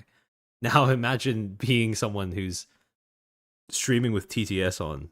That's, you know, I genuinely don't understand how streamers do it, how they manage to maintain their train of thought even throughout all of that bombardment. Getting Marco to sing Warframe was pretty straight. Oh, absolutely. I'm really glad that the performance. Marco was came out Marco was the person who was singing alongside Iron Mouse for her streamer award performance. well. I was worried for a second that the tech issues would be really bad, but you know, I know some people were disappointed because they were like, "What is this?" It's not the usual stuff that I sing. It was a sponsored performance, sponsored by Warframe, but I'm happy to start my Warframe journey. And the songs are really nice. It's very different from what I usually sing. I tried my best. And I'm really happy because I feel like a lot of Warframe fans really liked it. And I got a lot of comments from a lot of people that play the game, and they were very hyped, and that made me happy. So I hope everybody who loves Warframe enjoyed the performance. I can see the day Armchair enables TTS, it would be I hope Billy everybody who loves Warframe spamming enjoyed the feet. performance. And also, I'm sorry. I to can people that never love free Warframe. him I don't know anything about from Warframe. that I'm just prison. learning about it. I'm just You getting and into Marco it. killed it, and you had better stop talking about my Kamiyoshi like that when we have it on Okay, good authority. okay. Are a certified cutie Iron Mouse love. Okay. But you know, I've noticed that the Warframe You ain't community fooling is anyone with very the ugly face inviting slander. and very nice. The Warframe community is very sweet and very nice. I know that sometimes communities like to gatekeep and don't like new people Yeah. like, coming in, especially if it's like a stream or anything. But everybody Yeah, she did sing about halfway through the awards show. has been so nice and so inviting and so welcoming, and it makes me happy and it makes me feel safe in playing the game. Is Tenno? And from here, she basically just continues to talk about the performance, what it was like to do the performance, etc., etc. How she feels about her involvement in the Streamer Awards. However, the main two things that I wanted you guys to take note of from that particular section of the VOD was exactly what I mentioned just then. One, the way that she initially describes her encounter with Rakai and Ryan, and two, well, the fact that when she's talking about the hate supposedly directed at Burnt Peanut, she doesn't seem to make any mention or acknowledgement of the fact that some of the people who are leveling criticism of his win not doing so purely because they don't think he's a VTuber or anything to do with semantics, but simply because they don't like the underlying dynamic, the underlying intentions behind some of the factors that may have brought him to that win. Some of the possible fuckery that may have gone on in terms of people spitefully voting for him in order to rage bait VTubers and their fans for that specific category. Now, this in and of itself was something that would not have caused too much of a stir, at least not in my opinion, because I think it is perfectly reasonable for a winner to for someone who, you know, was only a nominee but didn't win an award to publicly congratulate the winner of said award. That is normal, that is expected conduct and behavior. It also is something that isn't really new from Mouse when she says that she doesn't get it when people try to exclude people, virtual creators, let's call them, on the basis of not being a proper VTuber. That is a stance that she has espoused many times in the past and is perfectly consistent with what she has said prior. However, that would change when she would end up taking to Twitter on the same day and making a post saying, quote, "Me cringing at all the people mad that Peanut won. Every VTuber in that category deserved to be there." Oh wait, Proctor, you're gonna send me something? Hold on, let me take.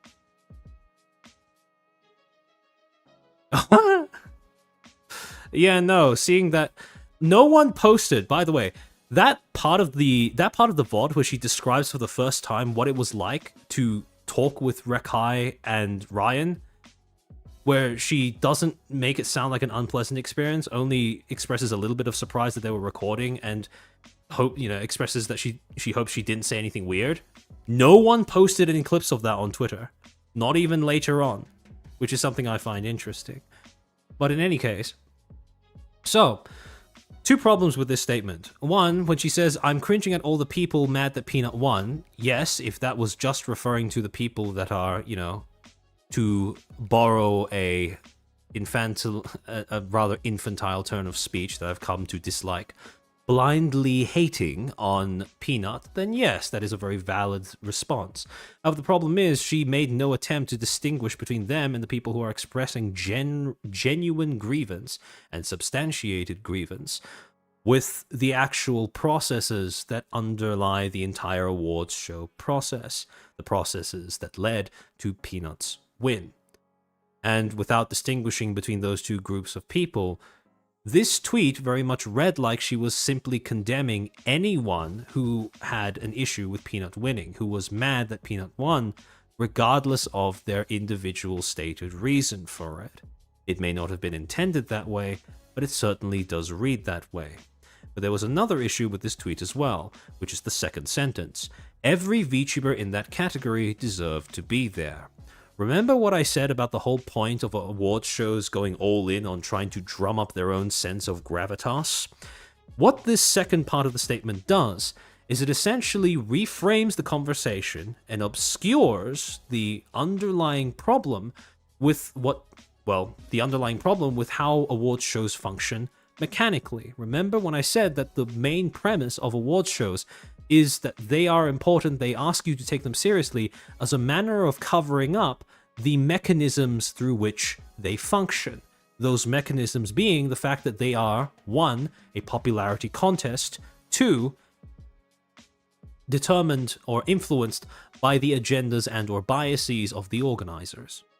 Now, why is that relevant? Because, as I said at the beginning of the stream, winners of awards shows are not determined on the basis of accomplishment, achievement, deserving, or whatever. They are determined by 2 things. Numbers, moderated by organizer intervention. And that's it. But the problem is, with that second sentence saying every VTuber in the category deserved to be there, all of a sudden, everyone who supported Iron Mouse, who wanted to support her, who wanted to signal boost her message, ended up trying to drag everyone else in the discussion in the direction of just fixating on that deserve aspect. All of a sudden, instead of acknowledging the fact that the contest worked according to the mechanisms of popularity, numbers, and organizer agendas, all of a sudden we were looping back to the whole discussion on merit and semantics and not questioning the underlying legitimacy, or lack thereof, with the actual award show itself. And fundamentally, that was the issue that people were having with Peanut's win.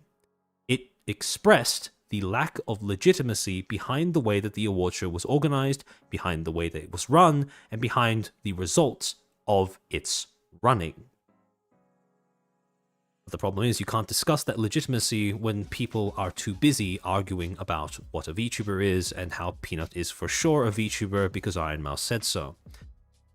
Now, thankfully, this wasn't the only perspective that was gaining ground, because in wake of that, people also, on the same day, began to try to articulate in more detail why they were bothered by Peanut's win and why it didn't strictly have to do with whether he was, technically a VTuber or not.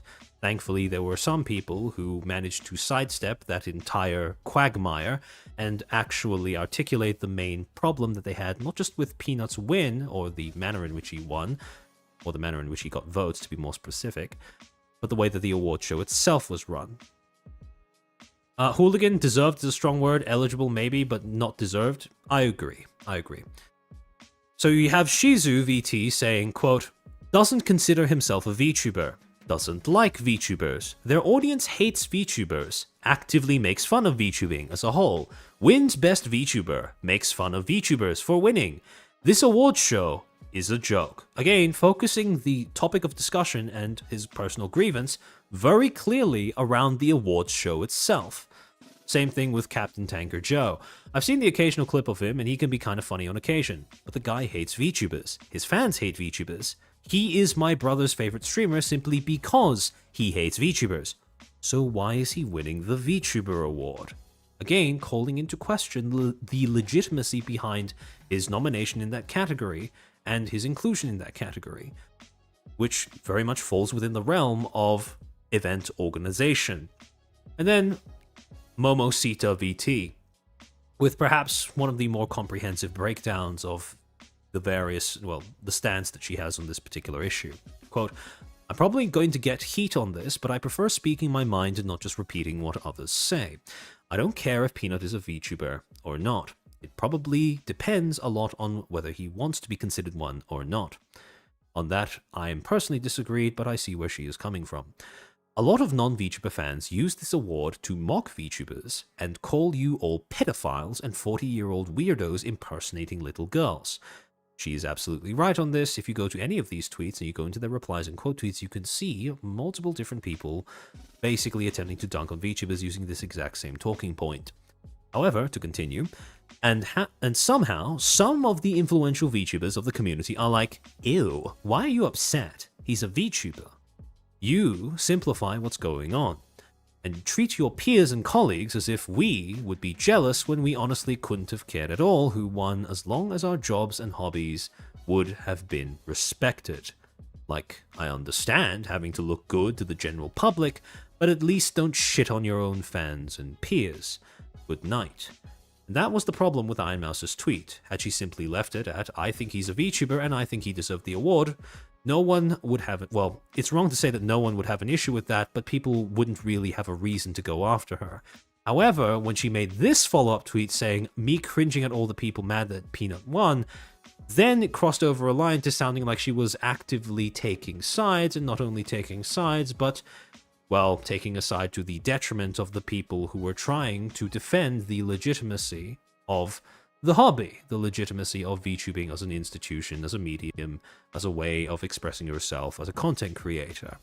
Because, as has been said by multiple different people up until this point, with varying degrees of verbosity, I don't exclude myself from that, by the way, the biggest issue that people had was the fact that he was included in that section, even though it was explicitly stated multiple times that, one, he does not think of himself as a VTuber, and this was months prior to the actual award show going down, and two, the initial impetus behind his, well, much of the driving force behind the votes for him was driven out of spite for VTubers. Ostensibly, the very category of creator that specific part of the award show was supposed to celebrate. And that's not a good look, regardless of how you spin it. And so, at the end of the day, at this point in time, it was a bit of a tug of war when it came to the manner in which the direction in which the discussion would move, because it was a bit of a 50-50 between people on one side trying to pull the discussion in the direction of acknowledging that the awards show is illegitimate, that its premise is flawed, it was executed poorly, and that the votes were swarmed by people looking to make a mockery out of VTubers. In other words, trying to point out that they are not laughing with you, they are laughing at you, and they are weaponizing something that is supposed to celebrate you as a means of doing so. They are weaponizing the medium of the awards show and its format. On the other side, you had people trying to tug the discussion in the direction of semantics and definitions around the medium and what it should or shouldn't exclude. Peanut is a real VTuber because ABC, XYZ.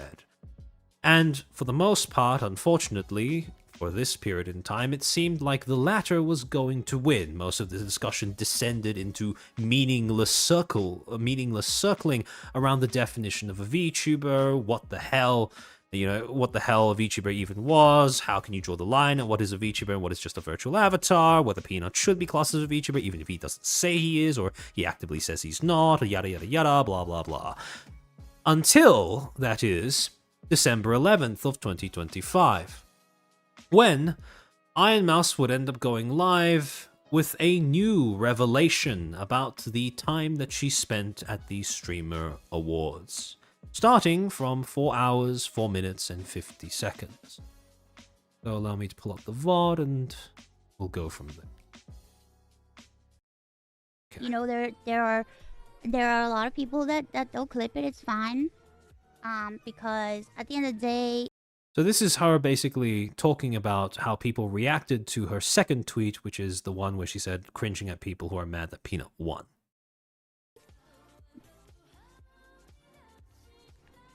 I said what I said, you know. This part of the stream is probably going to get the VOD copyrighted, so unfortunately chat replay for this stream may be dead. So for me, the thing that I've been saying that I have been on the fence on like whether or not to tweet anything. Reed, thank you so much for the 10 gifted subs. Thank you. And it's not even because like it's for my own peace of mind. You know what I mean? It's things that I want to say for my own peace of mind, because at the end of the day, like I have like my own thoughts. I have my own opinions.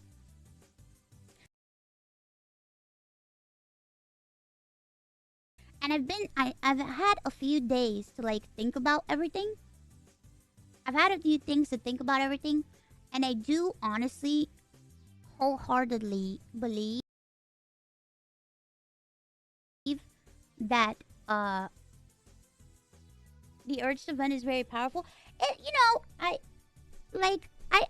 just have seen like a lot of like nasty comments, you know what I mean? But it's like I feel like just as everybody is allowed to like talk about stuff, like yeah. I'm going to lower the quality of the VOD. Hopefully that stops it from stuttering as much. This we're largely just going off of audio anyways. Alright. I could talk about myself too. In the future, I'm just gonna be careful when I share my thoughts and opinions about things, because I'm very aware that. Again, PSA for any VTubers who may be watching this stream or this VOD, please do not use Twitter as your spot to vent.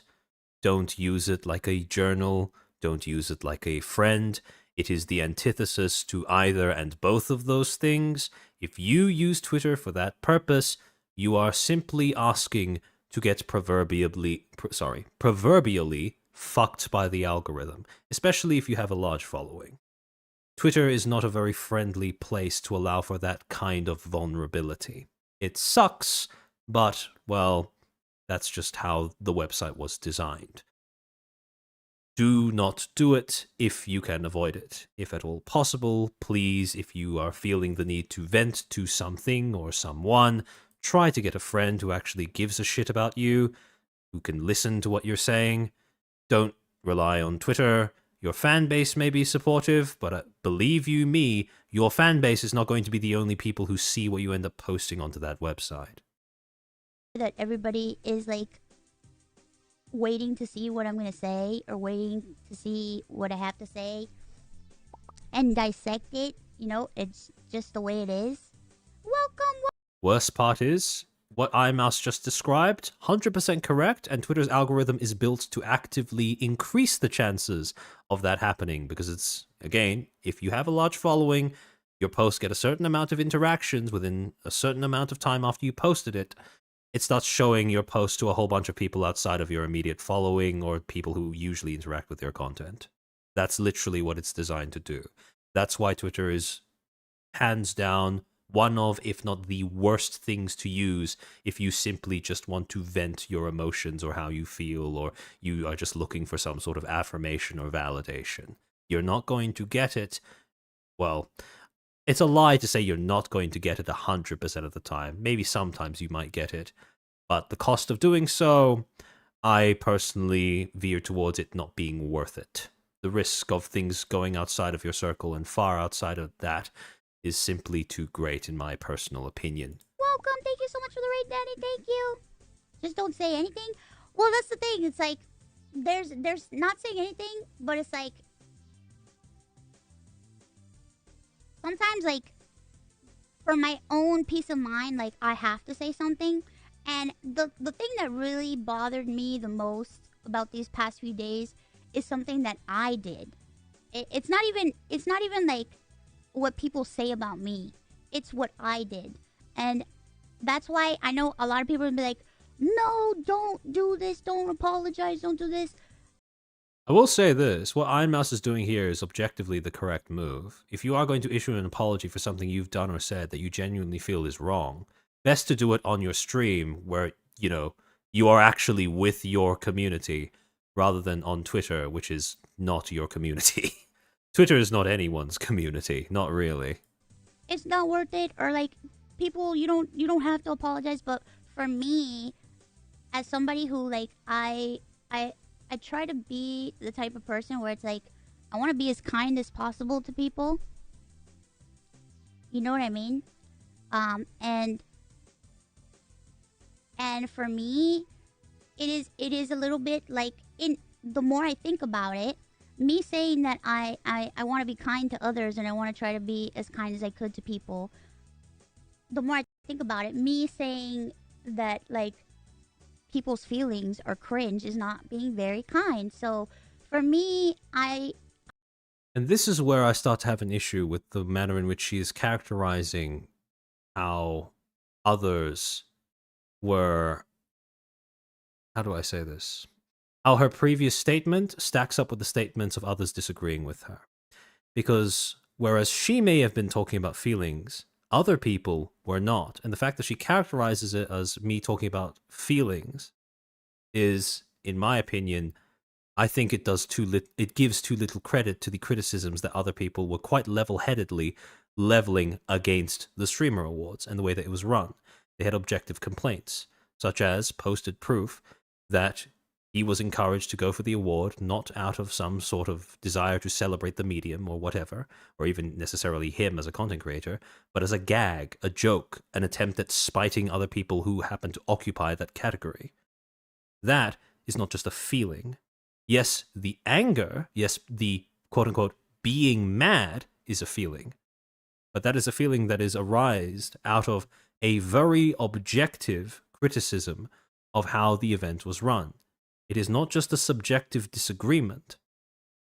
And as a result, I dislike this manner of characterizing the statements that she was ostensibly addressing and or responding to with her second tweet about finding it cringe when people are mad at Peanut winning. I just want to apologize for calling other people's sentiment cringe. I feel like the word choice for my tweet was not correct. I feel like I could have expressed my opinions without using that word. Actually, Sumo Knight, your message helps me express a bit of a pet peeve that I've had with the way that people communicate online for quite a while. I appreciate that. So, yeah, one of the things that irritates me about the way that people communicate online, especially on places like Twitter, is they tend to use polite and kind interchangeably, as if they mean the same thing. And as a flip side to that, people nowadays, I find, especially on social media, they tend to judge evil by aggression and injury by hurt. Now, what I mean by that is it's all judged in terms of subjective feeling, right? So evil, instead of being judged on the basis of intent, instead of being judged on the basis of outcome, it is judged merely on how much aggression is displayed alongside something, which also results in, I suppose, a little bit of crossover with the fact that protective aggression is also classed as evil and demonized because it is merely aggression.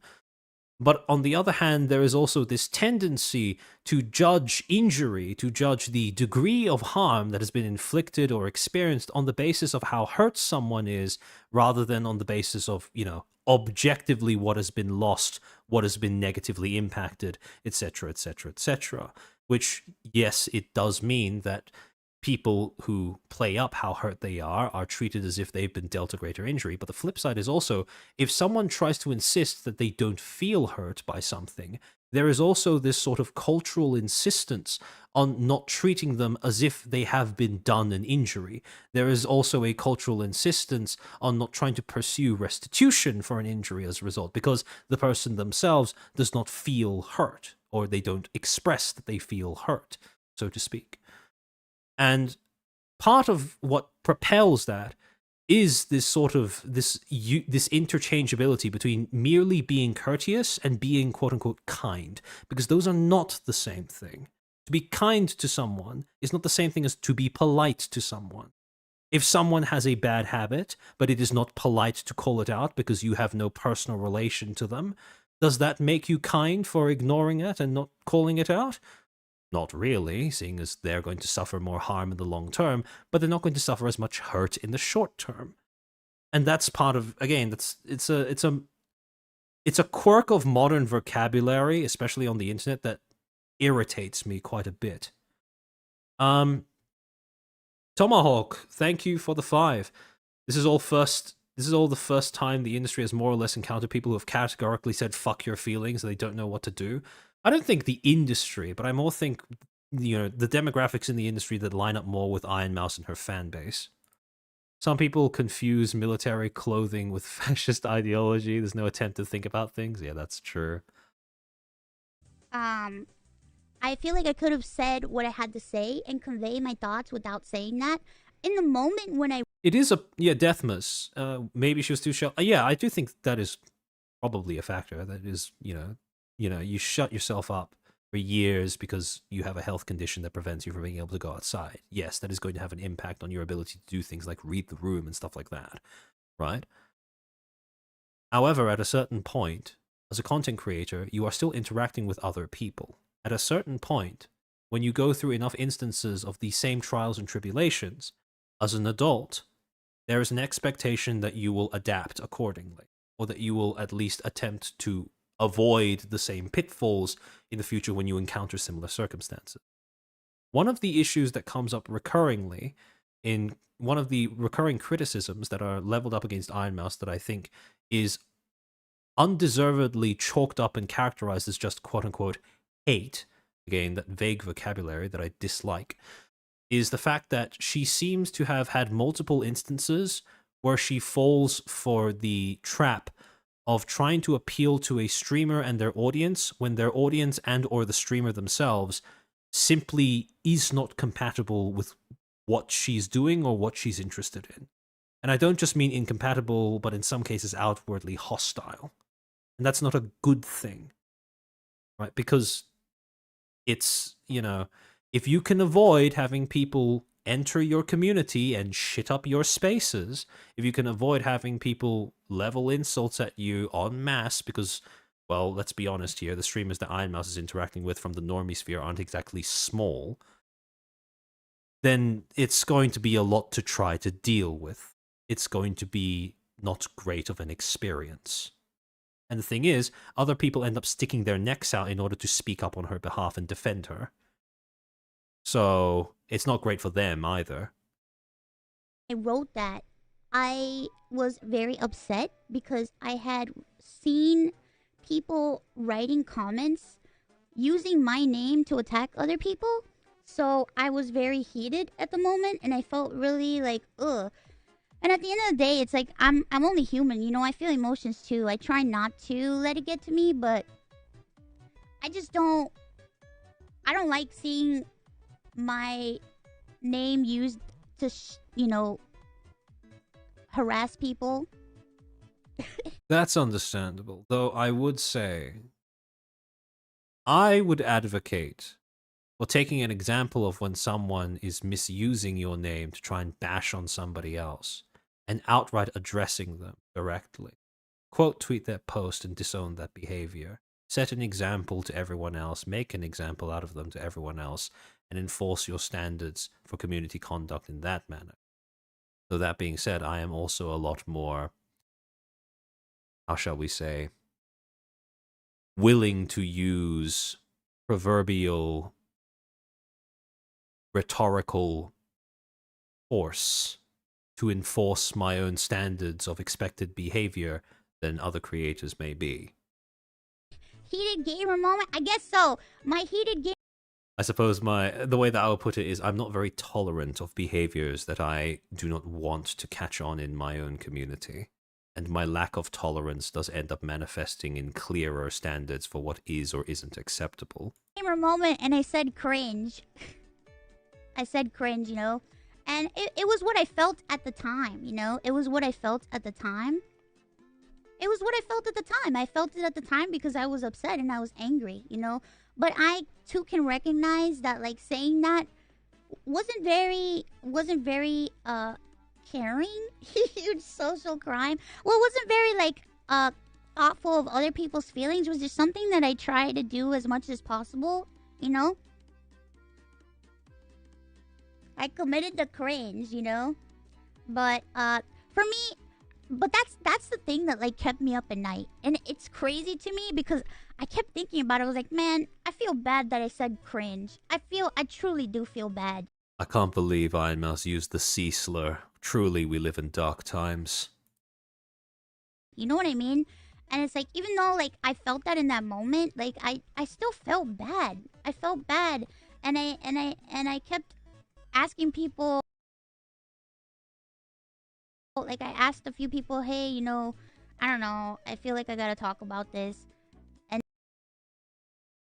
See, that's what you want to do if you are a VTuber who's watching this. Please DM people instead of going to Twitter. how did I feel? I don't know. I just feel bad. I feel bad. I don't ever want to make people's feelings feel any less. Like, I don't want to invalidate anybody's feelings. And that's just the type of person that I am. And I feel like me saying that was very, it was just like, you know what I mean? I feel bad. Because I think about everything that I'm trying to say, where it's like, I don't want people to, like, bully other people, whatever. And I don't want people to make other people feel any less than anybody else. See, and this is the kind of vagueness that I start to feel. This is the kind of thing that annoys me personally, because which people, right? If you want to address a problem, if you want to address a problem behavior, if you want to discourage a problem behavior, it's time to start naming names and identifying groups, right? You need to do that in order to properly address who is committing the bad behavior and then issue appropriate discipline. But for me, like, saying that, it's kind of hypocritical for me to say that, and then in turn say that other people's feelings are cringe. See, this is an existence that I can't quite personally comprehend, because this insistence on trying to maintain a perfect equilibrium between how much significance you attribute to your own feelings and how much significance you attribute to other people's feelings, with no attempt to discriminate as to which one is more or less valid than the other, sounds absolutely exhausting. It sounds like something that doesn't really allow you to assert yourself and your own agency in any meaningful way, so long as the other person, or the other side, so to speak, is courteous enough to you in terms of their outward conduct. You know? So, for me, that's It's the I suppose, it's the aversion to being disagreeable that I find very difficult to relate to, I suppose. like the thing that I truly do want to apologize for, even though people say I shouldn't do it. Even though people say I shouldn't do it, and they say that I have nothing to apologize for, they were my personal feelings, and usually when I do have, like, personal feelings, I usually keep them to myself, but at the time, I didn't keep them to myself. But it was pretty, I do regret using the term cringe, and it's been something that I've been, like, struggling with for, like, days. You know? Honestly, I can't stop myself from thinking about how if you went through the last few minutes of her VOD and you bleeped out every time she said cringe, based off of the surrounding manner, the way in which she's referring to the use of this word, you would genuinely think that she'd said a slur or something like that. Oh, it's been something that I've been, like, thinking about for days, and I'm just like, man, I feel bad that I said that in that way. There's other ways that I could have said what I wanted to say, but at the time, you know, it was because I saw people using my name to just like spread unnecessary hate. You know? People have a right to be upset at me for what I said. People have a right to be upset for things not going in the way that they want it to go.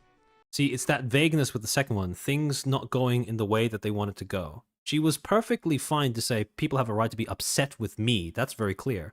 When it comes to saying things like people have a right to be upset at things not going the way they wanted to go, does she mean people have a right to be upset that the awards show didn't go the way they wanted to go? That Peanut's community's reaction to his win didn't go the way that they wanted things to go? Like, what does she mean by that? And why is she so averse to being specific? You know? And at the end of the day, It like, feels like she is trying to be as euphemistic as possible, and while dancing around the elephant in the room, which is people don't like the way the awards show was run. And I genuinely don't see the reason as to why she would feel the need to stick her neck out that far for an event that was as objectively and observably poorly run as the Streamer Awards 2025. Speak for everybody in the VTuber community.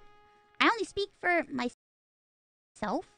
And, like I said, at the end of the day, no matter what I say, people are going to be mad. And I know that what I'm saying today is probably going to make people mad too. There is a very easy way of reducing the degree to which people view you or accuse you of trying to speak on behalf of all VTubers. Crack down on the fans that keep using you as a source of authority on what being a VTuber is, or what all VTubers should think. If someone is doing that using a clip that refers to you or using your name or whatever, disown that behavior, discipline them publicly, make an example out of them, and I guarantee that the behavior will disappear from your community. I know what I say today is going to make people mad, but it was something that I wanted to get off my chest, and it was something that I wanted to say. There's other things too. I saw somebody write. Master N, thank you for the 10. To be honest, I feel bad for her. While she deserves a reality check, I doubt she had any malice. It's likely her being sheltered, which means she genuinely doesn't understand her actions are making me mad. How do I say this?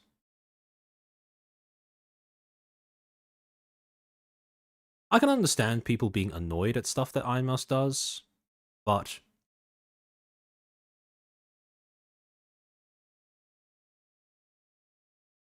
how do I word this? A recurring issue that I've observed when it comes to leveling criticism at something Iron Mouse has done or said is that there appears to be a portion of her fan base that tries to infantilize her, in the sense that they do not seem to treat her as a grown woman who is capable of making her own decisions fully autonomously and also surviving the consequences of those decisions, whatever they may be. And as a result, very often when criticism is leveled at her, it is conflated with just hate, which waters down both words. And on top of that, there's also this sort of, it develops a sort of halo effect around her, which means that if she does something that is objectively disagreeable or objectively harmful, for example, running defense for an awards show that is as corrupt or poorly run as the Streamer Awards, which is not harmful in the sense of, you'll receive an injury or lose a limb, but it's harmful in the sense that you are sticking your neck out for people who wouldn't do the same back for you, and you are inspiring other members of your audience to do the same. That is harmful, right? When she does something like that, people tend to focus a little too much, in my opinion, on the innocence of her intention rather than the outcome of what happens afterwards. And in my opinion, I think the outcome is a little more important, because anyone can have good intentions. But when it comes to bad outcomes, well, There's only it's to say that you had good intentions when you're staring down the barrel of like 10,000 people in your replies, shitting up your chat, your community, whatever. That's a bit of a cold comfort. I've seen some people try to dissect a clip of me talking to Rakai and Ray. However you address the situation, just know you have people who got your back and support you. Well, yeah, the reason why I say this is because, you know, at the end of the day, that's why I'm saying it to I'm addressing it to my community, because like I'm a human being, and like everybody makes mistakes. I've made mistakes before. I've made people mad at me before, you know. But the important thing is to recognize when you. There is see, this is the tricky thing. When you are someone who holds yourself to the belief that all feelings are made equal, right, and all feelings are equally valid at all times, you basically avoid having to admit when you have made a mistake by just saying that you have made people mad. Because when you just say you have made people mad, that may or may not be because you did something that was actually wrong. It's just that they are mad. But they are valid in being mad because everyone is valid in how they feel at all times, right?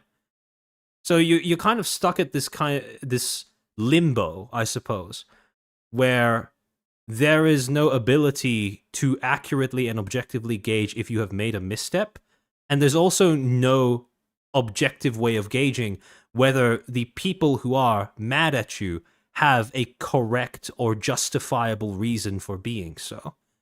It's just an impasse between those two, I suppose, those two outcomes. You have made a mistake, and the most I can do is learn from it and try to be better and not. See, the way that she framed it is, I'm trying to learn from what people get mad at me about, not I'm trying to learn from what I did wrong. And that's the problem, because people can be mad at you for whatever reason. And just noticing that they're mad does not give you any sort of objective standpoint from which to evaluate the validity of their anger or the possibility of any missteps that you've made. Do that again. You know, whether or not people want to accept that, that's on them. You know, I like to give people the benefit of the doubt and see. You know, but it's up to you. It's up to you how you feel, and it's up to you what you take away from this and stuff. You know, I still say fuck them. Sometimes I do want to say, you know, sometimes, don't get me wrong, I'm a human being. Sometimes I'm just like, yeah, fuck them. But it's like, man, I can't be that type of person. I try to be. I try to be. You know, I've had so many people tell me, Mouse, you gotta toughen up, you gotta be this, you gotta be that. But it's just like, I just can't help but feel bad. And I just can't help but care. And it's... Again, how much of the industry, in terms of the practices that are currently viable, acceptable, or people are capable of getting away with, are only possible because of the talent demographics and, by implication, how many other talents in this industry may share this exact same mindset? That is a question I would love to be able to dig into at some point in the future. Sucks. But it's also good because, you know, I don't know. I don't know if I'm even making sense right now. I don't know if I'm even making sense. Let me remind you, this is one of the biggest VTubers on Twitch. Now imagine how many 2 views and 3 views who share this exact same mindset exist in this industry, and how many of them end up sustaining practices that, in any other industry, may have been stamped out or died out a long time ago. Master, thank you for the 5. I do agree that regardless of intentions, it needs to be called out so she stops being so sheltered, learns how VTubing world really works. It's not even VTubing world. It's just, you need to be able to understand that not all audiences are made equal. That not all audiences are compatible. Not all demographics are compatible. And there are certain demographics, certain audiences that are simply not worth approaching, given your genre, style, medium, the way you make content, whatever. And if you try, I mean, at a certain point, maybe it's admirable, but you are going to be rejected, and violently. One of the things that is very obvious about the way that iMouse views VTubing is she has acknowledged several times in the past, very emphatically, how VTubing can be a lifeline for people. How if you have some sort of, circumstance or health condition that stops you from being able to interact with the world, VTubing is a fantastic medium for enabling you to overcome that barrier in your life so that you can finally make up for lost time, make friends, make content, make a community, etc., etc., etc. Right? She's been very, very emphatic about this. And it's understandable given her own history. The problem is, she has a very unique perspective on the potential of VTubing as a medium, the potential benefits and positives of VTubing as a medium. And it is to the extent that I believe it blinds her to how odd other people view VTubing as a medium. It is, to use a bit of a crude analogy, it is like trying to take a life-saving medicine that cured one of your illnesses and trying to spoon it into the mouth of someone who does not share that illness at all. Someone who is, well, relatively speaking, perfectly healthy. They are not going to take well to that. They are going to call you a poisoner. They are going to malign you. They are going to try to push you away.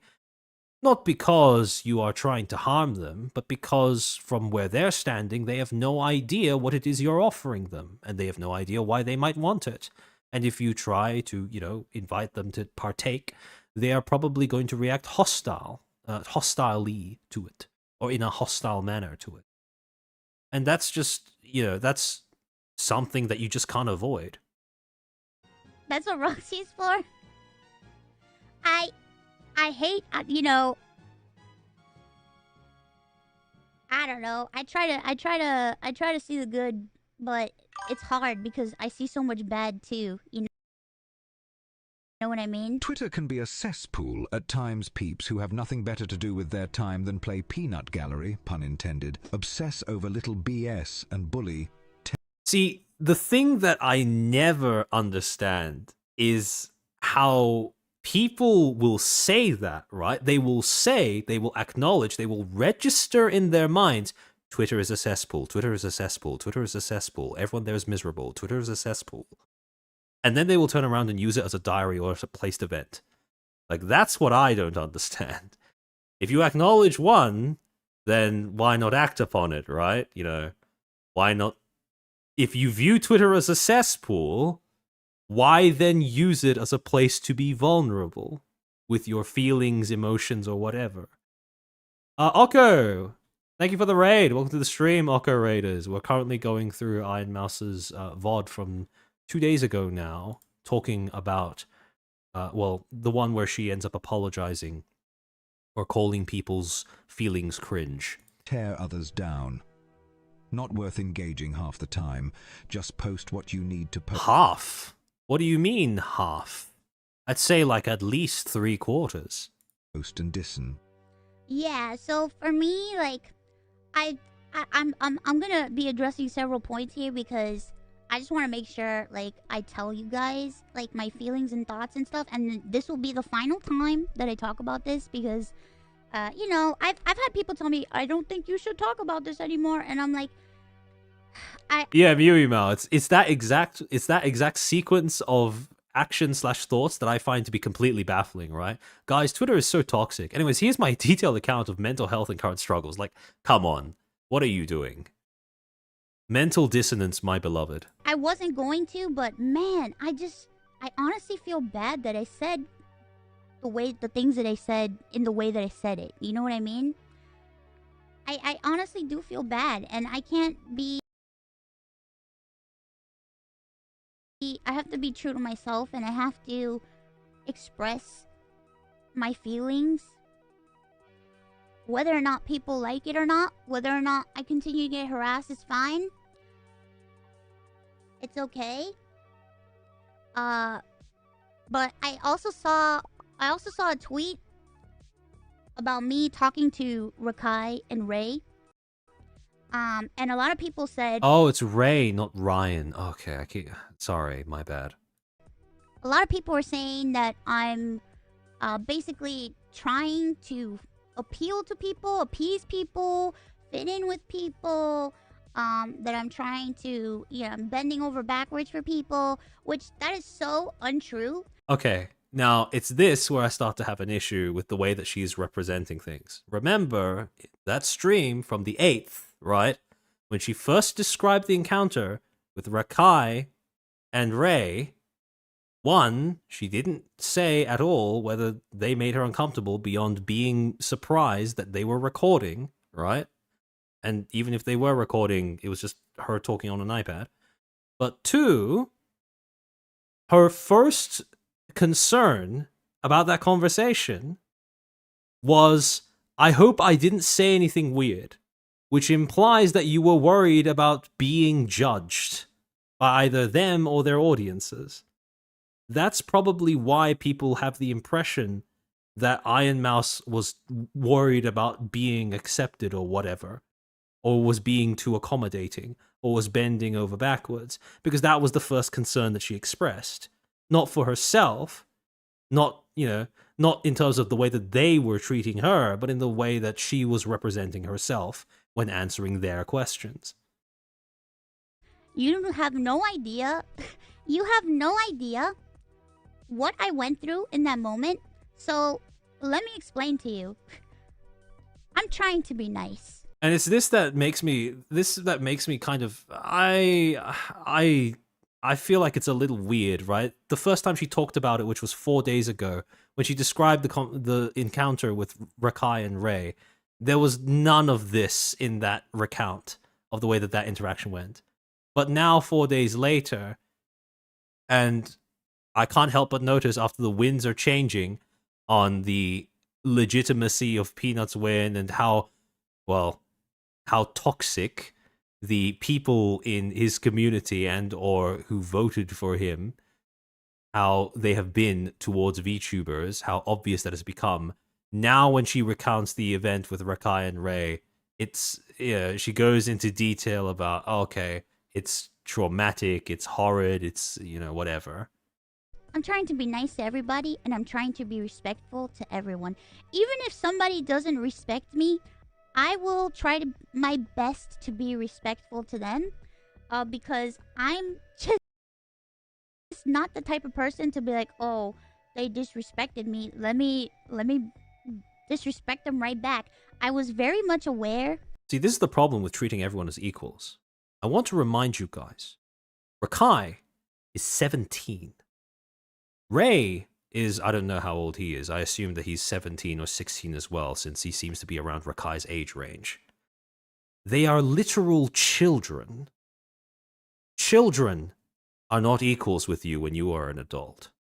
If you are an adult and two children approach you and they are rude, it is your right as an adult to pull rank on them, and in the absence of a present parental figure or any evident parental guidance that they may or may not have received based off of their behavior, it is your right to issue at least a little bit of verbal discipline.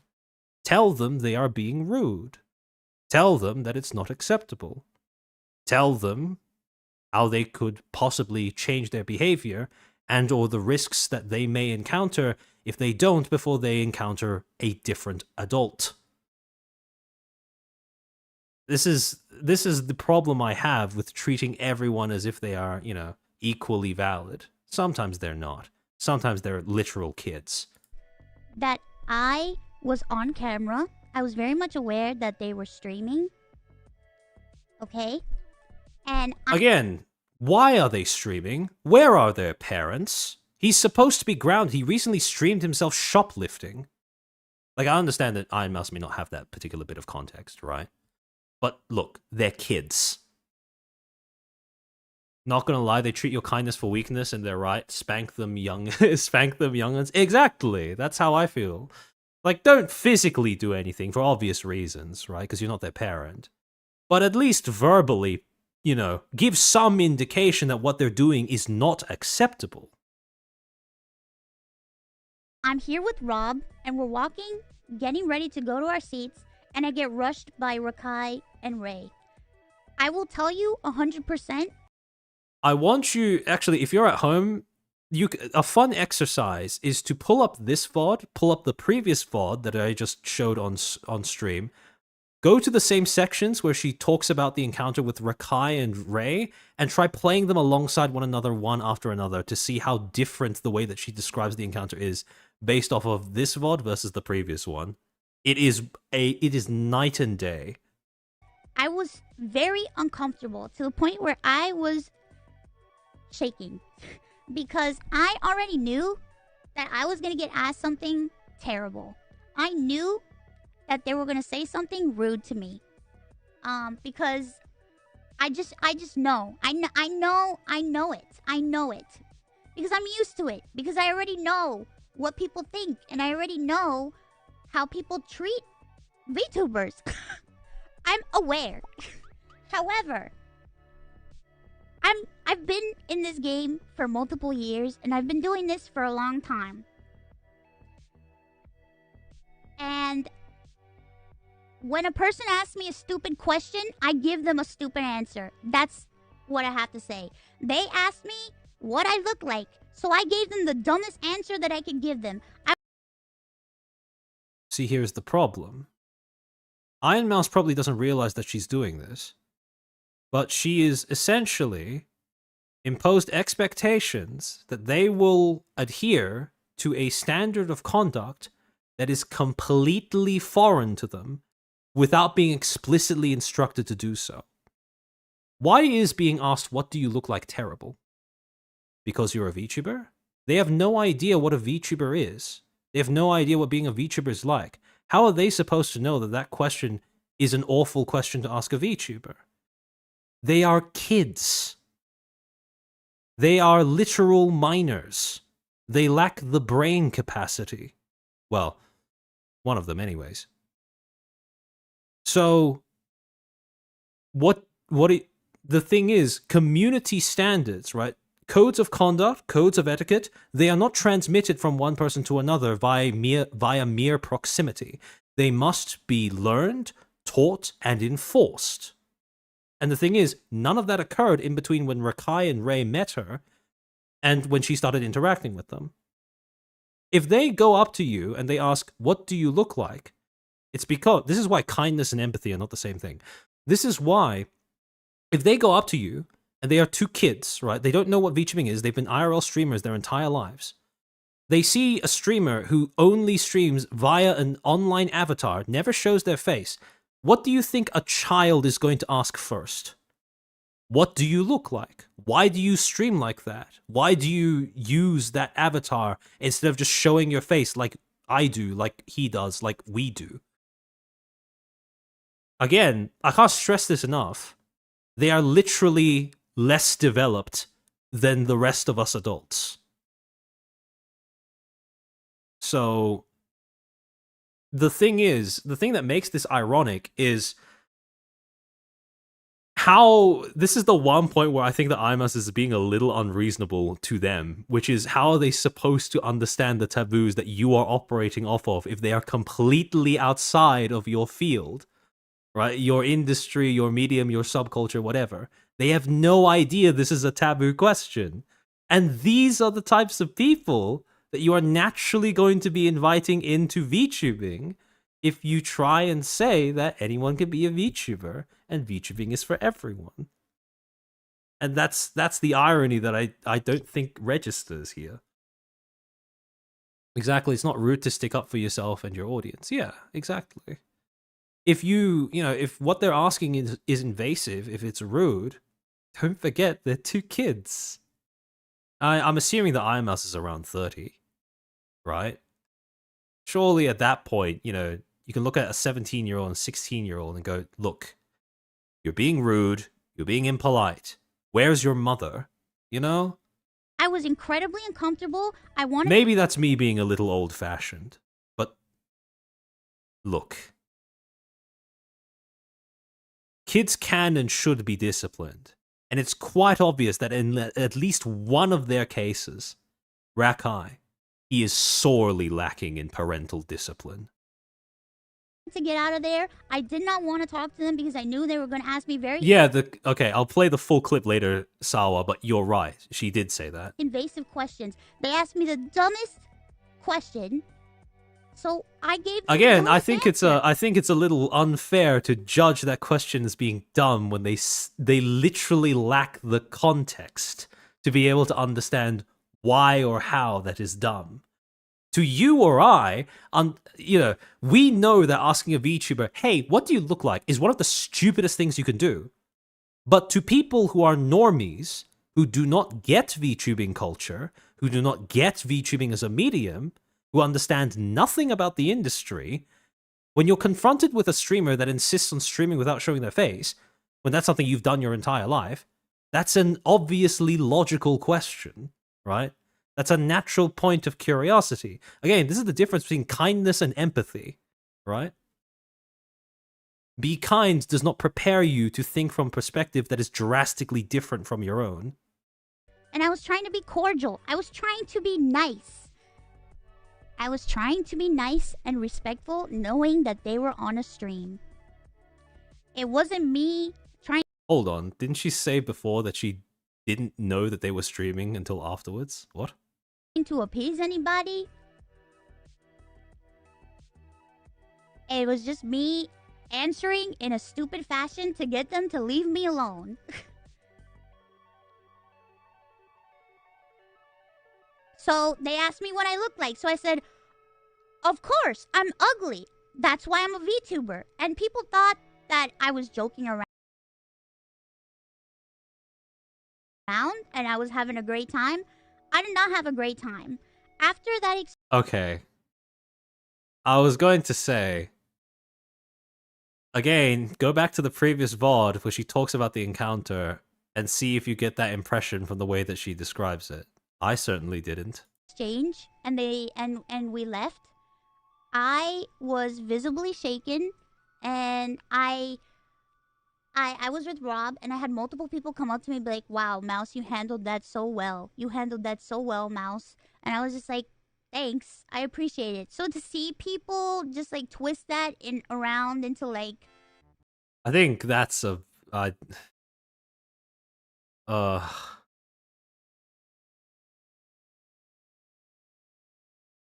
do I say this?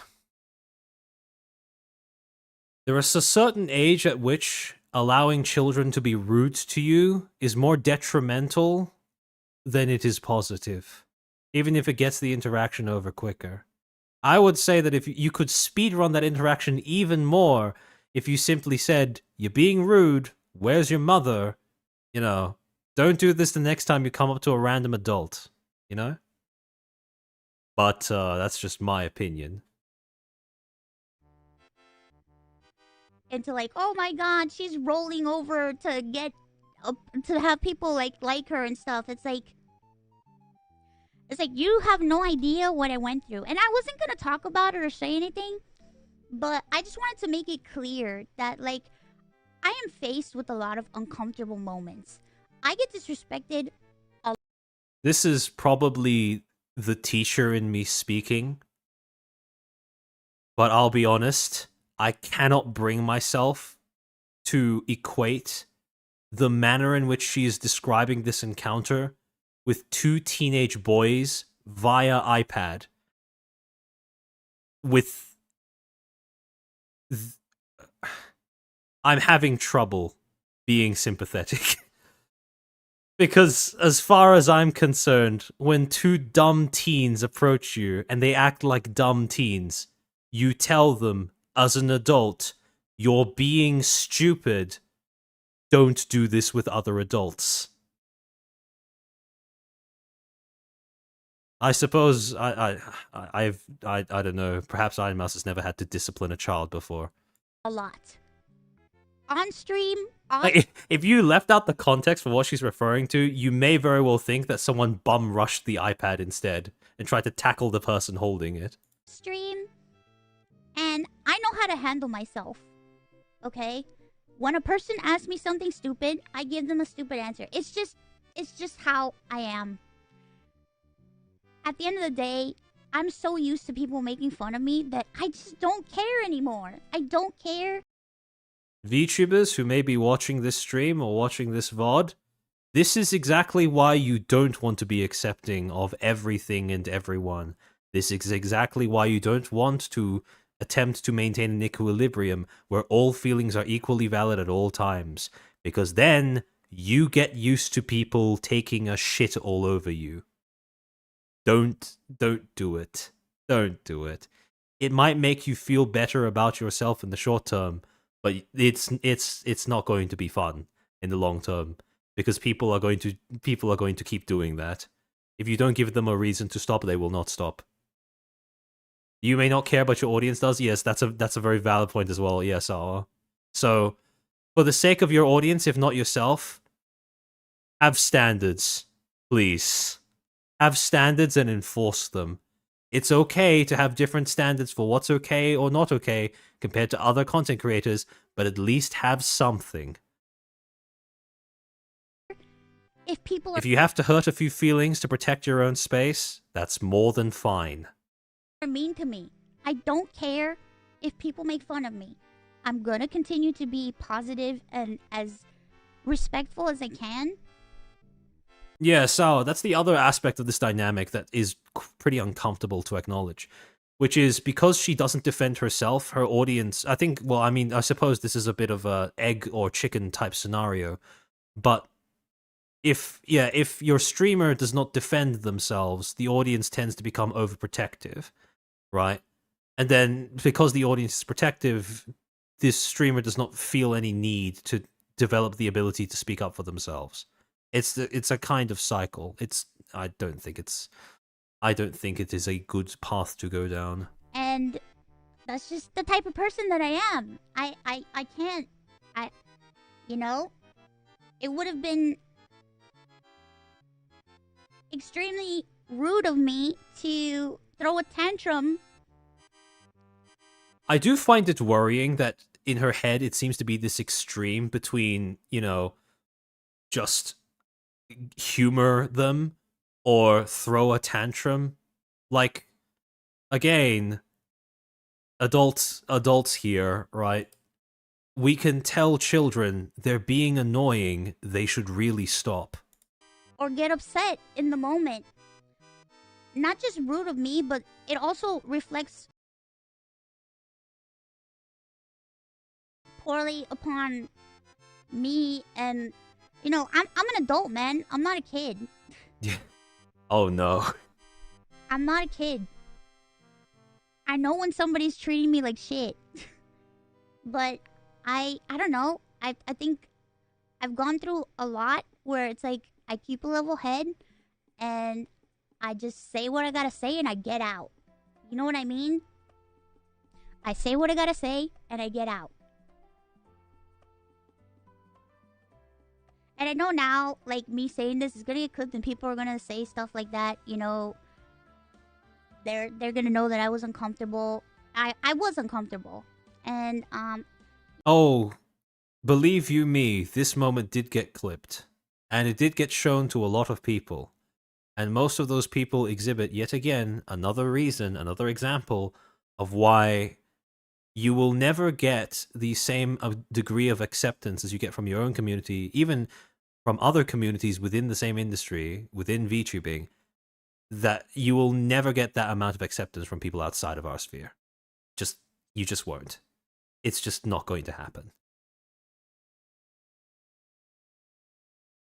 People in this industry are a lot more willing to humor their streamer than people outside of the industry.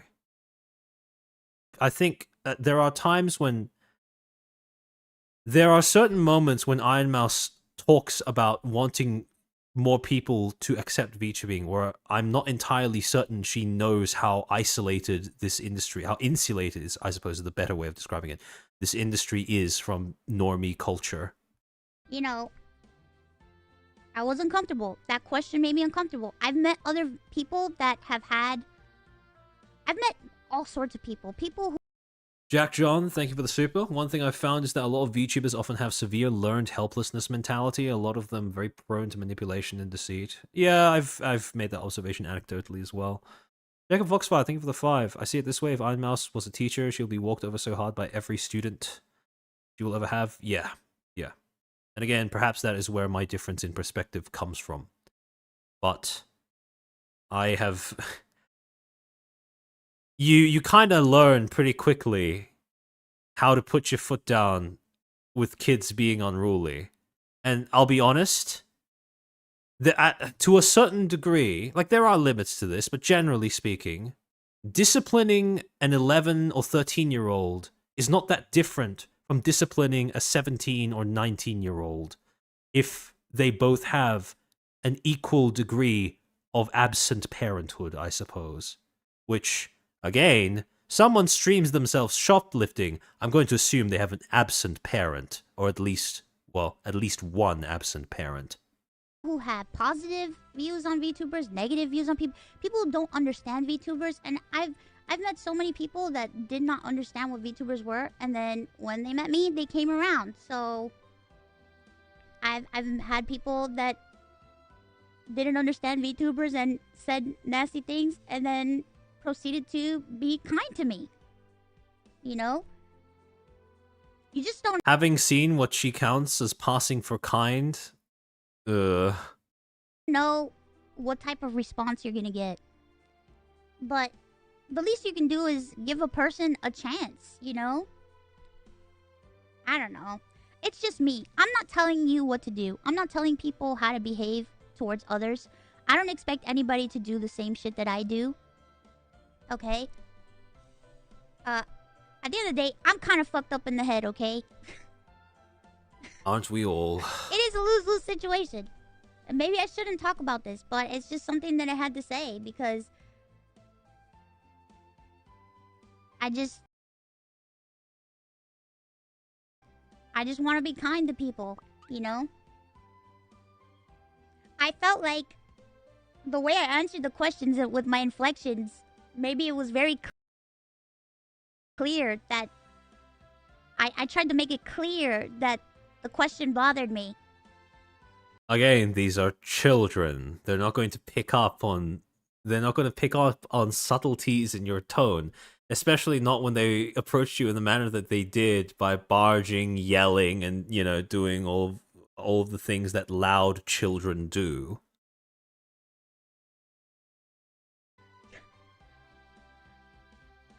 But then again, also, it kind of doesn't bother me because I get asked it so much, but I was put on the spot in the moment and I knew I was on a stream and I'm like, man.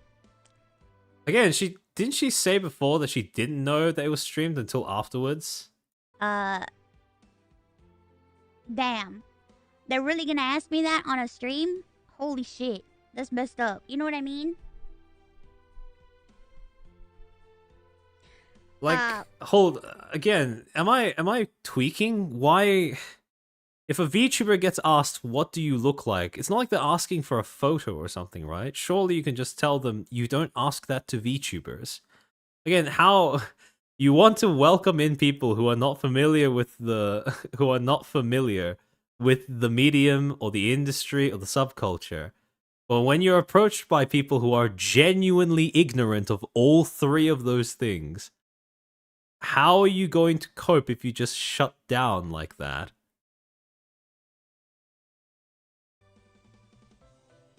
But I was friendly. I was friendly.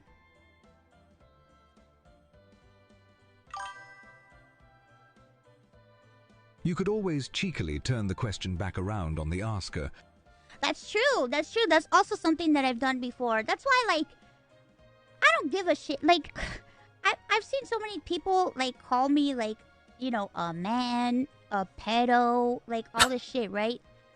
How does she know this? And she calls people cringe for being mad that Peanut won because members of his audience, or people who claim to be part of his audience, keep saying the exact same thing to other VTubers. What?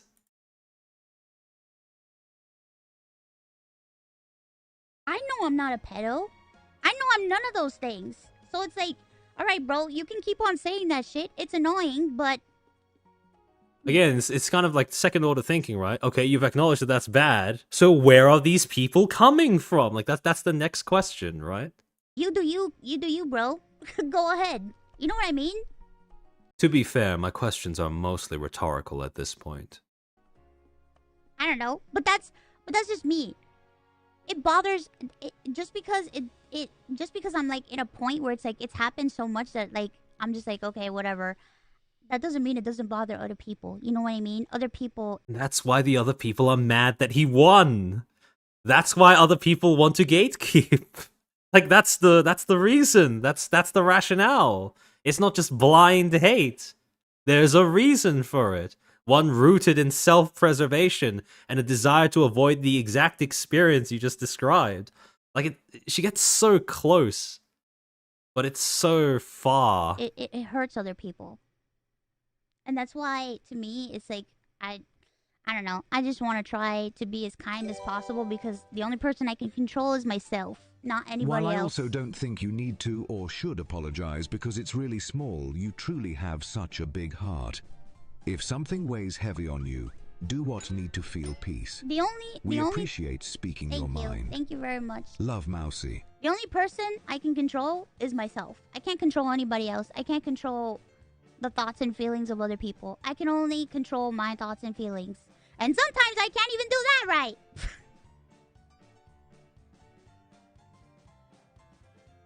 This may sound cruel, but the first step in being able to control yourself is to be willing to be unkind to other people when necessary. Sometimes you gotta prioritize yourself over other people. There's nothing wrong with that. If you try to force yourself to judge others, what they feel, what they're going through, as being equal to your own experience at all times, you're going to burn yourself out. And all the kindness in the world is not going to save someone who has no ability nor desire to look after themselves. So, that being said, I'm just going to continue to be positive and kind to people. And I'm going to continue to believe that people shouldn't attack others over dumb stuff. Again, the problem is, even though you've apologized for calling people cringe for being mad that Peanut won, right? You've walked that part of the statement back. Again, this is so vague. It could apply to either direction, right? And the reason why I say this is because I get attacked all the time. I get made fun of all the time. Whether I win an award, whether I don't win an award. I think that's a little, and again, here is where I think she is a little bit, she's avoiding why people are taking issue with what it is she has done or said. Like, when people started criticizing her because she said, if you're mad at Peanut winning, you're cringe, that's not the same thing as being mad at her because she didn't win an award. I don't think that's a very honest way of characterizing that. When I won Creator of the Year, I got attacked. When I did the sub goals, I got attacked. Again, the question that she's so close to being able to hit on, the key to unlocking everything is by who? By whomst? From whose fan base did these people emerge? It's such a... It's so close. She's so close to making that connection and understanding why people have such an aversion to her position, that gatekeeping is bad, that, you know, sometimes certain people should be excluded from being part of a certain category or medium or subculture. This is why. When I won VTuber awards, I got attacked. And I'm from every side, okay? It's, Not just people that aren't a part of the VTuber community too, you know? Which parts? Why? What is their stated motivation? What is their stated disagreement? How much of it is rational? How much of it is irrational? Where are they coming from? Is, again, the question that is the key to unlocking all of that.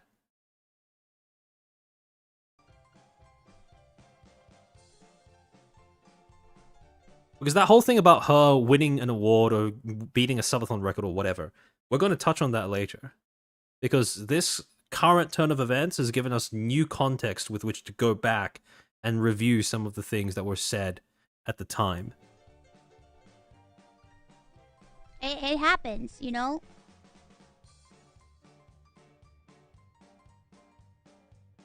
And, you know, I have people be like, it's part of... Oh, Nos, welcome to the stream. Mouse's social isolation probably makes her more tolerant than she should be due to loneliness. I understand from that perspective, but I hope this experience helps her grow more boundaries. Agreed. My problem is more so that Iron Mouse is, and this may sound cruel to some, she is simply too big to have not learned these lessons. And I don't just mean in terms of age, I mean in terms of influence and following too. There are going to be people who are too naive, or, to put it bluntly, too stupid, not to realize that the things that Iron Mouse does and the things that Iron Mouse is able to shrug off are not something that can be replicated by other people. She occupies a position of, and I hate saying this because of how it's usually misused on Twitter as some sort of, strange gotcha, but she does occupy a position of privilege that very few other VTubers are able to emulate when it comes to who and how accepting she is able to be. And I do hope that people are not going to seek to emulate that aspect of her content creator identity, but with how much she makes that a part of her brand and how much she defines herself by that, that is very much an existing concern that I have when I see people like Iron Mouse espousing those kinds of values and advocating for the things that she does. Part of the job, but it's just like, well, none of us signed up for any of this shit when we started doing this, you know what I mean? So...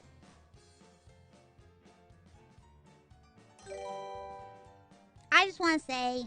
Mouse, you didn't do anything wrong, and I know you heard that a lot already, but honestly, you did the right thing in sharing your feelings on this matter. Standing up for yourself was the right action. The best decision she made was sharing those feelings on stream and not on Twitter. Because at least there's some sort of filter between her and the unwashed masses. Worded your tweet as well as anyone could. This is how I stand. Okay, that is blatant curve. Okay, the first part of the TTS, that made sense. But the later part where they said, you worded that tweet the best you could? Nah. No.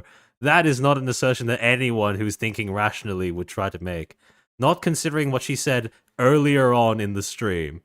Like, if she came out here and she told her audience, right, I feel bad about the way I worded it, when you go up and you then say, oh, I think you worded that the best that you could, I don't think you were listening. I'm not gonna lie. Stand up for myself by talking, not by getting mad at anybody. That's just how I do things. And it might not necessarily be the way other people do things. And it's valid. The way you do things is valid. But this is how I do things. And I just like to talk. I think it's a consequence of how large her fan base is, because when any repercussions start crashing back, her audience can sort of buffer and diffuse the waves before it fully impacts her. That is true. But again, that is another reason why I'm so vehemently against this kind of thing, where other people are simply not going to have the same barrier, even though they may attempt to emulate the same things. Because the way that she advertises this attitude is kindness and consideration and wanting to be accepting, which all sound like good things that other people want to emulate. But in practice, they don't tend to end very well for the person attempting to exhibit those values in the same manner as Iron Mouse is doing so here. Michael Orr, think of the two. Why are we watching male cosplayers, Chairman? Hold on, what? Talk about stuff. I don't really try not to get mad. I do get mad from time to time. I do get upset. I try not to, though. I don't know. But, you know, this isn't the first time I've seen people say that I'm a plague on VTubing. This isn't the first time that I get made fun of for being a VTuber. You know, it just... I'm not gonna lie, perhaps there is a correlation as to why she's experiencing those two things simultaneously, and why those two things simultaneously tend to come in waves.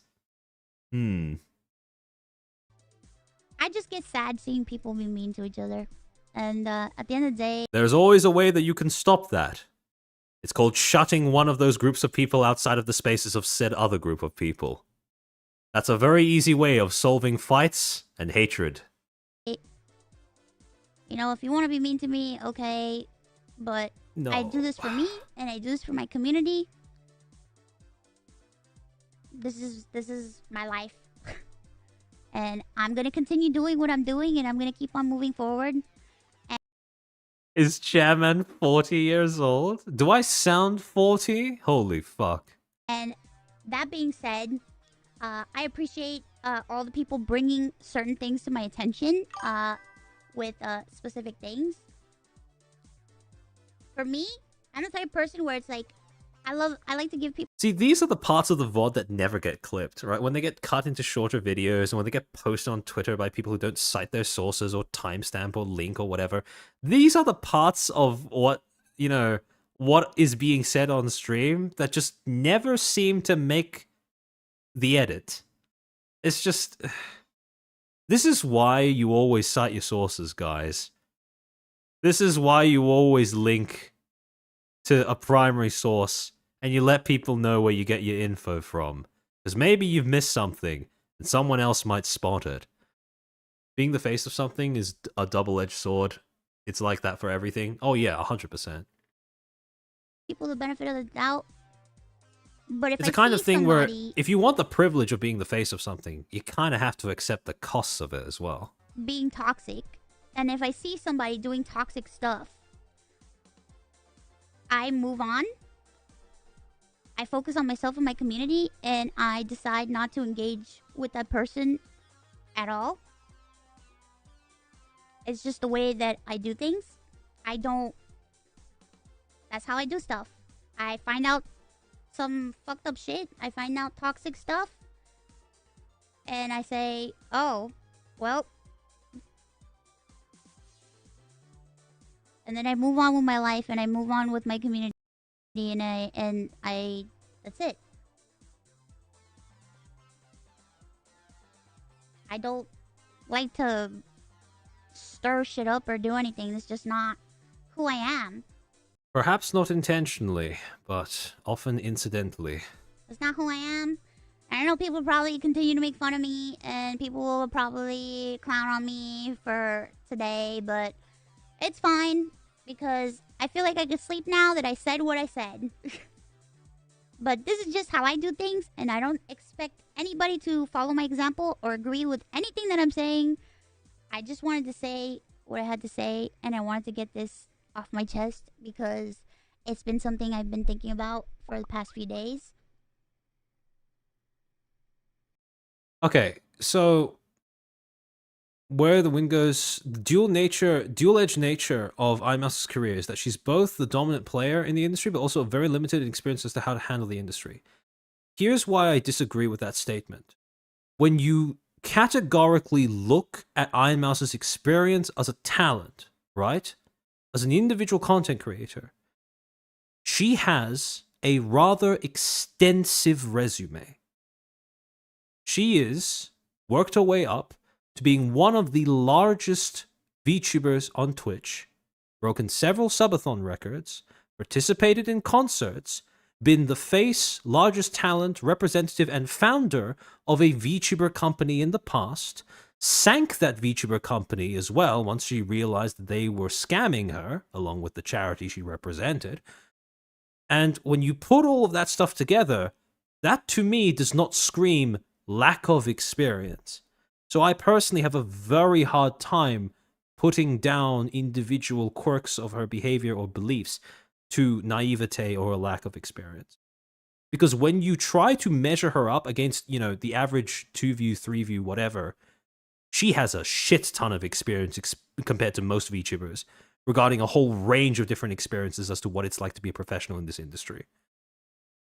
And I think that people underestimate that about Iron Mouse. I think people infantilize her to the point where they don't really acknowledge the fact that compared to most VTubers, she is, you know, a veteran. Not just in terms of the amount of time she's been a VTuber for, but in terms of the amount of things she's done and been able to do as a talent. So I don't see her as being inexperienced in any way whatsoever. But in any case, hold on, let me put on the BGM.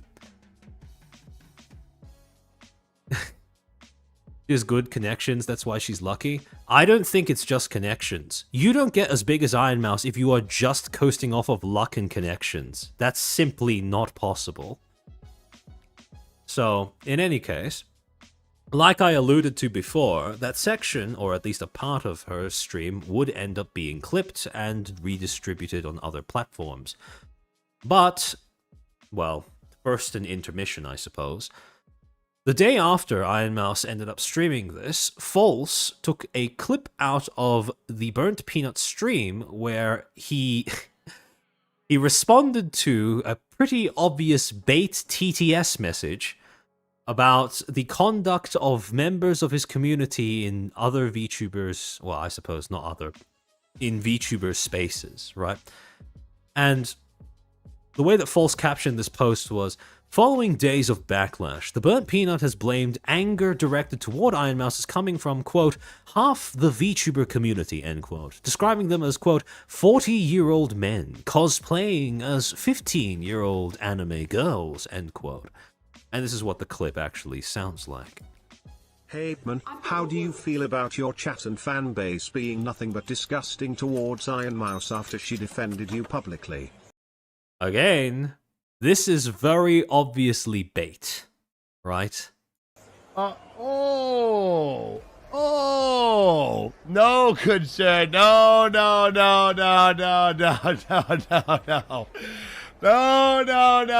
You see that? That's a VTuber right there. Listen up, 40-year-old man in a 15-year-old anime 2D VTubing suit. Like, I don't even find that insult offensive because of the way that it is. I find it offensive because of how that has been a cliche since 2020. Listen up. Listen real close. It is not my community saying anything bad to Iron Mouse. Maybe here, there, maybe some light comments, but I've heard she's been getting death threats. I've heard people have been saying disgusting things, and let me tell you who that is. That's not the fun-loving bungulator sitting back on his couch watching the stream for a couple hours of work. You know who that is? Take a quick guess. Guess which community that is. It's the community that can't handle that she congratulated us for winning. May I repeat? The 40-year-old men cosplaying as 15-year-old anime girls. That's who's doing that. I swear it. I would place every dollar I've ever made. Yeah, Xanthopy, kind of like that. We didn't do it, but if we did, it wasn't that bad. We were only a tiny minority, if anything, but we didn't do it. On it, that's how confident I am. 1,000%. I'm telling you, they've dug a hole. If people didn't like VTubers before, get ready for a fucking wave, pal. Get ready for a fucking wave. Because that was, honestly, I know it's on all the VTubers, and I kind of feel bad for the good ones. I kind of feel bad for the ones that congratulated us. Because half that fucking community just made them look like shit. I feel bad for the good ones, like Iron Mouse and those. They don't Yes, please, Talking Peanut, tell me which VTubers are the good ones. deserve that. They don't deserve that. They do not deserve that, because a bunch of them just made the community look like shit. The community? Opinion discarded. Not us, pal. Not us, pal. Promise you. Not us. I swear to you, it's not us. Fun. Alright, well, to show where a good deal of harassment directed at Iron Mouse may have come from, or may be coming from, I'm not too certain it's over yet. On the same day, big normie account by the name of Fear Buck or Feared Buck would make the following post. Quote, Iron Mouse speaks on how Rakai and Ray made her uncomfortable at the Streamer Awards after asking her what she looks like and says the entire interaction left her shaking. along with a clip from Iron Mouse's stream, the VOD that we just finished watching. This, well, it was the section from 4 hours, 35 minutes, 48 seconds if you want to take a look for yourself or remind yourself at some point after this stream. However, in response to Fearbug posting this out, a whole bunch of other normie accounts proceeded to jump on the bandwagon of shitting on Iron Mouse because, may I remind you, VTuber etiquette and VTuber sensitivities is not going to be seen as anything sympathetic, anything more than pathetic, in fact, by normies. Drama alert. Cringe. Iron Mouse is being made fun of after claiming Rakai and Ray made her uncomfortable during the Streamer Awards. She called in via iPad to the event and could have disconnected at any time. Laughing emoji, laughing emoji. Kira. Wasn't this the account that said something about breastfeeding babies with... Never mind. Lumfao, this interaction left her shaking. Can we be serious for a second? And Zelamos, she wasn't even there. She was on a screen. OMG, this world is fucking cooked, bro. Eyes open emoji, broken heart emoji, sobbing, crying emoji. And as to the full clip that they are referring to, where the encounter with Rakai and Ray happened, it was posted by Yeet on the same day with the caption, "The alleged interaction between Iron Mouse and Rakai/Ray at the Streamer Awards." This was, in fact, the same clip that Tealy had posted earlier on when trying to claim Iron Mouse as some sort of authority on what a VTuber was, except Tealy had cut out this earlier portion of the clip. I wonder why. Anyways, let's take a look at what this clip actually entails. I'm going to turn down the volume to a half of what it actually is, because again, loud teenagers. Oh, is that that's Iron Mouse. What's the word? Oh, what's the word? Hey, Iron Mouse. How you doing? Post me. Oh, wait, where you at? What? Where you at? I'm in my house. Oh, okay. Iron Mouse, you are a legend. Yeah. What's up? I want you guys to bear in mind how she described this encounter in the last VOD that she watched. What's up? Wait, quick question. Never mind, I don't feel me. Yeah, Never mind. no questions out of you today. Yeah. No questions out of you. Anything you want. Okay, bet. Okay, so that's the point, right? She could have disengaged just then when he said no questions, and one of the older streamers who were presumably chaperoning them around said, okay, no questions out of you. Then she says, you can ask me whatever you want. Again, I want to remind you, 2 teenage IRL streamers who have been doing this shit for years, never known any other mode of streaming. If a VTuber says to them, ask me anything you want, take a wild guess what they're probably going to end up asking. Okay, I got a question. How you look in real life? Whoa. I don't look in real life. Yeah. Oh, ugly. That's why I'm a VTuber, duh. Ah, you're right. I got a question. Are you black or white?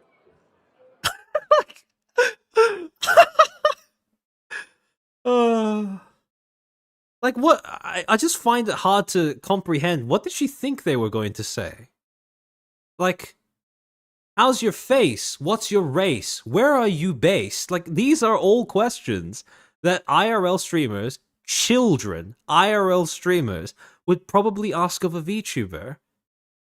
Especially if they haven't had any chance to interact with VTubers prior to this. Like, again, what are you expecting when you say, ask whatever you like? I'm Latino. I'm Puerto Rican. Whoa! What's your race, Lamau? Are you black or are you white? Like, come on, man. This is the average normie.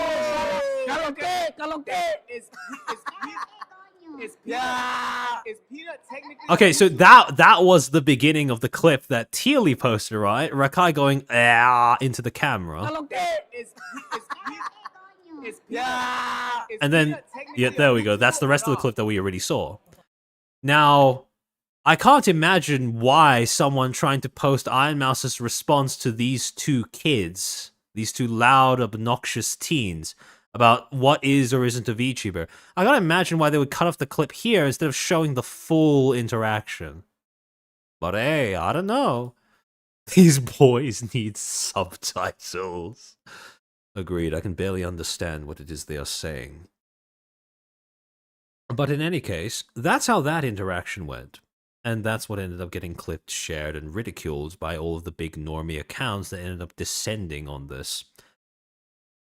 However, at the end of the day, the main takeaway that I want to sort of show off from this is the fact that this was an award show that was bungled from the beginning. It was, like most award shows, designed implicitly as, well, designed to hide its own insufficiencies behind a veil of legitimacy and prestige and gravitas.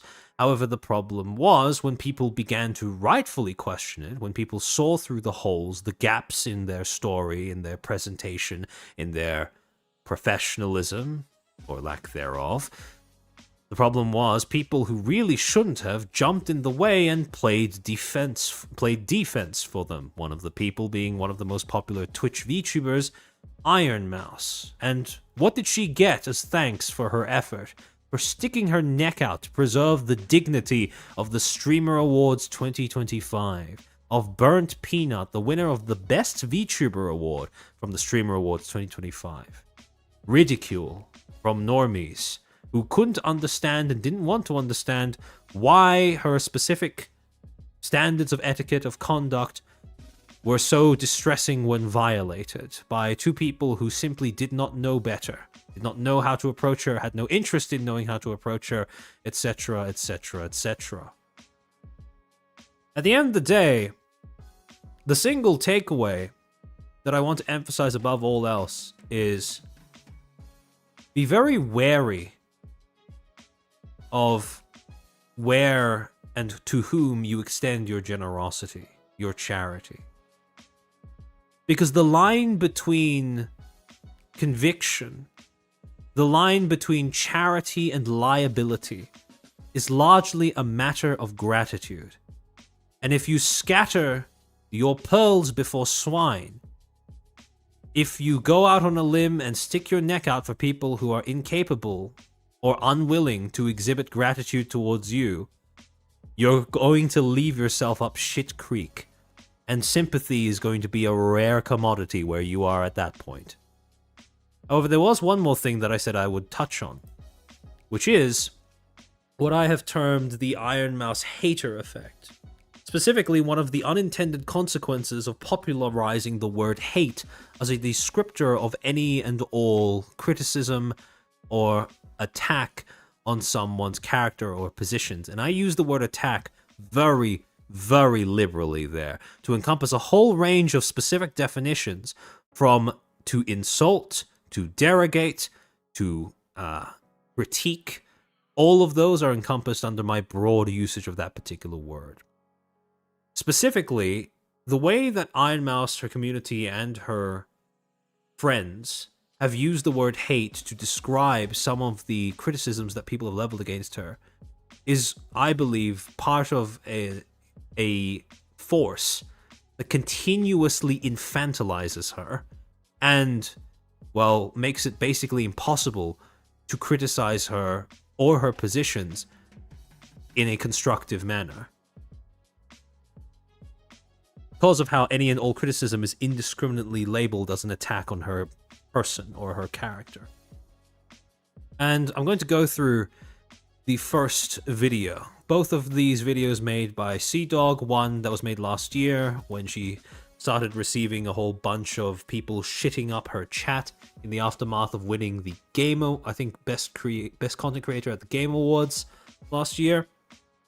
And this more recent video where he's talking about the recent situation with the Streamer Awards and the Burnt Peanut thing, etc., etc. So we'll start with the more recent video.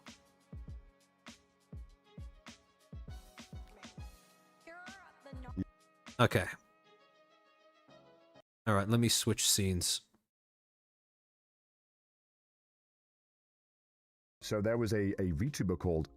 So basically, hello if you're employed. Allow me to explain. There was a VTuber, or I guess he doesn't refer to himself as a VTuber, I don't know, called Peanut. I'd never heard of Peanut until all of this. I didn't know. I was like, sick, man, like, awesome. And when I was hanging out with Lard, he was like, yeah, he's watching this guy. I was like, I didn't know, I'd never heard of this guy. And I realized the reason why I hadn't heard of this person was because they're in the Arc Raiders kind of, I guess the closest circle would be like a Dr. Disrespect kind of audience vibe, you know, kind of like a FPS, you know, people who play COD there a lot of their lives. So it used to be 13-year-old me. And I'm sure if when I was 13, I would have maybe I would have been into that kind of shit. I would say Sao Jun, yes, he is. But I don't know the exact layout, so I might not be right here, right? So she's like a different vibe, right? And I'm obviously in the anime sphere. That's kind of where I've been. So that's why I didn't know them. It wasn't like any like shape.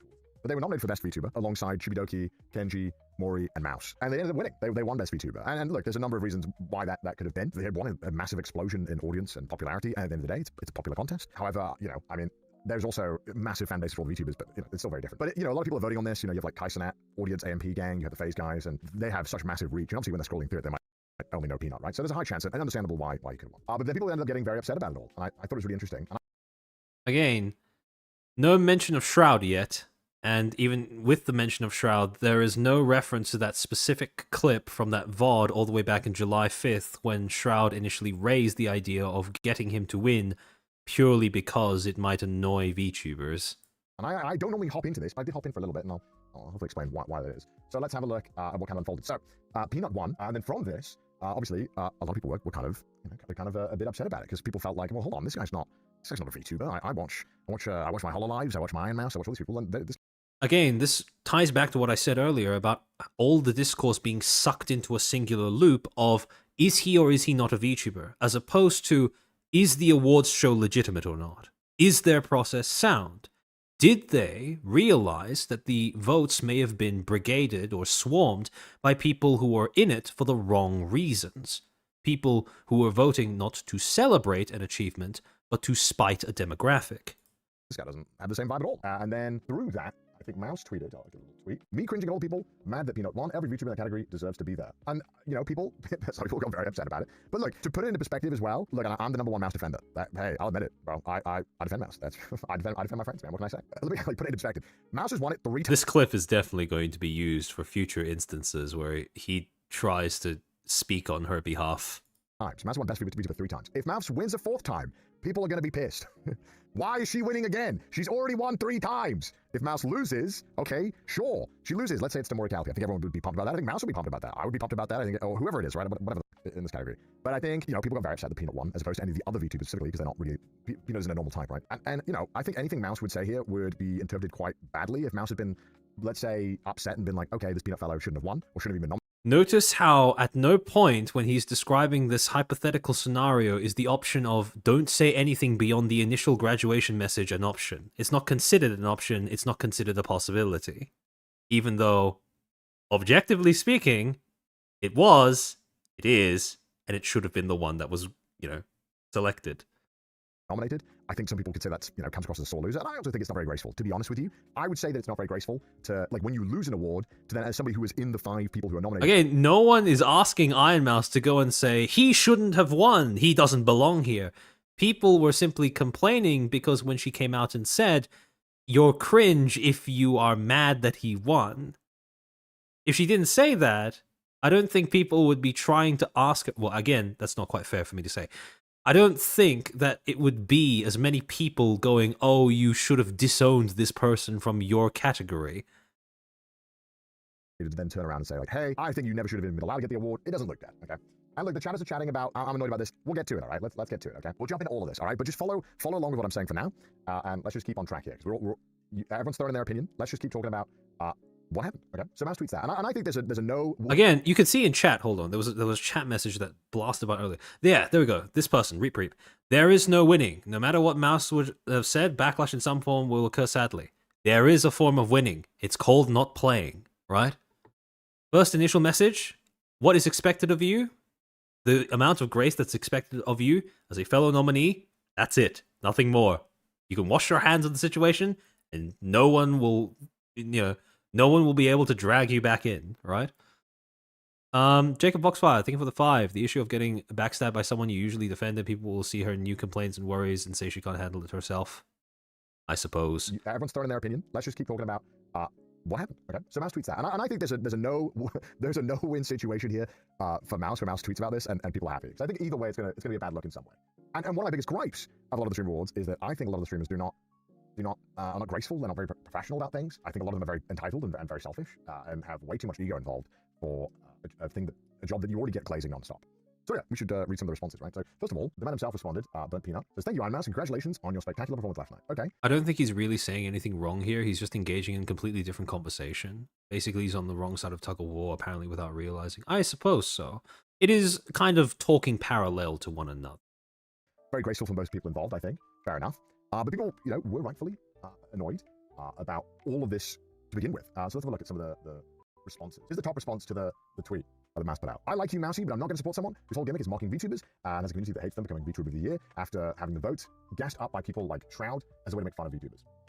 And I think this is it's pretty valid. I'd say I think that VTubers get a really bad shake at things. I think people are hella disrespectful to VTubers in general. I mean, Mouse has gone through this quite a lot. Mouse won the Game Awards, the Creator of the Year, which is such a big award, right? Beating out some really big people. And I think people feel very burned at the fact that, hey, I like this thing, I support these people, and they constantly make fun of us. Even though I think VTubers don't really interact much or go out of into the mainstream. And so anytime they do it all for 0.3 seconds of man, child, man pretending to be a woman, it's ridiculous. It's so I think there's the annoyance there for people is very understandable. But I also, for me, Mouse's initial tweet, which I'll show you again. I'm going to lower the quality so that it stutters less, hopefully. I don't think it's Mouse saying, okay, I never spoke to Mouse yet about this, but this is not Mouse being hey, this is my goat, this is the guy, I love this streamer, he's the best. It's just Mouse being gracious, right? It's not That's not... Her initial tweet was her being gracious. This is going a step further to actively shit on people who are mad that he won, whatever the reason for that may be. And this is where, again, there's this tendency among people who try to speak up on behalf of Mouse to sort of take over and interpret what she is saying rather than just, letting what she said speak for itself. Hey, I admire this guy. So there's also quotes. There's also quote retweets that got a lot too. So let's read these two. There's two that I thought were interesting and that we can maybe add some. It's not the fact that he won, it's the fact that him and his audience can insult you, spit in your face. I'll make it small so you can see. And will praise you and congratulate him. That's really embarrassing for you. And Germa Enjoyer, I know this account because I think I've interacted with him a couple of times. Mouse, you're a gracious person, but I will not support a streamer who uses slurs. And there was a clip of Peanut where he used the F slur, I think at the start of the year or something, which I hope, for all intents and purposes, that Peanut has fucking changed and that he doesn't do that anymore. But I think it's completely understandable that fans would get very fucking upset at that this guy was being praised being a VTuber when mocks VTubers. Audience can be toxic occasionally. Slurs wonderful. Yeah, I mean, it's not great. And I mean, it's FPS bros. It's so fucking, I mean, I don't have much hope, I'll be honest with you. And another part that I think was reflective of this is that, okay, I saw another tweet about it, and I was like, damn, that's kind of disgusting. So during the Sapphire Award, and we can get into this, and then this is a larger point of what I want to talk about. So just bear with me for a second here. So this is Peanut's chat, and I'm not a big fan of doing this in general, because I think any fucking weirdo can type in chat. But this is the vibe here going on when the Sapphire Award is being presented, which is, to showcase a female creator. It's kind of gross. Mm-hmm. And it's not great. And a lot of the time people will argue that a streamer doesn't control their chat. And I think that can be true at times. But the fact of the matter is that you as the streamer set the vibe. You entirely set the vibe. And it's hell disgusting to let your chat talk like that. See, here's the thing. What Connor is describing and what IMOS has basically expressed as her policy towards dealing with people is two completely opposite things. Connor is very clear about, look, you set the vibe, you determine what's acceptable, you say if it's okay or not okay. Whereas if you listen to the way that iMouse describes things like trying to impress standards upon other people, it's mostly be kind. And that's that doesn't take you very far when it comes to enforcing standards. I don't care how many views you get or whatever you do. I feel like if you can't control your chat and you're beholden to what they said, bro, come on, man. Man the fuck up. Tell your chat to just stop being fucking toxic. With stuff like this, even if you don't necessarily agree with it, if you let your chat run away with it, that is what they do, dude. They'll start saying heinous shit in the chat. You need to stamp this out in your chat. So look, I don't know Peanut, but for everything I've seen online, he's gracious to Mouse, and I think that's cool. But you just gotta stamp the shit out of your chat. You gotta just show that that you're a fucking decent human being and you can respect others. And I think that's the main problem I have with a lot of the streamers that are big right now, is that they will let their fucking chat run fucking wild. They will let them fucking say anything. And they're extremely disrespectful to any other creator that's not in their circle for a clip or content. And it's so gross. And I really hate being around it. It's kind of disgusting. I think there's literally zero professionalism in a lot of the top streamers. It is so depressing. You do not get this shit on YouTube now. Reminder, Hassan Piker. I think I've said enough. Like, I was talking to some streamers about this, and I was saying, like, look, YouTube, like, 5 years ago, is it 5 years ago, 5, 6 years ago, you get call-out videos every other week from YouTubers. There'll be a new call-out, new drama. It doesn't happen anymore on YouTube. It barely fucking happens on YouTube. It's so fucking, like, there's never a YouTuber that just calls out another YouTuber. It doesn't happen. It's always, like, after, like, Twitch streamer stuff happens now. Like, I think YouTubers have gotten so much more professional in general. And I think streamers are so fucking childish and have this high school mentality to everything. And it's gonna be about me. Or Chris did. Yeah, I mean, like, yeah. But, like, I think the drama of, like, I don't like this guy, like, it doesn't happen as much. And it's rarely ever, like, a petty personal thing. But on Twitch, it's so bad, man. It's so cringe, dude. Like, the only thing that, like, I really didn't fuck with this year or last year with the Streamer Awards, especially last year it was worse because there was no live audience. So the live audience, when it was just streamers, they would never fucking clap for any other streamer. It's so fucking annoying. It's an award show, and unless it's them or their closest friends, they won't clap. They have no capacity to just be, like, professional and classy. It's like, dude, just fucking clap. And the whole... Again, being professional and being classy, it's fair to level that criticism against streamers, but the exact same thing that Sea-Dog is talking about here when it comes to, you got to control your community. Sometimes they behave heinously. They go out and make other people's lives miserable. How can you abide when they go and make other creators' lives miserable, etc., etc.? You can very easily apply this to the communities of people like the Burnt Peanut, presumably Shroud, based off of how much he encouraged people to vote for Peanut out of spite. And these are the same communities that are the reason why people keep saying, no, I don't think Iron Mouse's degree of acceptance is normal. I think we should be a little bit more hostile to outsiders coming in. That's the same stance that Iron Mouse keeps arguing against. The whole reason why I think a lot of people were upset about Peanut and him being very disrespectful to a lot of people is like, yeah, I mean, it's a fucking award show at the end of the day, and it shouldn't fucking matter. I think a lot of VTuber fans are just like hella fucking upset that they get fucking made fun of all the time, and then when an award comes, that's their only award in a show where they don't get recognized. They don't fucking, get their kudos. And it shouldn't matter, right? It's not a big deal. But I can understand the frustration there. And I talked a lot to other streamers, because this drama was already happening by the time, like, at like fucking 2 a.m. And I was talking to a lot of other streamers about it, and they couldn't understand it. They were like, well, I don't really get it. Like, it's just like one award. Are these streamers who are VTubers, or are these streamers as in, the same kind that were sitting around the auditorium? Because there's a big difference depending on which one of those two you're asking. Like a VTuber and stuff. And I'm sitting there and I'm trying to explain. I'm like, look, man, like, these people, they get made fun of all the fucking time for existing. So I sympathize and I understand why they would get upset about this. Like, it's kind of tough. If there's any proof to you that I think Twitter is absolutely fucking useless as a source of discourse or discussion, this was my favorite tweet. I'll keep talking about this, by the way. Okay, so this Ryusaki made this amazing artwork for me, Mouse. Loved it. I retweeted it. And they tweeted back and they said, sadly, as great as they are, we all know they only won because Connor is friends with the judges. No shade at him. The organizers are just incredibly biased to their friends. And I said, pass me what you're smoking. And I think this is a totally a valid criticism. Except I didn't fucking win! I didn't win! What are you talking about? Why? This is Twitter in a nutshell. It's people trying to, like, make a point from they're like, well, I as an expert understand this, and this is why you're wrong. And it's like, you're not even factually a crumb close to reality. What are you talking about? Whatever. And I wasn't gonna hop in on any of this, but then I got fucking annoyed because I saw this tweet that I thought was pretty disgusting. And, like, it was hella gross. And I even debated even bring that fucking up, but I fucking tweeted this. This person tweeted this. He said, I'll dare to say it, if Imas wasn't seriously ill, she'd be an average flesh streamer and hate VTubers. The only reason she is one is because her life circumstances forced her to be. How else should I interpret her choosing to spit on the medium whenever possible? And for some reason, a lot of VTuber fans took Mouse's just being gracious as a kind of support. Okay, that's taking it a bit far. Let's not characterize it as Mouse just being gracious. Okay, so that's something I'm immediately going to push back against. Saying, yeah, man, this guy's the future of VTubing. He's gonna fucking take over the medium. Everything we love should be burned to the ground. It's like, dude, brother, what? I don't say I tweeted because I read this tweet and I was like in awe because I read it and I was like, wow, the fucking gall to tweet something like this. I never reply to these fucking low quality bait tweets because that's what they are. They're just bait tweets because they want fucking AdSense. I feel like I don't think I have to believe as a human being to a human being that these genuine thoughts didn't cross this person's mind and they just want $10 of AdSense. I have to believe that because otherwise I lose all faith in humanity. And again, I'm not. If I see low quality bait like this again, I'm not gonna reply. I don't reply because I think giving them any amount of attention is a bad thing. But I replied to it because I was pissed off and dude, it's so frustrating. I hate it. And again, I'm gonna be the number one Mouse glazer. I'm gonna wait for him to explain what his disagreement with that tweet is. Defender here, extraordinaire. You can call me that, doesn't offend me. I hate it so much because I feel like when people say this, like, oh, Mouse is only popular because of her disease or whatever, it's like... And just like that, he's completely misinterpreted the tweet. The tweet is not saying that Iron Mouse is popular because she's ill. It's the opposite.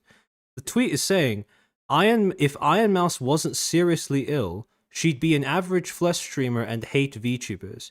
Average not in the sense of having a certain amount of CCV, but average in the sense of the norm. The only reason she is one is because that's what her life circumstances forced her to be. It's not attributing her success to her illness. It's a hypothetical based around what she would do if she didn't have her illness essentially, well, press her into being a VTuber. Which the relationship between the two is something she's discussed before, how VTubing was such an effective escape and such an appealing medium to her because of her condition. Now, I do have to say, though, I don't really agree with the entire premise of this, because if she wasn't, if she didn't have CVID, she would be an opera singer. And she was still into anime before being an opera singer. And let's be honest, there's a lot of VTubers in this industry who are VTubers because they previously worked a creative or artsy job that simply didn't pay enough. Like an opera singer. But, to go on, the reason she is one because of her lifestyle concerns forced her to be, how else should I interpret her choosing to spit on the medium wherever possible? Like, that last point, I'm going to see how Sea-Dog ends up addressing that, or if he does. Honestly, I tweeted because I read this tweet and I was like in awe because I read it and I was like, wow, the fucking goal to tweet something like this. This is what I mean about the whole hater thing, because it fasts forward your reading comprehension through the reading comprehension stage, where you actually absorb what's on the page as opposed to what you think you're responding to. It puts you in overdrive when it comes to needing to respond to, defend, and or deny something. That's why I don't like hater or hate being used as willy-nilly as it is when it comes to online criticism. Bait tweets. Because that's what they are. They're bait tweets. Because they want fucking AdSense, I feel like. I don't think... I have to believe as a human being to a human being that these genuine thoughts didn't cross this person's mind and they just want $10 of AdSense. I have to believe that. Because otherwise, I lose all faith in humanity. And again, I'm not... If I see low-quality bait like this again, I'm not going to reply. I don't reply because I think giving them any amount of attention is the bad thing. But I replied to it because I was pissed off. And dude, it's so frustrating. I hate it. And again, I'm going to be the number one mouse blazer defender here, extraordinaire. You can call me that, doesn't offend me. I hate it so much because I feel like when people say this, like, oh, Mouse is only popular because of her disease or whatever, it's like, dude, if you ever watch Mouse stuff, Mouse never wants to talk about this stuff. It is extremely ableist of you to think that a disabled person would use their disability to get... But I like being a hater. You know the irony about this? Is that he is fast-forwarding through actually reading the tweet because of a degree of defensiveness on Iron Mouse's behalf that I'm not certain would be there if she wasn't disabled. That's the irony of this. People are extra sensitive and extra protective on Iron Mouse's behalf and of Iron Mouse, at least in part, because of her disability. They treat her with extra, I suppose, sensitivity because of that. It's a kind of... It is an irony that does not often register, but it is there. It's like, I don't think anyone asks to be people infantilize her because of her disability all the time, and it's not the people outside of her fan base that are infantilizing her. Disabled. Like, I don't think people, like they're disabled. They already have less chances in life right off beat, and then they succeed, and now it's because of their disability? I'm sorry, disabled people never allowed to succeed? What are you talking about? It's crazy! This is what happens when you let your own lack of success or trying or inability to do anything with your own life, I mean, he's making a valid point. It's just a shame that the thing he's responding to does not exhibit any of the arguments that he is now dismantling. That you warp your own sense of your worldview into thinking that somebody else only got ahead of you because, or they succeeded because they had X thing that you don't have. It's insane. When it's like, I mean, look, if you watch Mouse, you see someone who's extremely talented. Mouse is, like, I don't think anyone would argue, an insane singer, spends so much time on outfits, streaming 16 hours a day. Mouse works hard, man. I don't know what you want me to tell you. Look, I think it's a psychotic worldview to view that way. I think it's gross, man. It's gross to view it like that. And of course, like... And again, what was the worldview being expressed in that tweet? The tweet was just, here's what I think Iron Mouse would be like if she didn't have CVID. And that was the first half. The second half is, I think Iron Mouse displays contempt for the industry she currently occupies. And that's not something he's gotten to yet. I think if this person would never have the goal to say this to a person in real life. Like, this is insane. Like, imagine actually sitting in front of someone who's disabled and telling them, hey, by the way, you only succeeded because of your disability. They'd be like, what? Again, that's not what the tweet said. What are you talking about? It's in spite of that. I'm forgetting. It's so nasty, and it's just, like, I've generally had a horrible, like, mentality towards being online the past year. Like, I do not like being online. Like, I like the streams, I like doing the videos, I like playing games, but the moment I log on Twitter, I'm like, this place is a cesspit. I don't know why I keep doing it to myself. I should be classified as self-harm, but I keep going on there and I hate it. It's very frustrating. And there's a lot of aspects to this discussion that we could go on about. And like the overall fact of like, do I think Peanut or whatever should have even been nominated? I think at the end of the day, it's a popularity contest, and that was what was voted most popular. There we go. That is why a lot of people have an issue with Peanut's win. He just stumbled on the reason why people disagree with Iron Mouse and why they took offense to her calling them cringe. Because at the end of the day, it's a popularity contest. Except it was a popularity contest that was weaponized against the very demographic that it was supposed to celebrate. Because, as a popularity contest, if you don't put sufficient rigor into vetting out the votes that are made frivolously or that are made with ill intent, you're not going to have a very fair popularity contest. Popular. A lot of these people will cry online about this and that, but when push comes to shove, a lot of the time they won't fucking vote. And if you voted, you know, maybe it was different. A lot of these tweets of people getting angry and upset about it have like 10 million impressions. Like in this total space, there's so many millions of impressions. And where were those votes, man? It's easy enough to cry about it after the fact, but fucking if you care so much about it. Don't look at the impressions, look at the likes, look at the retweets, etc., etc. Impressions mean nothing on Twitter because you can accidentally click on something and it counts as an impression. Vote, but you don't care, so don't make the fucking tweets farming it. And, you know, yeah, it's crazy. And look, I'm like super fucking, I'm normie adjacent. I hang out with a lot of streamers. And again, that's the problem, right? See, the issue is he is normie adjacent. So there are aspects of why people are annoyed with Iron Mouse's position that I'm pretty sure, and I say this without any sense of hyperbole, he quite literally cannot comprehend. No VTuber don't understand it. There are a lot of times that I have to sit there and explain. I think Mouse's tweet was very gracious, right? I think Mouse was just trying to be gracious and trying to be like, hey, a lot of this Discord is dumb. Her initial tweet was. Her second tweet, not so much. And I think a lot of people took that as like blanket support, like, Peanut's my goat. And it's like, I think if there was a really big discussion about it, I'm sure Mouse or whatever the fuck would be like, yeah. I'd say that Connor's a little bit more than just normie adjacent, by the way. Like, depending on how much trash taste you watch or have watched over the course of your life, you'll see what I mean. Look, it's an award show, popularity wins. You can't get mad about that. Doesn't mean I necessarily agree with every single aspect of someone's beliefs or politics or anything. It's just like, it's people using the lack of common sense to further their own agenda and further arguments and stuff. And people act like it's like the death of VTubing or the death of the VTuber space. It's so fucking pathetic and ridiculous. I've, you know, been a part of the anime space for like 15 years now. And people have always been crying about, man, anime's getting ruined by normies. It's like, brother, what are you talking about? You're deep on hentai forums. No normies are going there, you know? Come on. Like, what are you talking about? I don't know about that one. That's a pretty silly example to use after all of the credit card shenanigans that were pulled in 2025. Actually, there was this tweet by Kuri Rinji that really helped with articulating this point. One of the key things that stand in the way of most people being able to articulate the value of gatekeeping is, in fact, the current roadblock in the way that people define normie. See, usually when you say the word normie, people hear that and they process it as normal. They think that when you talk about normies, you're talking about normal people. Whereas in actuality, what people are attempting to keep out of their fan bases and communities are not normal people, but people who insist on imposing their standard of normality on the space and others around them. That is what the normie is. Essentially a virus that is programmed by whatever messaging is adopted by legacy media, you know, social media trends, whatever, downloaded into their head, and they go on to try and enforce those same standards onto other groups and people around them. That is the kind of, you know, that's the kind of thing that you're trying to keep out.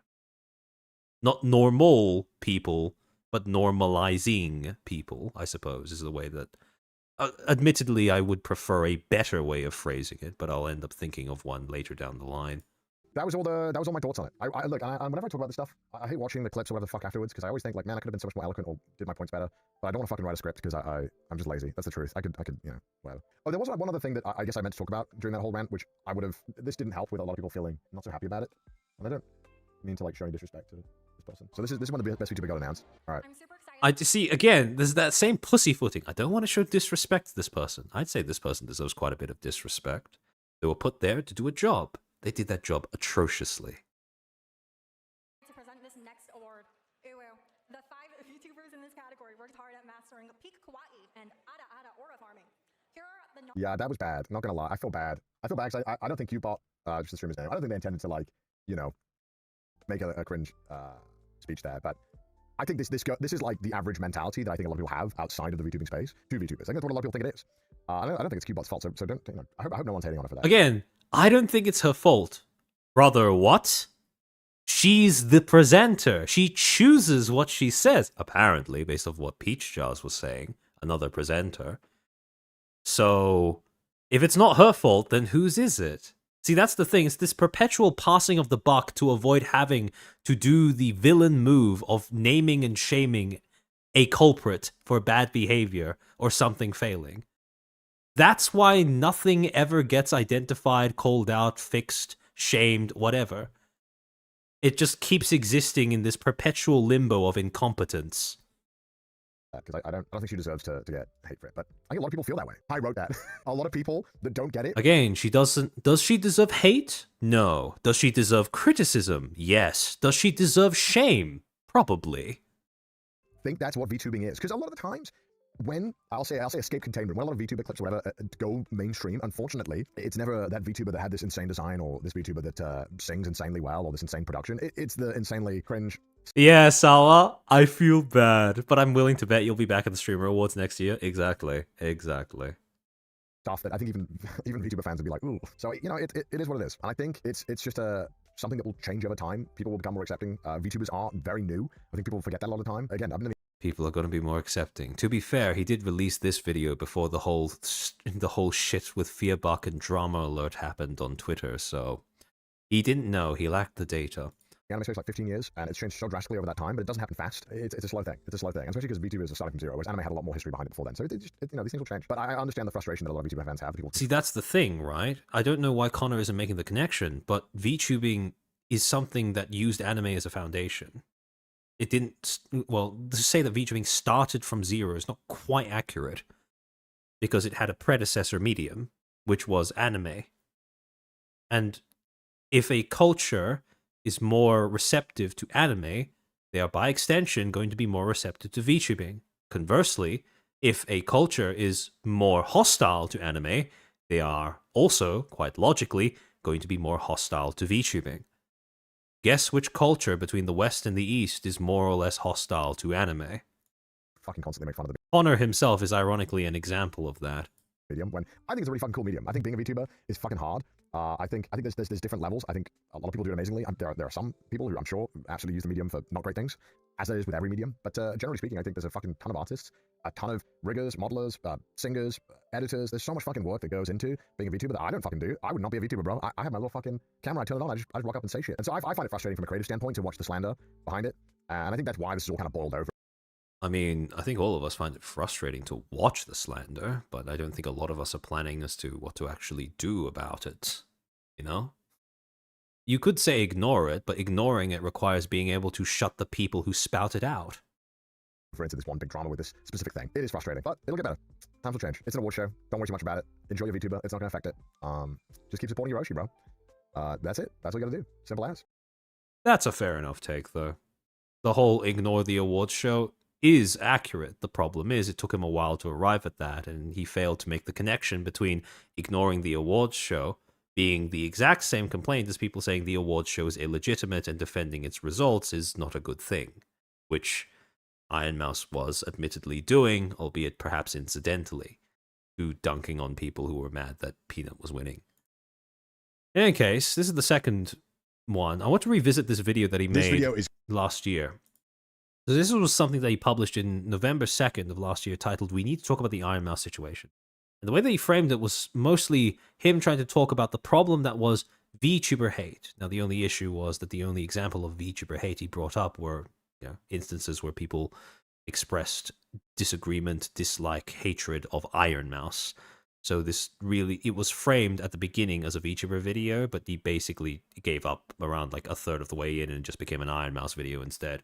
However, the bit that I wanted to focus on was toward the end of the video, where he reviews a whole bunch of chat logs that had been passed on to him by the moderators of Iron Mouse's chat, Iron Mouse's stream. And he bemoans how there are people who just insist on going into other people's spaces and making their lives difficult. I'll just let him speak for himself. seen something, I just don't interact. I don't understand. What is... Bro, who are you? I'm begging you, please post this on Instagram. Why So do he's you wanna be talking. so cruel? What He's the talking about the problem of people going into Iron Mouse's posts, regardless of which platform they're on, and just leaving hate comments. This is immediately after she won the best content creator of the Game Awards. Just chill the f out, man. This was also the same year, coincidentally, that she happened to beat Kaisenet's subathon record. Is watching this. This thing has the most subs on Twitch. How did you beat Kai? No human being on the planet. Again, notice that. How did you beat Kai? Maybe might give you a bit of a clue as to who is leaving these comments, which is the bit that Connor seems to gloss over for the rest of the video. Thing has the most subs on Twitch. How did you beat Kai? No human being on the planet wearing this. Okay, well, I wear it and it's on fire, okay? Jeez. On my life, I've never in my entire life seen a single stream. Why do you care? Why? Like, if I just haven't seen something, I just don't interact. I don't understand what has happened where we all feel the need to say our opinion and be like, yeah, guys, we hate this, right? Who cares? You're a loser! This has gone on for months. And that's why they do it, because they can get a reaction like that. It's pretty much just led to Mouse just not posting on TikTok, which I feel is really f***ed up. You can just successfully bully a massive creator off a platform. The reason why this all happened, by the way, is just because Mouse won an award. What? And this is just the stuff that Mouse gets on her own socials. This doesn't include the hatred that she receives from just existing in those posts from... Again, take note of the word that he uses. Hatred. Those low-tier bait Twitter accounts that post, can you believe this card? Now that, applied to the examples he's showing on screen, is not in and of itself incorrect. The issue is how it becomes an overarching theme when it comes to the vocabulary he uses to describe the kind of people that are, or more precisely, the vocabulary that he uses that allows him to dodge identifying explicitly who is leaving these comments on Iron Mouse's, content. Cartoon is beating Mars streamer, guys? And it only escalated once more when Iron Mouse got the all-time sub record on Twitch, which led to a bunch of news articles tweeting about it and people talking about it, and unfortunately a lot of people were just being blindly hateful. And of course, this level of hatred doesn't just stay on the platforms you'd expect it to, it's also in Mouse's chat. Here is a 85-page document of just some recent bans of people saying the most heinous shit towards Mouse. Now, you're telling me this bitch-ass VTuber surpassed Kai Cenat? God, you know these people are so ugly. Just sad how Sims donate to this crap. This is the bitch that broke Kai's record. Again, let's take a look through these screenshots. Let's see if you realize, or if it's possible to discern, where these people might be coming from. Kai Cenat. Kai, 50k. Iron Mouse, 10k. Nice. Funny how he didn't read out that chat message. Bitch-ass VTuber. Let me quit this stream. OMG. Stupid emo girl only gifted sub. What are donate plasma? Again, you didn't read that one out. God, you know these people are so ugly. Just sad how Sims donate to this crap. This is the bitch that... the bitch that broke Kai's record. I refuse to believe any of you are real human beings unless you have less than 60 IQ. No one in this chat is real. I've been watching this shit for 10 minutes and I want to kill myself. How do people watch this shit, you weirdos? You'll never get on Kai's level. Hold on, let me rewind.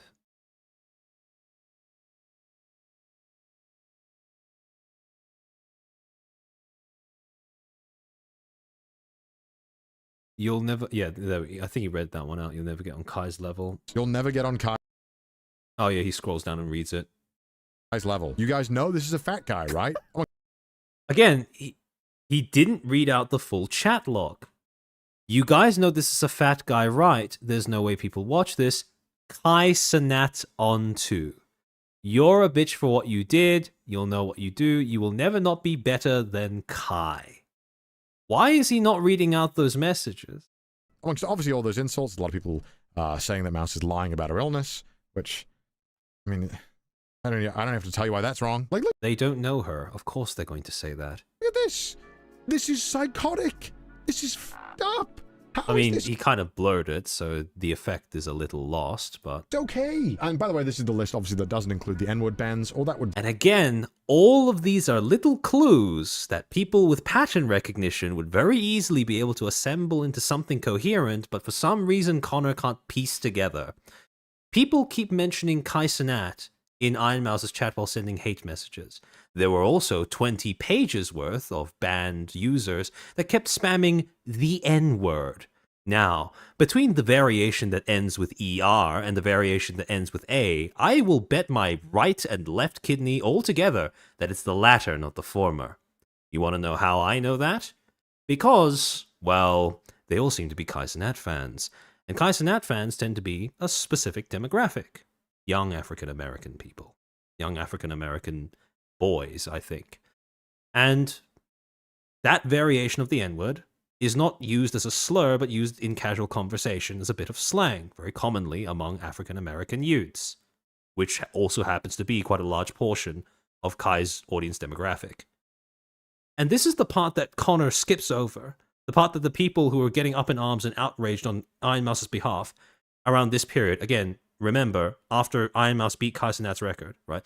This is the thing that they don't acknowledge. When they talk about Iron Mouse getting, hate comments, they always frame it as if she's getting these comments from Iron Mouse haters.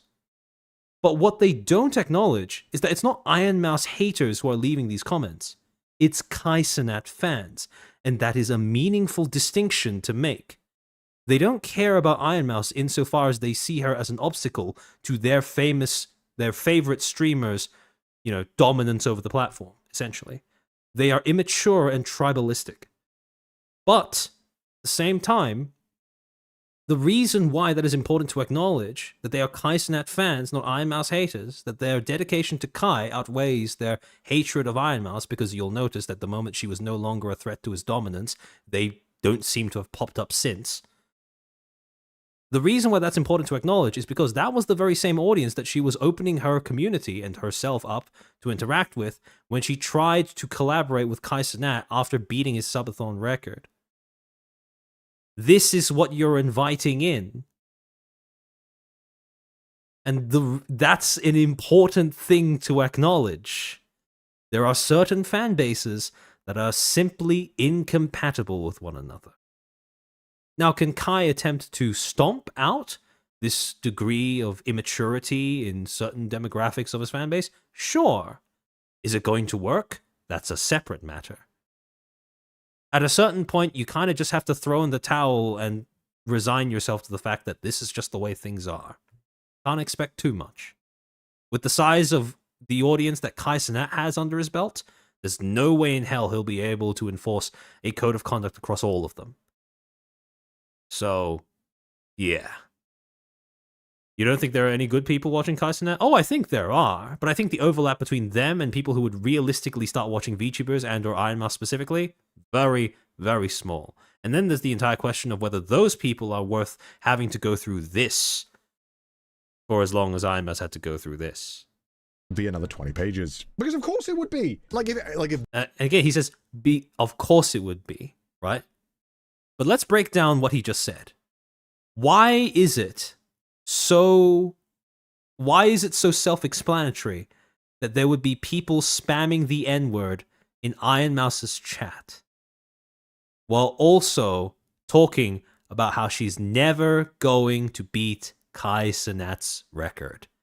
How they can't believe that people watch her over Kaizenat. Why is it? Of course there are people spamming the N-word when you're talking about that. Food for thought. This was my chat. I just would not stream. I would just not show up. I wonder what that says about Kaizenat according to Sea-Dog's view on morality. This is f***ed. 100%. I want to make this clear. I'm not blaming any creator. Obviously, we saw a lot of people name dropping Kai, saying how could this lose to Kai and all that stuff. This is not me blaming Kai in any capacity. I think his audience is at the size that is absolutely absurd. And at that level, you can try and tell your viewers, hey man, look, be respectful, which Kai has on numerous times. He's openly praised Iron Mouse and been very supportive towards small creators. Iron Mouse has always been top 5 all time. She's somebody I had to pass during my first subathon. Now, I know people are defensive. I know a lot of people defend me and shit like that. But chat, if you actually looked at her stream and actually kept up with what she's doing, you feel what I'm saying? Not only was it for a good cause, but it was pretty well put together. But obviously, as a creator, you do still have some influence over your viewers. And I think it's important to make sure that when you see this behavior in the community that you call it out. And I'm not entirely sure when this happened online, but it feels like... Again, ironically, you could make the same argument about Iron Mouse fans trying to cite her as some sort of authority as to what is or isn't a VTuber, right? It's okay to just blindly make fun or hate something you don't understand or have not learned anything about. But I guess that is more of a reflection of the current times we live in. Because everyone seems... It's not a reflection of current times. That's always been the case, even predating the internet, but the internet has made it worse, simply because it's more convenient. To do that all the time. As a creator, I would be embarrassed if I saw my viewers blindly hating on someone else using my name. I would be mortified if I saw that. And the one good thing about all you guys is that I know that you don't do that. And I appreciate that because you're all cool and you're all normally well-adjusted people, I hope. And look, I'll admit, I don't have a point of this video. I don't have... Imagine, yeah, it's funny how you take a look at some of the stuff that he's saying, you know, he's praising Kaisenat for doing and go, imagine if Peanut did this. It's have a plan. It's funny. I was just going crazy, looking at all of this open hatred and losing my mind, wondering why this is normal. That was literally it, and that's the reason why I'm making this video. And I kind of wanted to ask if anyone else or any other VTubers or any other even YouTubers, if you've experienced this same kind of level of blind hatred yourself. I would love to hear about it, just so that I know that I'm not going crazy. I hope we can have a civilized and good discussion in the comments. And so with that, I wish you all the best of luck. This is why it's important to name and shame and identify where bad behavior is coming from. Because again, like I said, unless you make the connection between, oh, these aren't Iron Mouse haters, these are Kaisenat fans, you're fundamentally not going to understand why people are so resistant to the idea of trying to invite Kaisenat and or his audience into VTubing, which Iron Mouse did try to do because she rush-jobbed a VTuber model, I use that term very liberally, for Kaisenat during one of their, you know, post-subathon record break collabs. And that was something that people reacted quite negatively towards, because even though this was not acknowledged by Iron Mouse or Seadog, people had an awareness of the fact that Kaisenat's audience was, for the most part, not people who seemed to get along with the idea of VTubing or VTubers very well. And the irony, to me at least, when I watched through this video, is that Seadog hits on that point. He gets very close to hitting on that point, to even acknowledging it, and then he just stops. He doesn't go any further, he doesn't examine what all these patterns add up to, what is the coincidence between people in Iron Mouse's chat spamming the N-word, presumably ending with A, and then also continuously comparing her to Kaisenat. These are things that are worth putting together. They are data points that, when put together, add up to a coherent picture as to why people may have a different opinion or perspective on the issues that Iron Mouse ends up commentating on or interacting with over the course of her career as a VTuber and as one of the bases of Western VTubing. So, yeah. I think that about does it for all of the things that I wanted to yap about for this stream. Was there something... Was there anything else? Hold on. Let me check through, get through all of the super chats and memberships that I missed.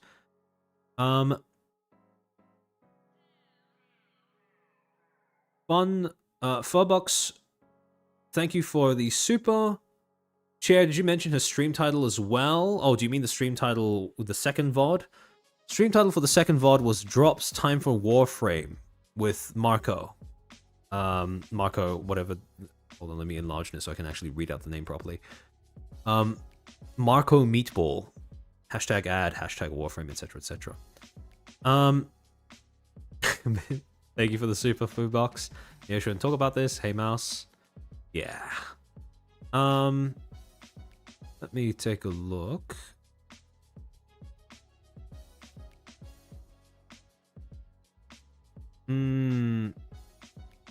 Super Iron Bob. Oh wait, actually I already read that one out. Late, but streamers not taking... Oh wait, I read that one out as well.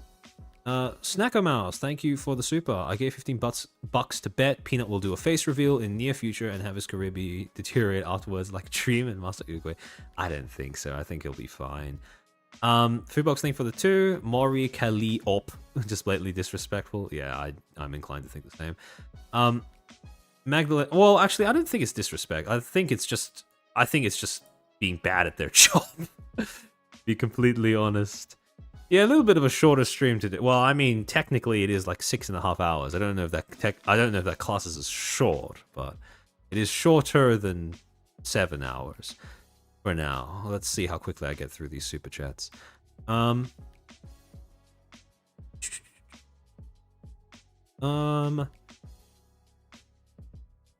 problem, actually, Foodbox, thank you for the super. It's not even been 10 minutes yet. Well, I mean, it was a very painful opening monologue, so I don't blame you for being impatient. D-Suffers, thank you for the super. I'd rather listen to Niji songs than this. Niji songs aren't that bad. Some of them are pretty good, but I don't think any of them are. I don't think any of them are worse than what we beheld at the Streamer Awards. Random Boy, thank you for being a Footstool for 8 months. This VTuber award situation makes me facepalm. I share the same sentiment. Artemis, thank you for the 5. Scripted more like planned and failed. What's the saying of no good plan ever works out? Yep. Well, I mean, I doubt they even had a good plan to begin with, to be completely honest. Magdalena Rex, thank you for the 2. Gotta call up Ayame and say this is ran for Koreans. Hold on, let me take a look. I think I already read out all. JV, thank you for the super. From what I recall, something like this happened before recently. I don't remember if I've read that. Billy, thank you for the 5. I think he missed out on Dan Schneider. I see what you're doing. Michael Laurie, thank you for the 5. I might start watching award shows if... Oh, actually, I read that already. Press past the post. VTuber votes split among traditional... I think I read that one out already. Foodbox, thank you for the 2. Hydrate. On it already. Artemis, thank you for the $2. When is the first annual Cherries? I want to go. Cherries is a funny name for an awards show. Me of a Scarf, thank you for the 5. Got the same big award same big award show controversy, just like when 50 Cent lost Best New Artist to Evanescence. Me of a Scarf, thank you for the 2. It's a shame, just like all big award shows. Oh, I think I read out all of the rest. Master Ran, thank you for the 2. Rurika Hollow's artist. Rurika's artist is a female S string. What did you mean by that? Hold on. Take a look. I think I've read out all of the others. Yes, I have. Okay. Excellent. Now we switch back to live chat.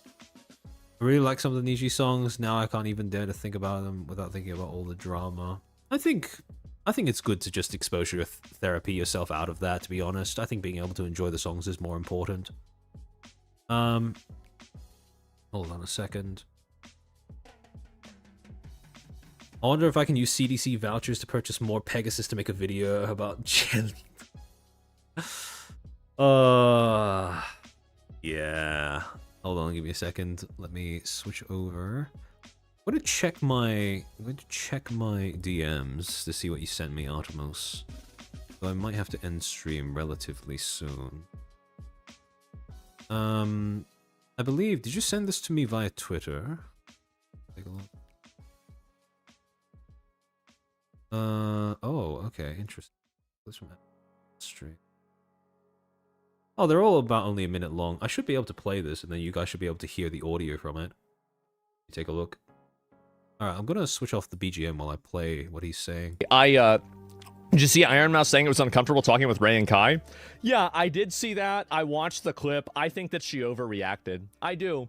I think that... Yeah, a lot of people have the same reaction. Really, you're going to go up and talk to like 2 very young guys, and they asked you, you know... Not even 2 very young guys. 2 literal, like, boys. Actual children, right? There's a reason why I keep emphasizing that, because they are minors. An out-of-pocket question that maybe it's something that makes you a little bit uncomfortable, but at the end of the day, whenever you go to a public event... Have I seen the XQC and Shroud tweets? I think I've seen the XQC tweets, basically. Do I take credit for the rat that XQC and Shroud only egged on Burnt Peanut to do this because they lost to Doki in Marvel Rivals? Should I take credit for that rat? I find that idea pretty... I find it immensely amusing that out of all of the voices that seem to be the most spiteful towards VTubers, it has been XQC after the fact and Shroud prior to the fact. And both of them have that shared bit of history. you're going to have a little bit of social friction, right? I think that she overreacted. I don't think it's that big of a deal. I think that at the same time, you should always be respectful and everything like that. But I don't think that the people that went over there, like whenever I heard the way that she explained it, and then I watched the clip, it was a night and day difference. It wasn't like there was any sort of... He should try watching the first time she brought that incident up on, one of her stream on December the 8th, and then contrast that with how she described it. That is night and day too. Of like animosity, there was no hostility, there was no ill intent or anything like that. It was just a couple of guys asking her a question, and it really wasn't that big of a deal. So like the way that she was explaining it, I think was just a complete over dramatization. I mean, obviously she's entitled to feel the way that she feels, but like she's not entitled to have everybody agree with her, right? And think that like, oh, she's a victim for this. I don't think that you're really a victim. I mean, you're a grown-ass woman. Somebody asks you a question. It's like, yeah, it's a stupid, awkward question, but like, you'll survive. It'll be okay. And so, yeah, I just don't think it's that big of a deal. So yeah, Brian talked about you on whatever, really. And one of the island boys got bodied. Uh-oh. He stopped himself. She knew their act, and then she told him to ask whatever he wanted. Yeah, she did. And again, like, I just don't think it's a big deal. I really don't think... Not one question? That is a fair point. Though I will say that the subsequent questions were no more... I don't think that they were any more, shall we say, severe or egregious than the first ones that they asked. And throughout the entire interaction, she could have pulled rank and said, look, you guys are being rude, you guys are being intrusive, invasive, don't talk to other people like that, don't talk to people like that in general. I think it's a big deal. And I think that really, the way that I look at almost everything is that I look at intent, right? And also like damage, like harm. Like, is it really harmful to ask... Ira Romper, almost certainly the short version of the clip, because, I mean, Asmongold is not... I doubt Asmongold is going to go fishing through iMouse's VODs to find the primary source. This question to a person, randomly, right? Is somebody really being hurt here? Nobody's being hurt, nothing happens, nobody's being traumatized. It's just a person that asks you a question. So that's number one that I think about. And then the second thing that I think about is it being done... See, the thing is, Azalea Zero, they had people behind them, older streamers behind them, that would have stopped them from being too much of a... they had people next to them who were already saying, okay, time to wrap it up, guys, no questions for today. Before iMouse then said herself, you can ask me anything you want. Right? There were streamers behind them that would have stepped in and gone, okay, it's time to, you're being stupid now. It's time to give it a rest, right? Is it being done with ill intent? Is somebody doing this maliciously? I think that very obviously Ray and Rakai were not doing it maliciously. Like, what are we talking about? So I think it's just a total overreaction, okay? That's my point. Total overreaction. People getting mad for nothing, and that's about it. Anyway, these images are really going crazy. Okay, then he starts talking about something else. Right. Oh yeah. Okay, so Depressed Nasagi announced that he was doing an awards show of his own, and that he had rewards. No, not rewards. Awards of his own. He's got them. He's got like a form out. Hold on, let me take a look. If you guys would like an awards show that doesn't take itself seriously, I suppose that this is as good a substitute as any. Hold on, let me bring up his... I wonder if he's pinned it. Let me see. I had a brief glance over it, but oh yeah, he does have it pinned. I'll turn back BGM. Alright.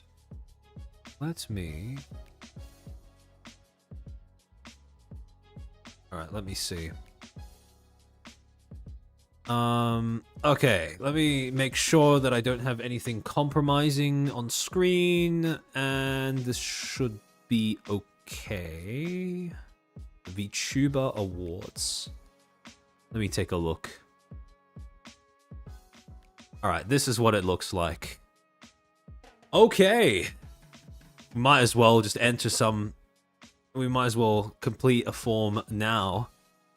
Gamer of the Year. Which VTuber performed the most skillfully across different game genres in 2025? Ooh.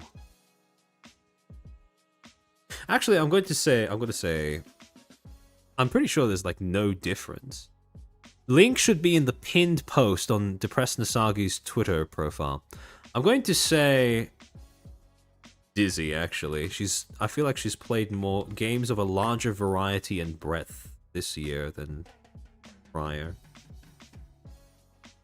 Biggest crash out. Which moment of VTuber had their angriest, biggest, and most explosive outburst crash out? Link to the form. Okay, hold on. Let me go back to my Twitter. Let me switch back for a little bit.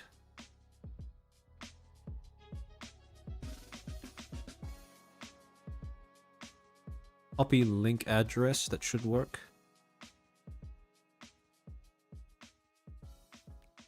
Alright, that should be the link. Let me pin it.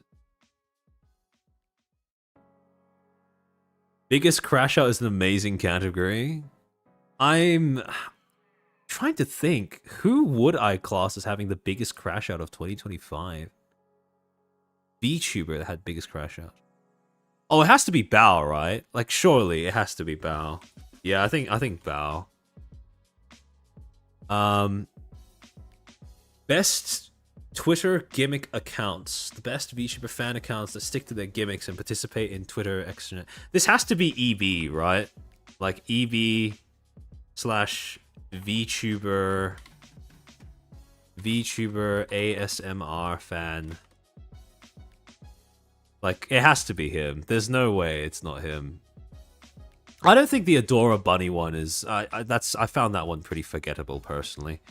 Best character design. VTuber design that stands out amongst the rest. Nomination includes outfits of said VTubers that debuted this year. Ooh. The schizophrenic guy. I don't know. I like Eevee's gimmick better. It's funnier when it happens, I suppose. In a macabre way. Yeah, I blame Eevee. I blame Eevee. Best character design. Oh, there's been so many phase outfits this year. I have to say Sheena. There's no way I don't say Sheena. Amanagawa. Tweet of the year.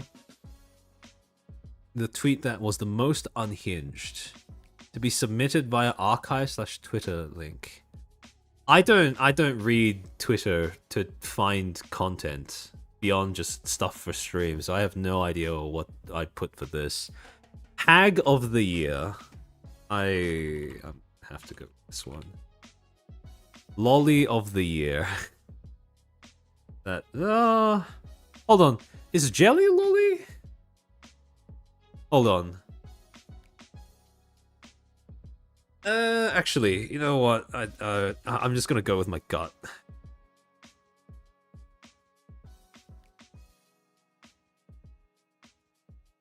Girl failure of the year. Which endearingly stupid woman stood out the most this year for being an absolute loser? Rima for Hag of the year. I was gonna put Rima for girl failure because of the whole egg carton incident. I think the suits are better, to be honest. Girl boss of the year.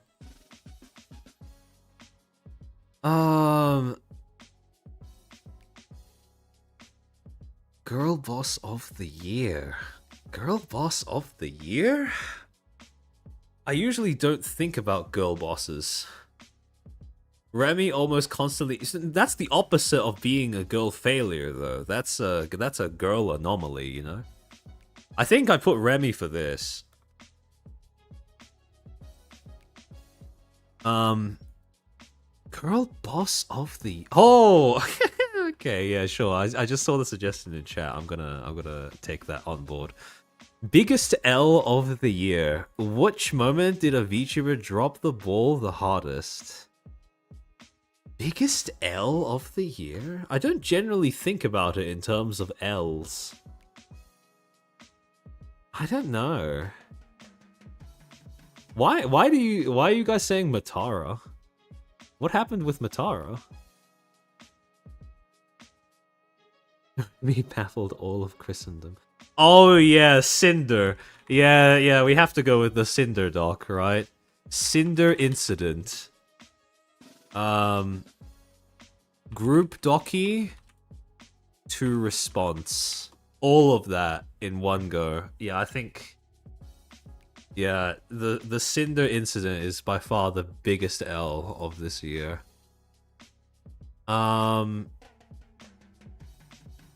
Fattest W of the year. I'm of two minds about this one. What do we put for fattest W of the year? Can we put the same entry twice? I'm gonna put the same entry twice, because biggest catfight definitely goes to the Cinder incident times 2, surely. Fattest W of the year. Now that's something that I need to think about. Invaders Saga. Yeah, see, it's a 50-50 between Invaders Saga and Iron Mouse nuking v Shoujo, to be honest. Trying to think. Oh. Yeah, I might just... yeah, I'd have to... Iron Mouse kills v Shoujo. I think that has to be the fattest W of the year. We have never seen an organization collapse in 24 hours. That was a first in all different capacities. LootTuber of the year. LootTuber that was the most entertaining at the highest quality. I don't consume VTuber porn, so I'm going to have to default to someone else's expertise for this one.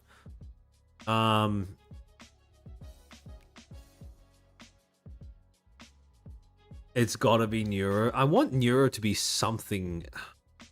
Actually, let me take a look. What are the other categories ahead of time? Yeah, this has to be Neuro, right? There's no other, like this, there's no other answer for this, surely, right? It has to be Neuro for this. Maybe Evil, I don't know. Both of them could honestly fit in this category. Actually, yeah, you know what? I'm gonna put Anko here. Has to be. Oh, although that that digging stream that Irie did with BB is a solid contender. I think Irie is a solid contender, actually. Anko was LootTuber of the year in the FaZe Awards, right? So surely, okay, for the sake of universal balance, we're gonna have to put Irie here. God Empress of Sex. The VTuber with the sexiest aura that is not a LootTuber. Okay. That's a difficult one, because generally I don't know. I feel like... Oh, actually. Trying to think. Yeah, I'll do this. I'll do a solid. Cleo. I feel like spiritually speaking, this would be, you know, this would send good energy through the universe towards Gura. Actually, Mari is a decent contender. I think Bonnie has passed the line into being a LootTuber. I don't think she qualifies for this category anymore. Graduation of the year. Most professional graduation that was positive and a peaceful send-off. I can't really think of any. I could honestly answer most of the... Well, actually, I don't know. Graduation of the year. That's such a strange... Yeah, Kanata, I guess. Kanata. Up-and-coming corpos. Established in 2025? Were there any established in 2025, or were they all established earlier on in 2024? That are making a name for themselves, not exclusive to VTuber agencies, can be merch companies, artist studios, etc.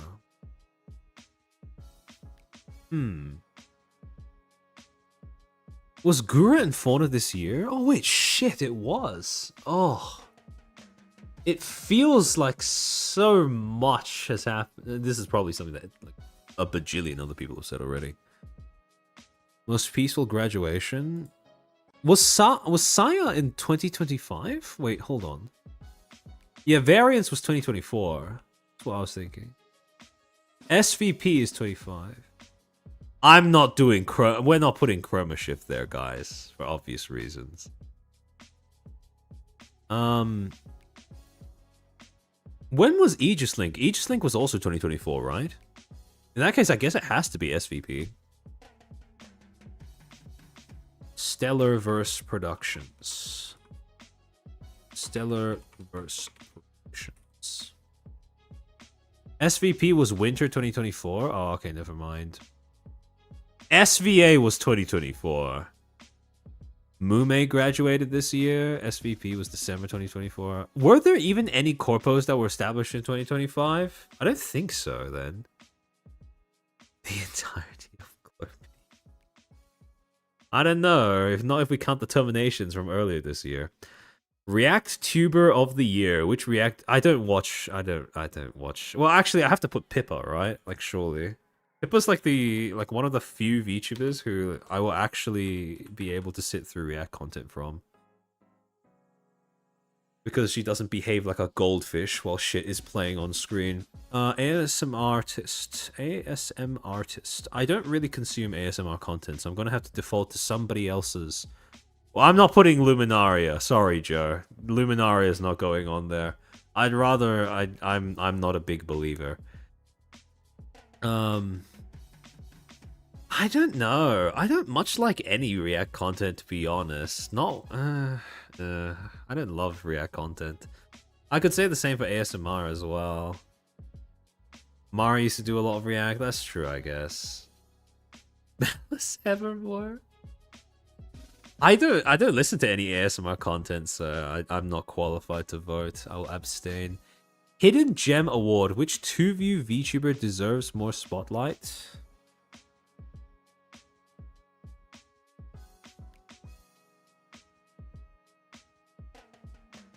Fellow Australian. Wife of the Year. Which VTuber would be the most capable wife?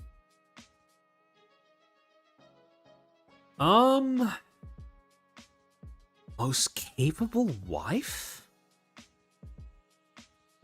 I mean, the answer has to be like one of the VTubers that does cooking content, right? Oh, actually, no, never mind. I take it back. I have an ASMR artist.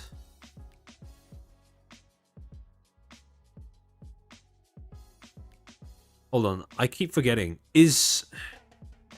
What is Pio's full name again? Hold on, let me search this up.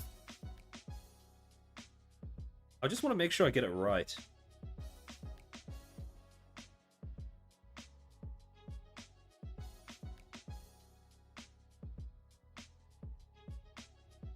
Yeah, okay.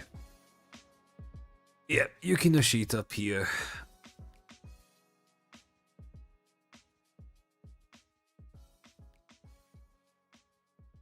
Sheena, yeah, okay, yeah.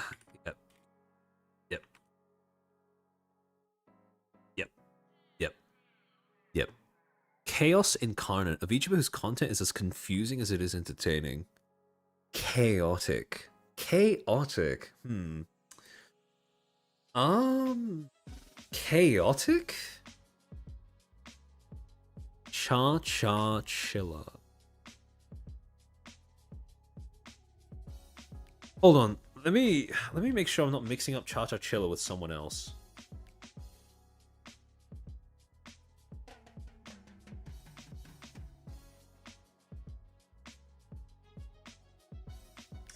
Oh yeah, I was getting Cha-Cha Chilla mixed up with Cha-Cha, as in Filian's Cha-Cha for a second. I don't think... Actually, you know what? I might go back to Biggest L. Hold on. Biggest L of the Year. Where is this? Yeah, I might replace this with Cha-Cha Chilla, to be honest, because that was so retarded. Cha-Cha Chilla. Was it VT or TV? Which one was it? Let me check. Hold on, let me take a look. Yeah, I think it's VT. Yeah, there we go. Yeah, the girl who imploded because she tried to... she was pulling some real stupid shit. Okay. Up and coming corpos established that are making a name for themselves. I'm just gonna say SVP. I don't think Vialore counts. Vialore's too big for something like that in terms of the way that connotations work. I voted Cha-Cha Chilla for a nothing burger. Huh, fair enough. Yeah, Chaos Incarnate. Who is Chaos Incarnate? It has to be someone that I actually watched though. Otherwise it's not. Oh yeah, GG. Okay, yeah. Okay, yeah, fair enough. Fair enough, eh. Alright, the Schizo Award. The Schizo Award. Dark Humor Enjoyer VTuber of 2025.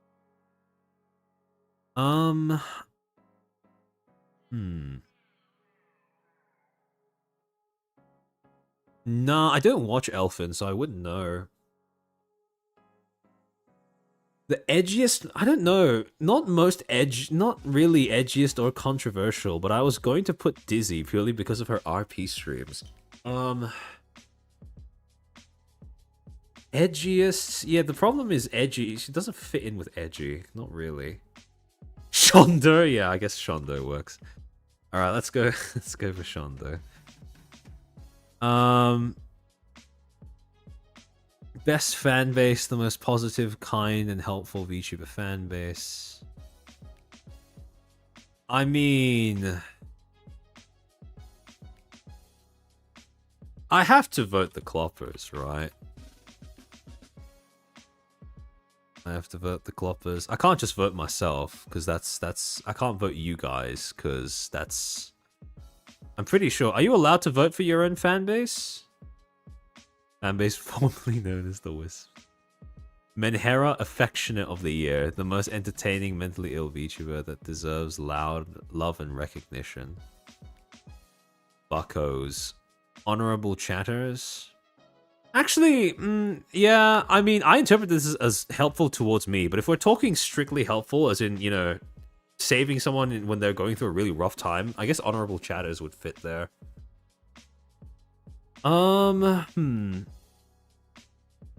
If you don't believe in your own fan base, who will? That's true. I do I don't know. I can see Honorable Chatters, to be honest.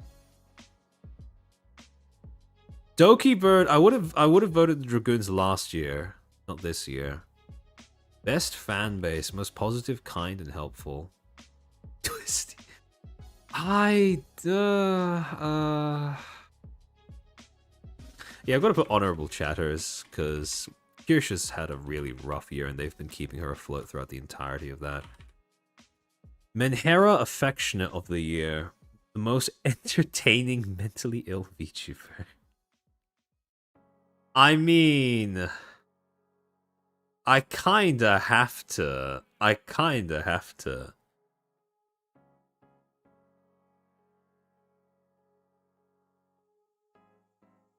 I'm sensing a trend in my form. Rising Star, 3-view VTuber that produces the best content? Lulu Lasso, hands down. Mark my words, 3 years or less, that girl is going to be one of the biggest VTubers in EN. Corpo of the Year, excluding Hololive because they'll always win. Which VTuber Corpo stood out as best? I mean, is this a fair question? Do we even have like a range of... Do we have a multiple choice for this, or is it just FaZe? Well, actually, if we're talking numbers, probably FaZe. But if we're talking my personal biases, it's also FaZe, so I suppose there's not that much of a difference. Comeback of the Year. VTubers involved. I wonder... I just put Cinder. I mean, it took longer than it probably needed to, but she's back, so I guess that works. Reincarnation of the Year. I don't know. Just coffee things? Shoujo's not coming back for shit. Reincarnation of the Year. I don't even know. Reincarnation... I can't think of anyone who reincarnated this year. Oh no, never mind. I can. I guess yeah, I'm gonna vote this. Biggest nothing burger. Drama that nobody cared about and had no impact but to the initiate. Ah, okay, I guess I can recycle Chilla VT. This was a pathetic drama. Singer of the year. Ooh. Alright. Moment of the year. Oh. Moment of the year. Moment of the year. There's so many. How can I down to VTuber clip submitted via links. Actually, it's a link. I'll save it until later. Parent of the year. Alright. Yappiest yapper. Which VTuber whose tangents and ceaseless yapping only serves to make you love them?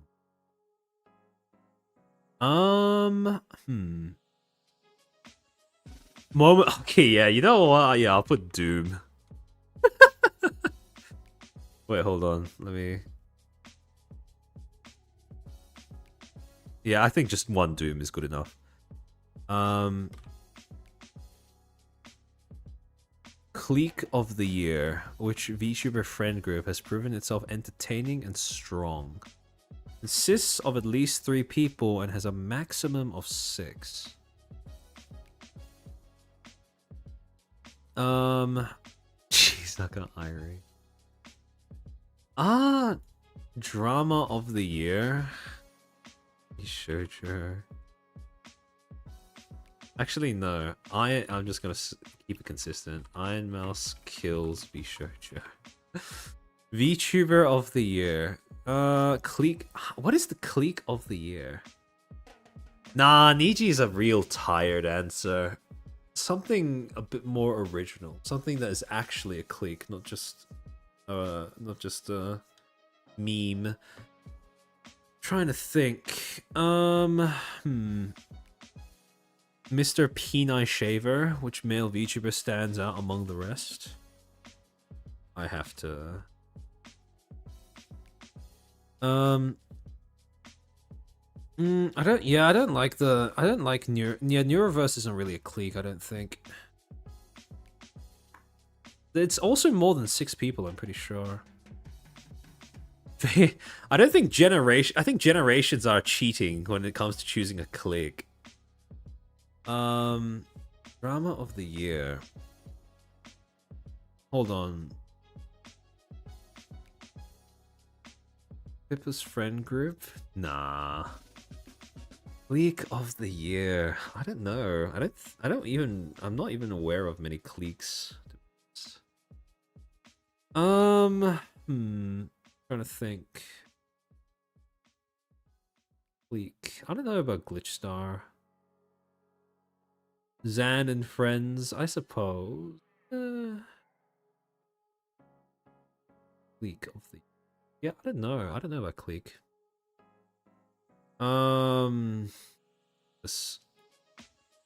Which VTuber was the most entertaining and innovative? Innovative. Yeah, Joe, it has to actually be people I watch though. VTuber of the year, most entertaining and innovative. Entertaining and innovative? I don't know. I feel like I'd have to say this.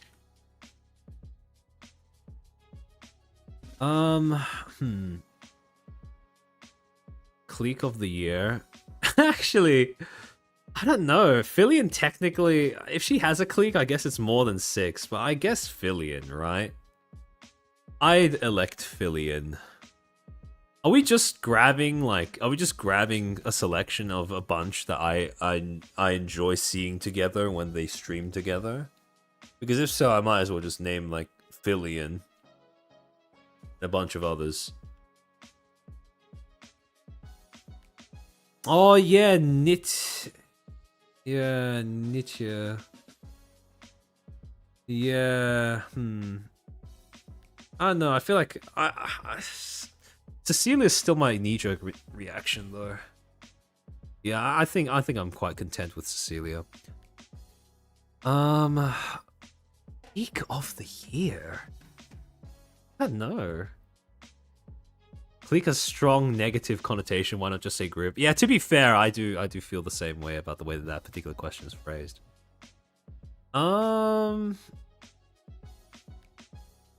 Clique of the year. Actually, you know what? Sloppy Sisters. I guess that works. I think Sloppy Sisters is a pretty good one for that particular category. All right, let's see which ones did I skip over. This clip, moment of the year, catfight of the year. I don't think there's any others that I'm missing. Yeah, I think that's it. Oh, there's tweet of the year, but I kind of seized with tweet of the year, to be completely honest. Was there any tweet that's actually really funny that I just remember? Hold on, let me switch over to the head-hold screen while I look through my saved. Who are the Sloppy Sisters? Lime Malicious, Doki, Mint. Hold on. Doki, Mint, Lime Malicious, Doobie. I can't remember. Was there? I feel like it was just those four. Those are the four that come to mind immediately. I think it's just those four. Hold on. Yeah, I think it's just those four. I might be forgetting somebody. Oh yeah! Wait, Shondo's Law was this year, wasn't it? Yeah. Oh yeah, and Snuffy. Yeah, that's the fifth member. Yeah, there we go. All right, tweet of the year: Shondo's Law. I'm just gonna say Shondo's Law and hope that Nasagi gets what I mean. Yeah, Shondo's Law has to be the one. Shondo's Law has to be the one. All right. Fuck. Was Shondo's Law this year? Hold on. From Fallen Shadow.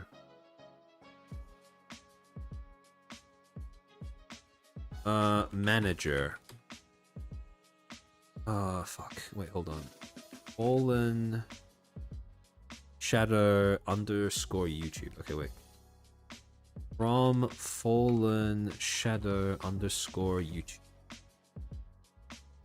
Manager.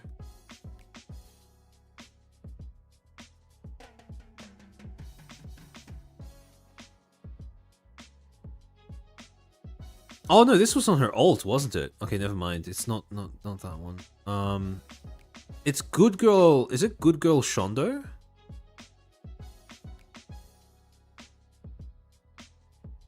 Yeah, I could have sworn that that tweet was from 2024. Hold on.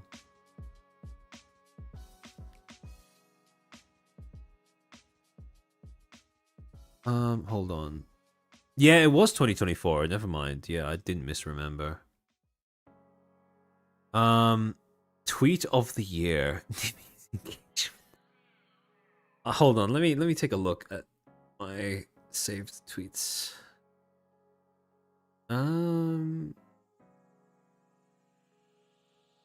Oh, there's so many.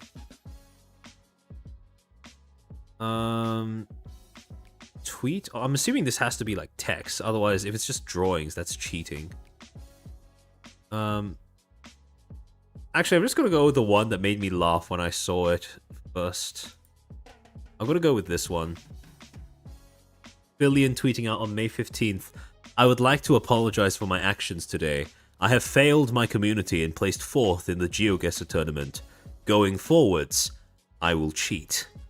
Furbox, thank you for the 2. OG Google Docky tweet was the year. Yeah, I think so. But I think I'm gonna use this one because I find it funnier. Hold on. Let me see. Hold on. Where is that category?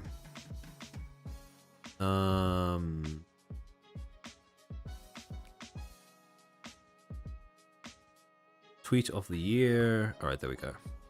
And there's only one more, which is moment of the year. I need to go through my saved. Moment of the...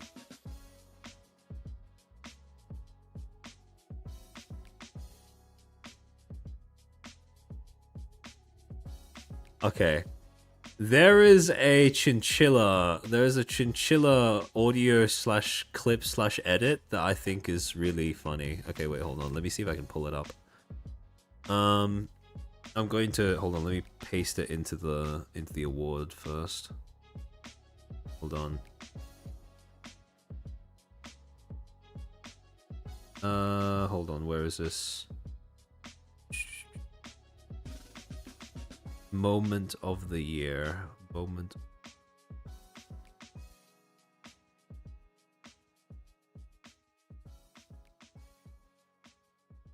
Hold on. Moment of the year? Oh, where? I keep scrolling past it.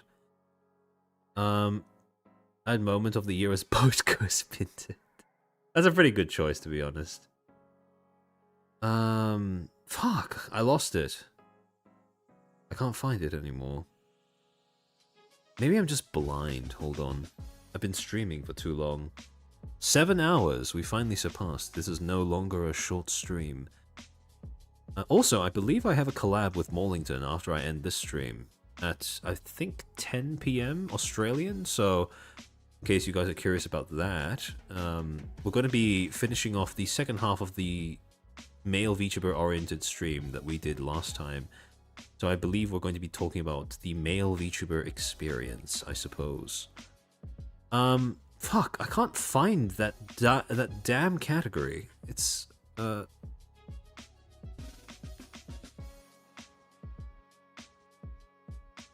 it's somewhere towards the... Oh yeah, I found it, never mind. Oh wait, I already wrote Doom. Okay, never mind, yeah, never mind, that's fine.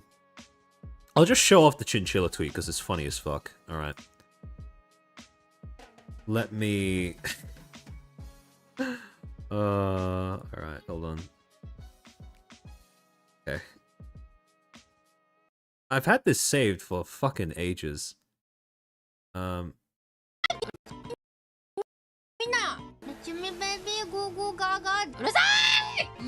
bitch! Motherfucker! Kuma! Go to home or go to hell!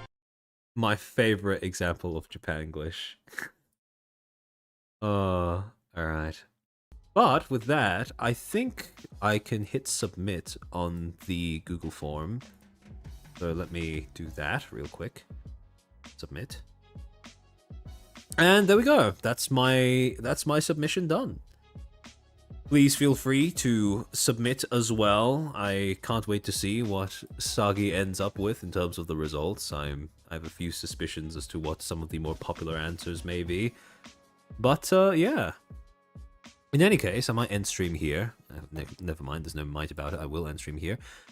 I will be timestamping the VOD. I will be finished timestamping the VOD by sometime tomorrow. Hopefully before a day has passed from when I end stream. But in the meantime, thank you once again for tuning in to this rather interesting topic. There's actually a lot of you, so if this is content that you are interested in, that you enjoy, please feel free to like the video, to let the algo know that it is worth promoting, and also if you like this content, if you found it to be entertaining or even informative, subscribe to the channel. But in any case, thank you for all the supers, thank you for all the memberships. Fuck, what did they rearranged the stream live thing. Where is the redirect button now? What the fuck?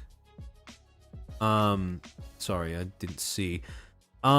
Just a weeb doing weeb things. Thank you for being a Footstool for 4 months. Morning from Germany. German VOD gang is back. Wow, I didn't realize that I had so many different people from so many different countries watching my content. Welcome in.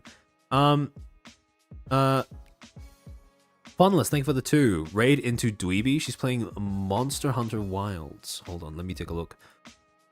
Where is the redirect button? Where did they move that thing? The fuck? Oh, what? Settings, overlay for brakes? What? No, that's not it. Actually, YouTube Studio customization. Usually it pops up as just, add stream marker, delay, insert ad. Oh, I can manually insert ads now. What the hell? Okay. Hold on. Let me try to find the fucking raid button. Sawa, are you still around? Do you know where they if you're still around, do you know where they hid the redirect button on the live streaming page? Plot twist, it didn't move? No way, no way. Stream health, stream status, excellent. What the fuck? Where did they move that? What? Is it in stream settings? Am I just blind? Take a look. Is this... Is it in edit? I don't know if they're messing stuff up, but they certainly are... Oh, it is in edit! Okay, they've changed it now. Okay, I found it, I found it. I can redirect now. Alright, there we go. Hold on, let me check who's live at the moment. If my tab can even load. Webby. What's that?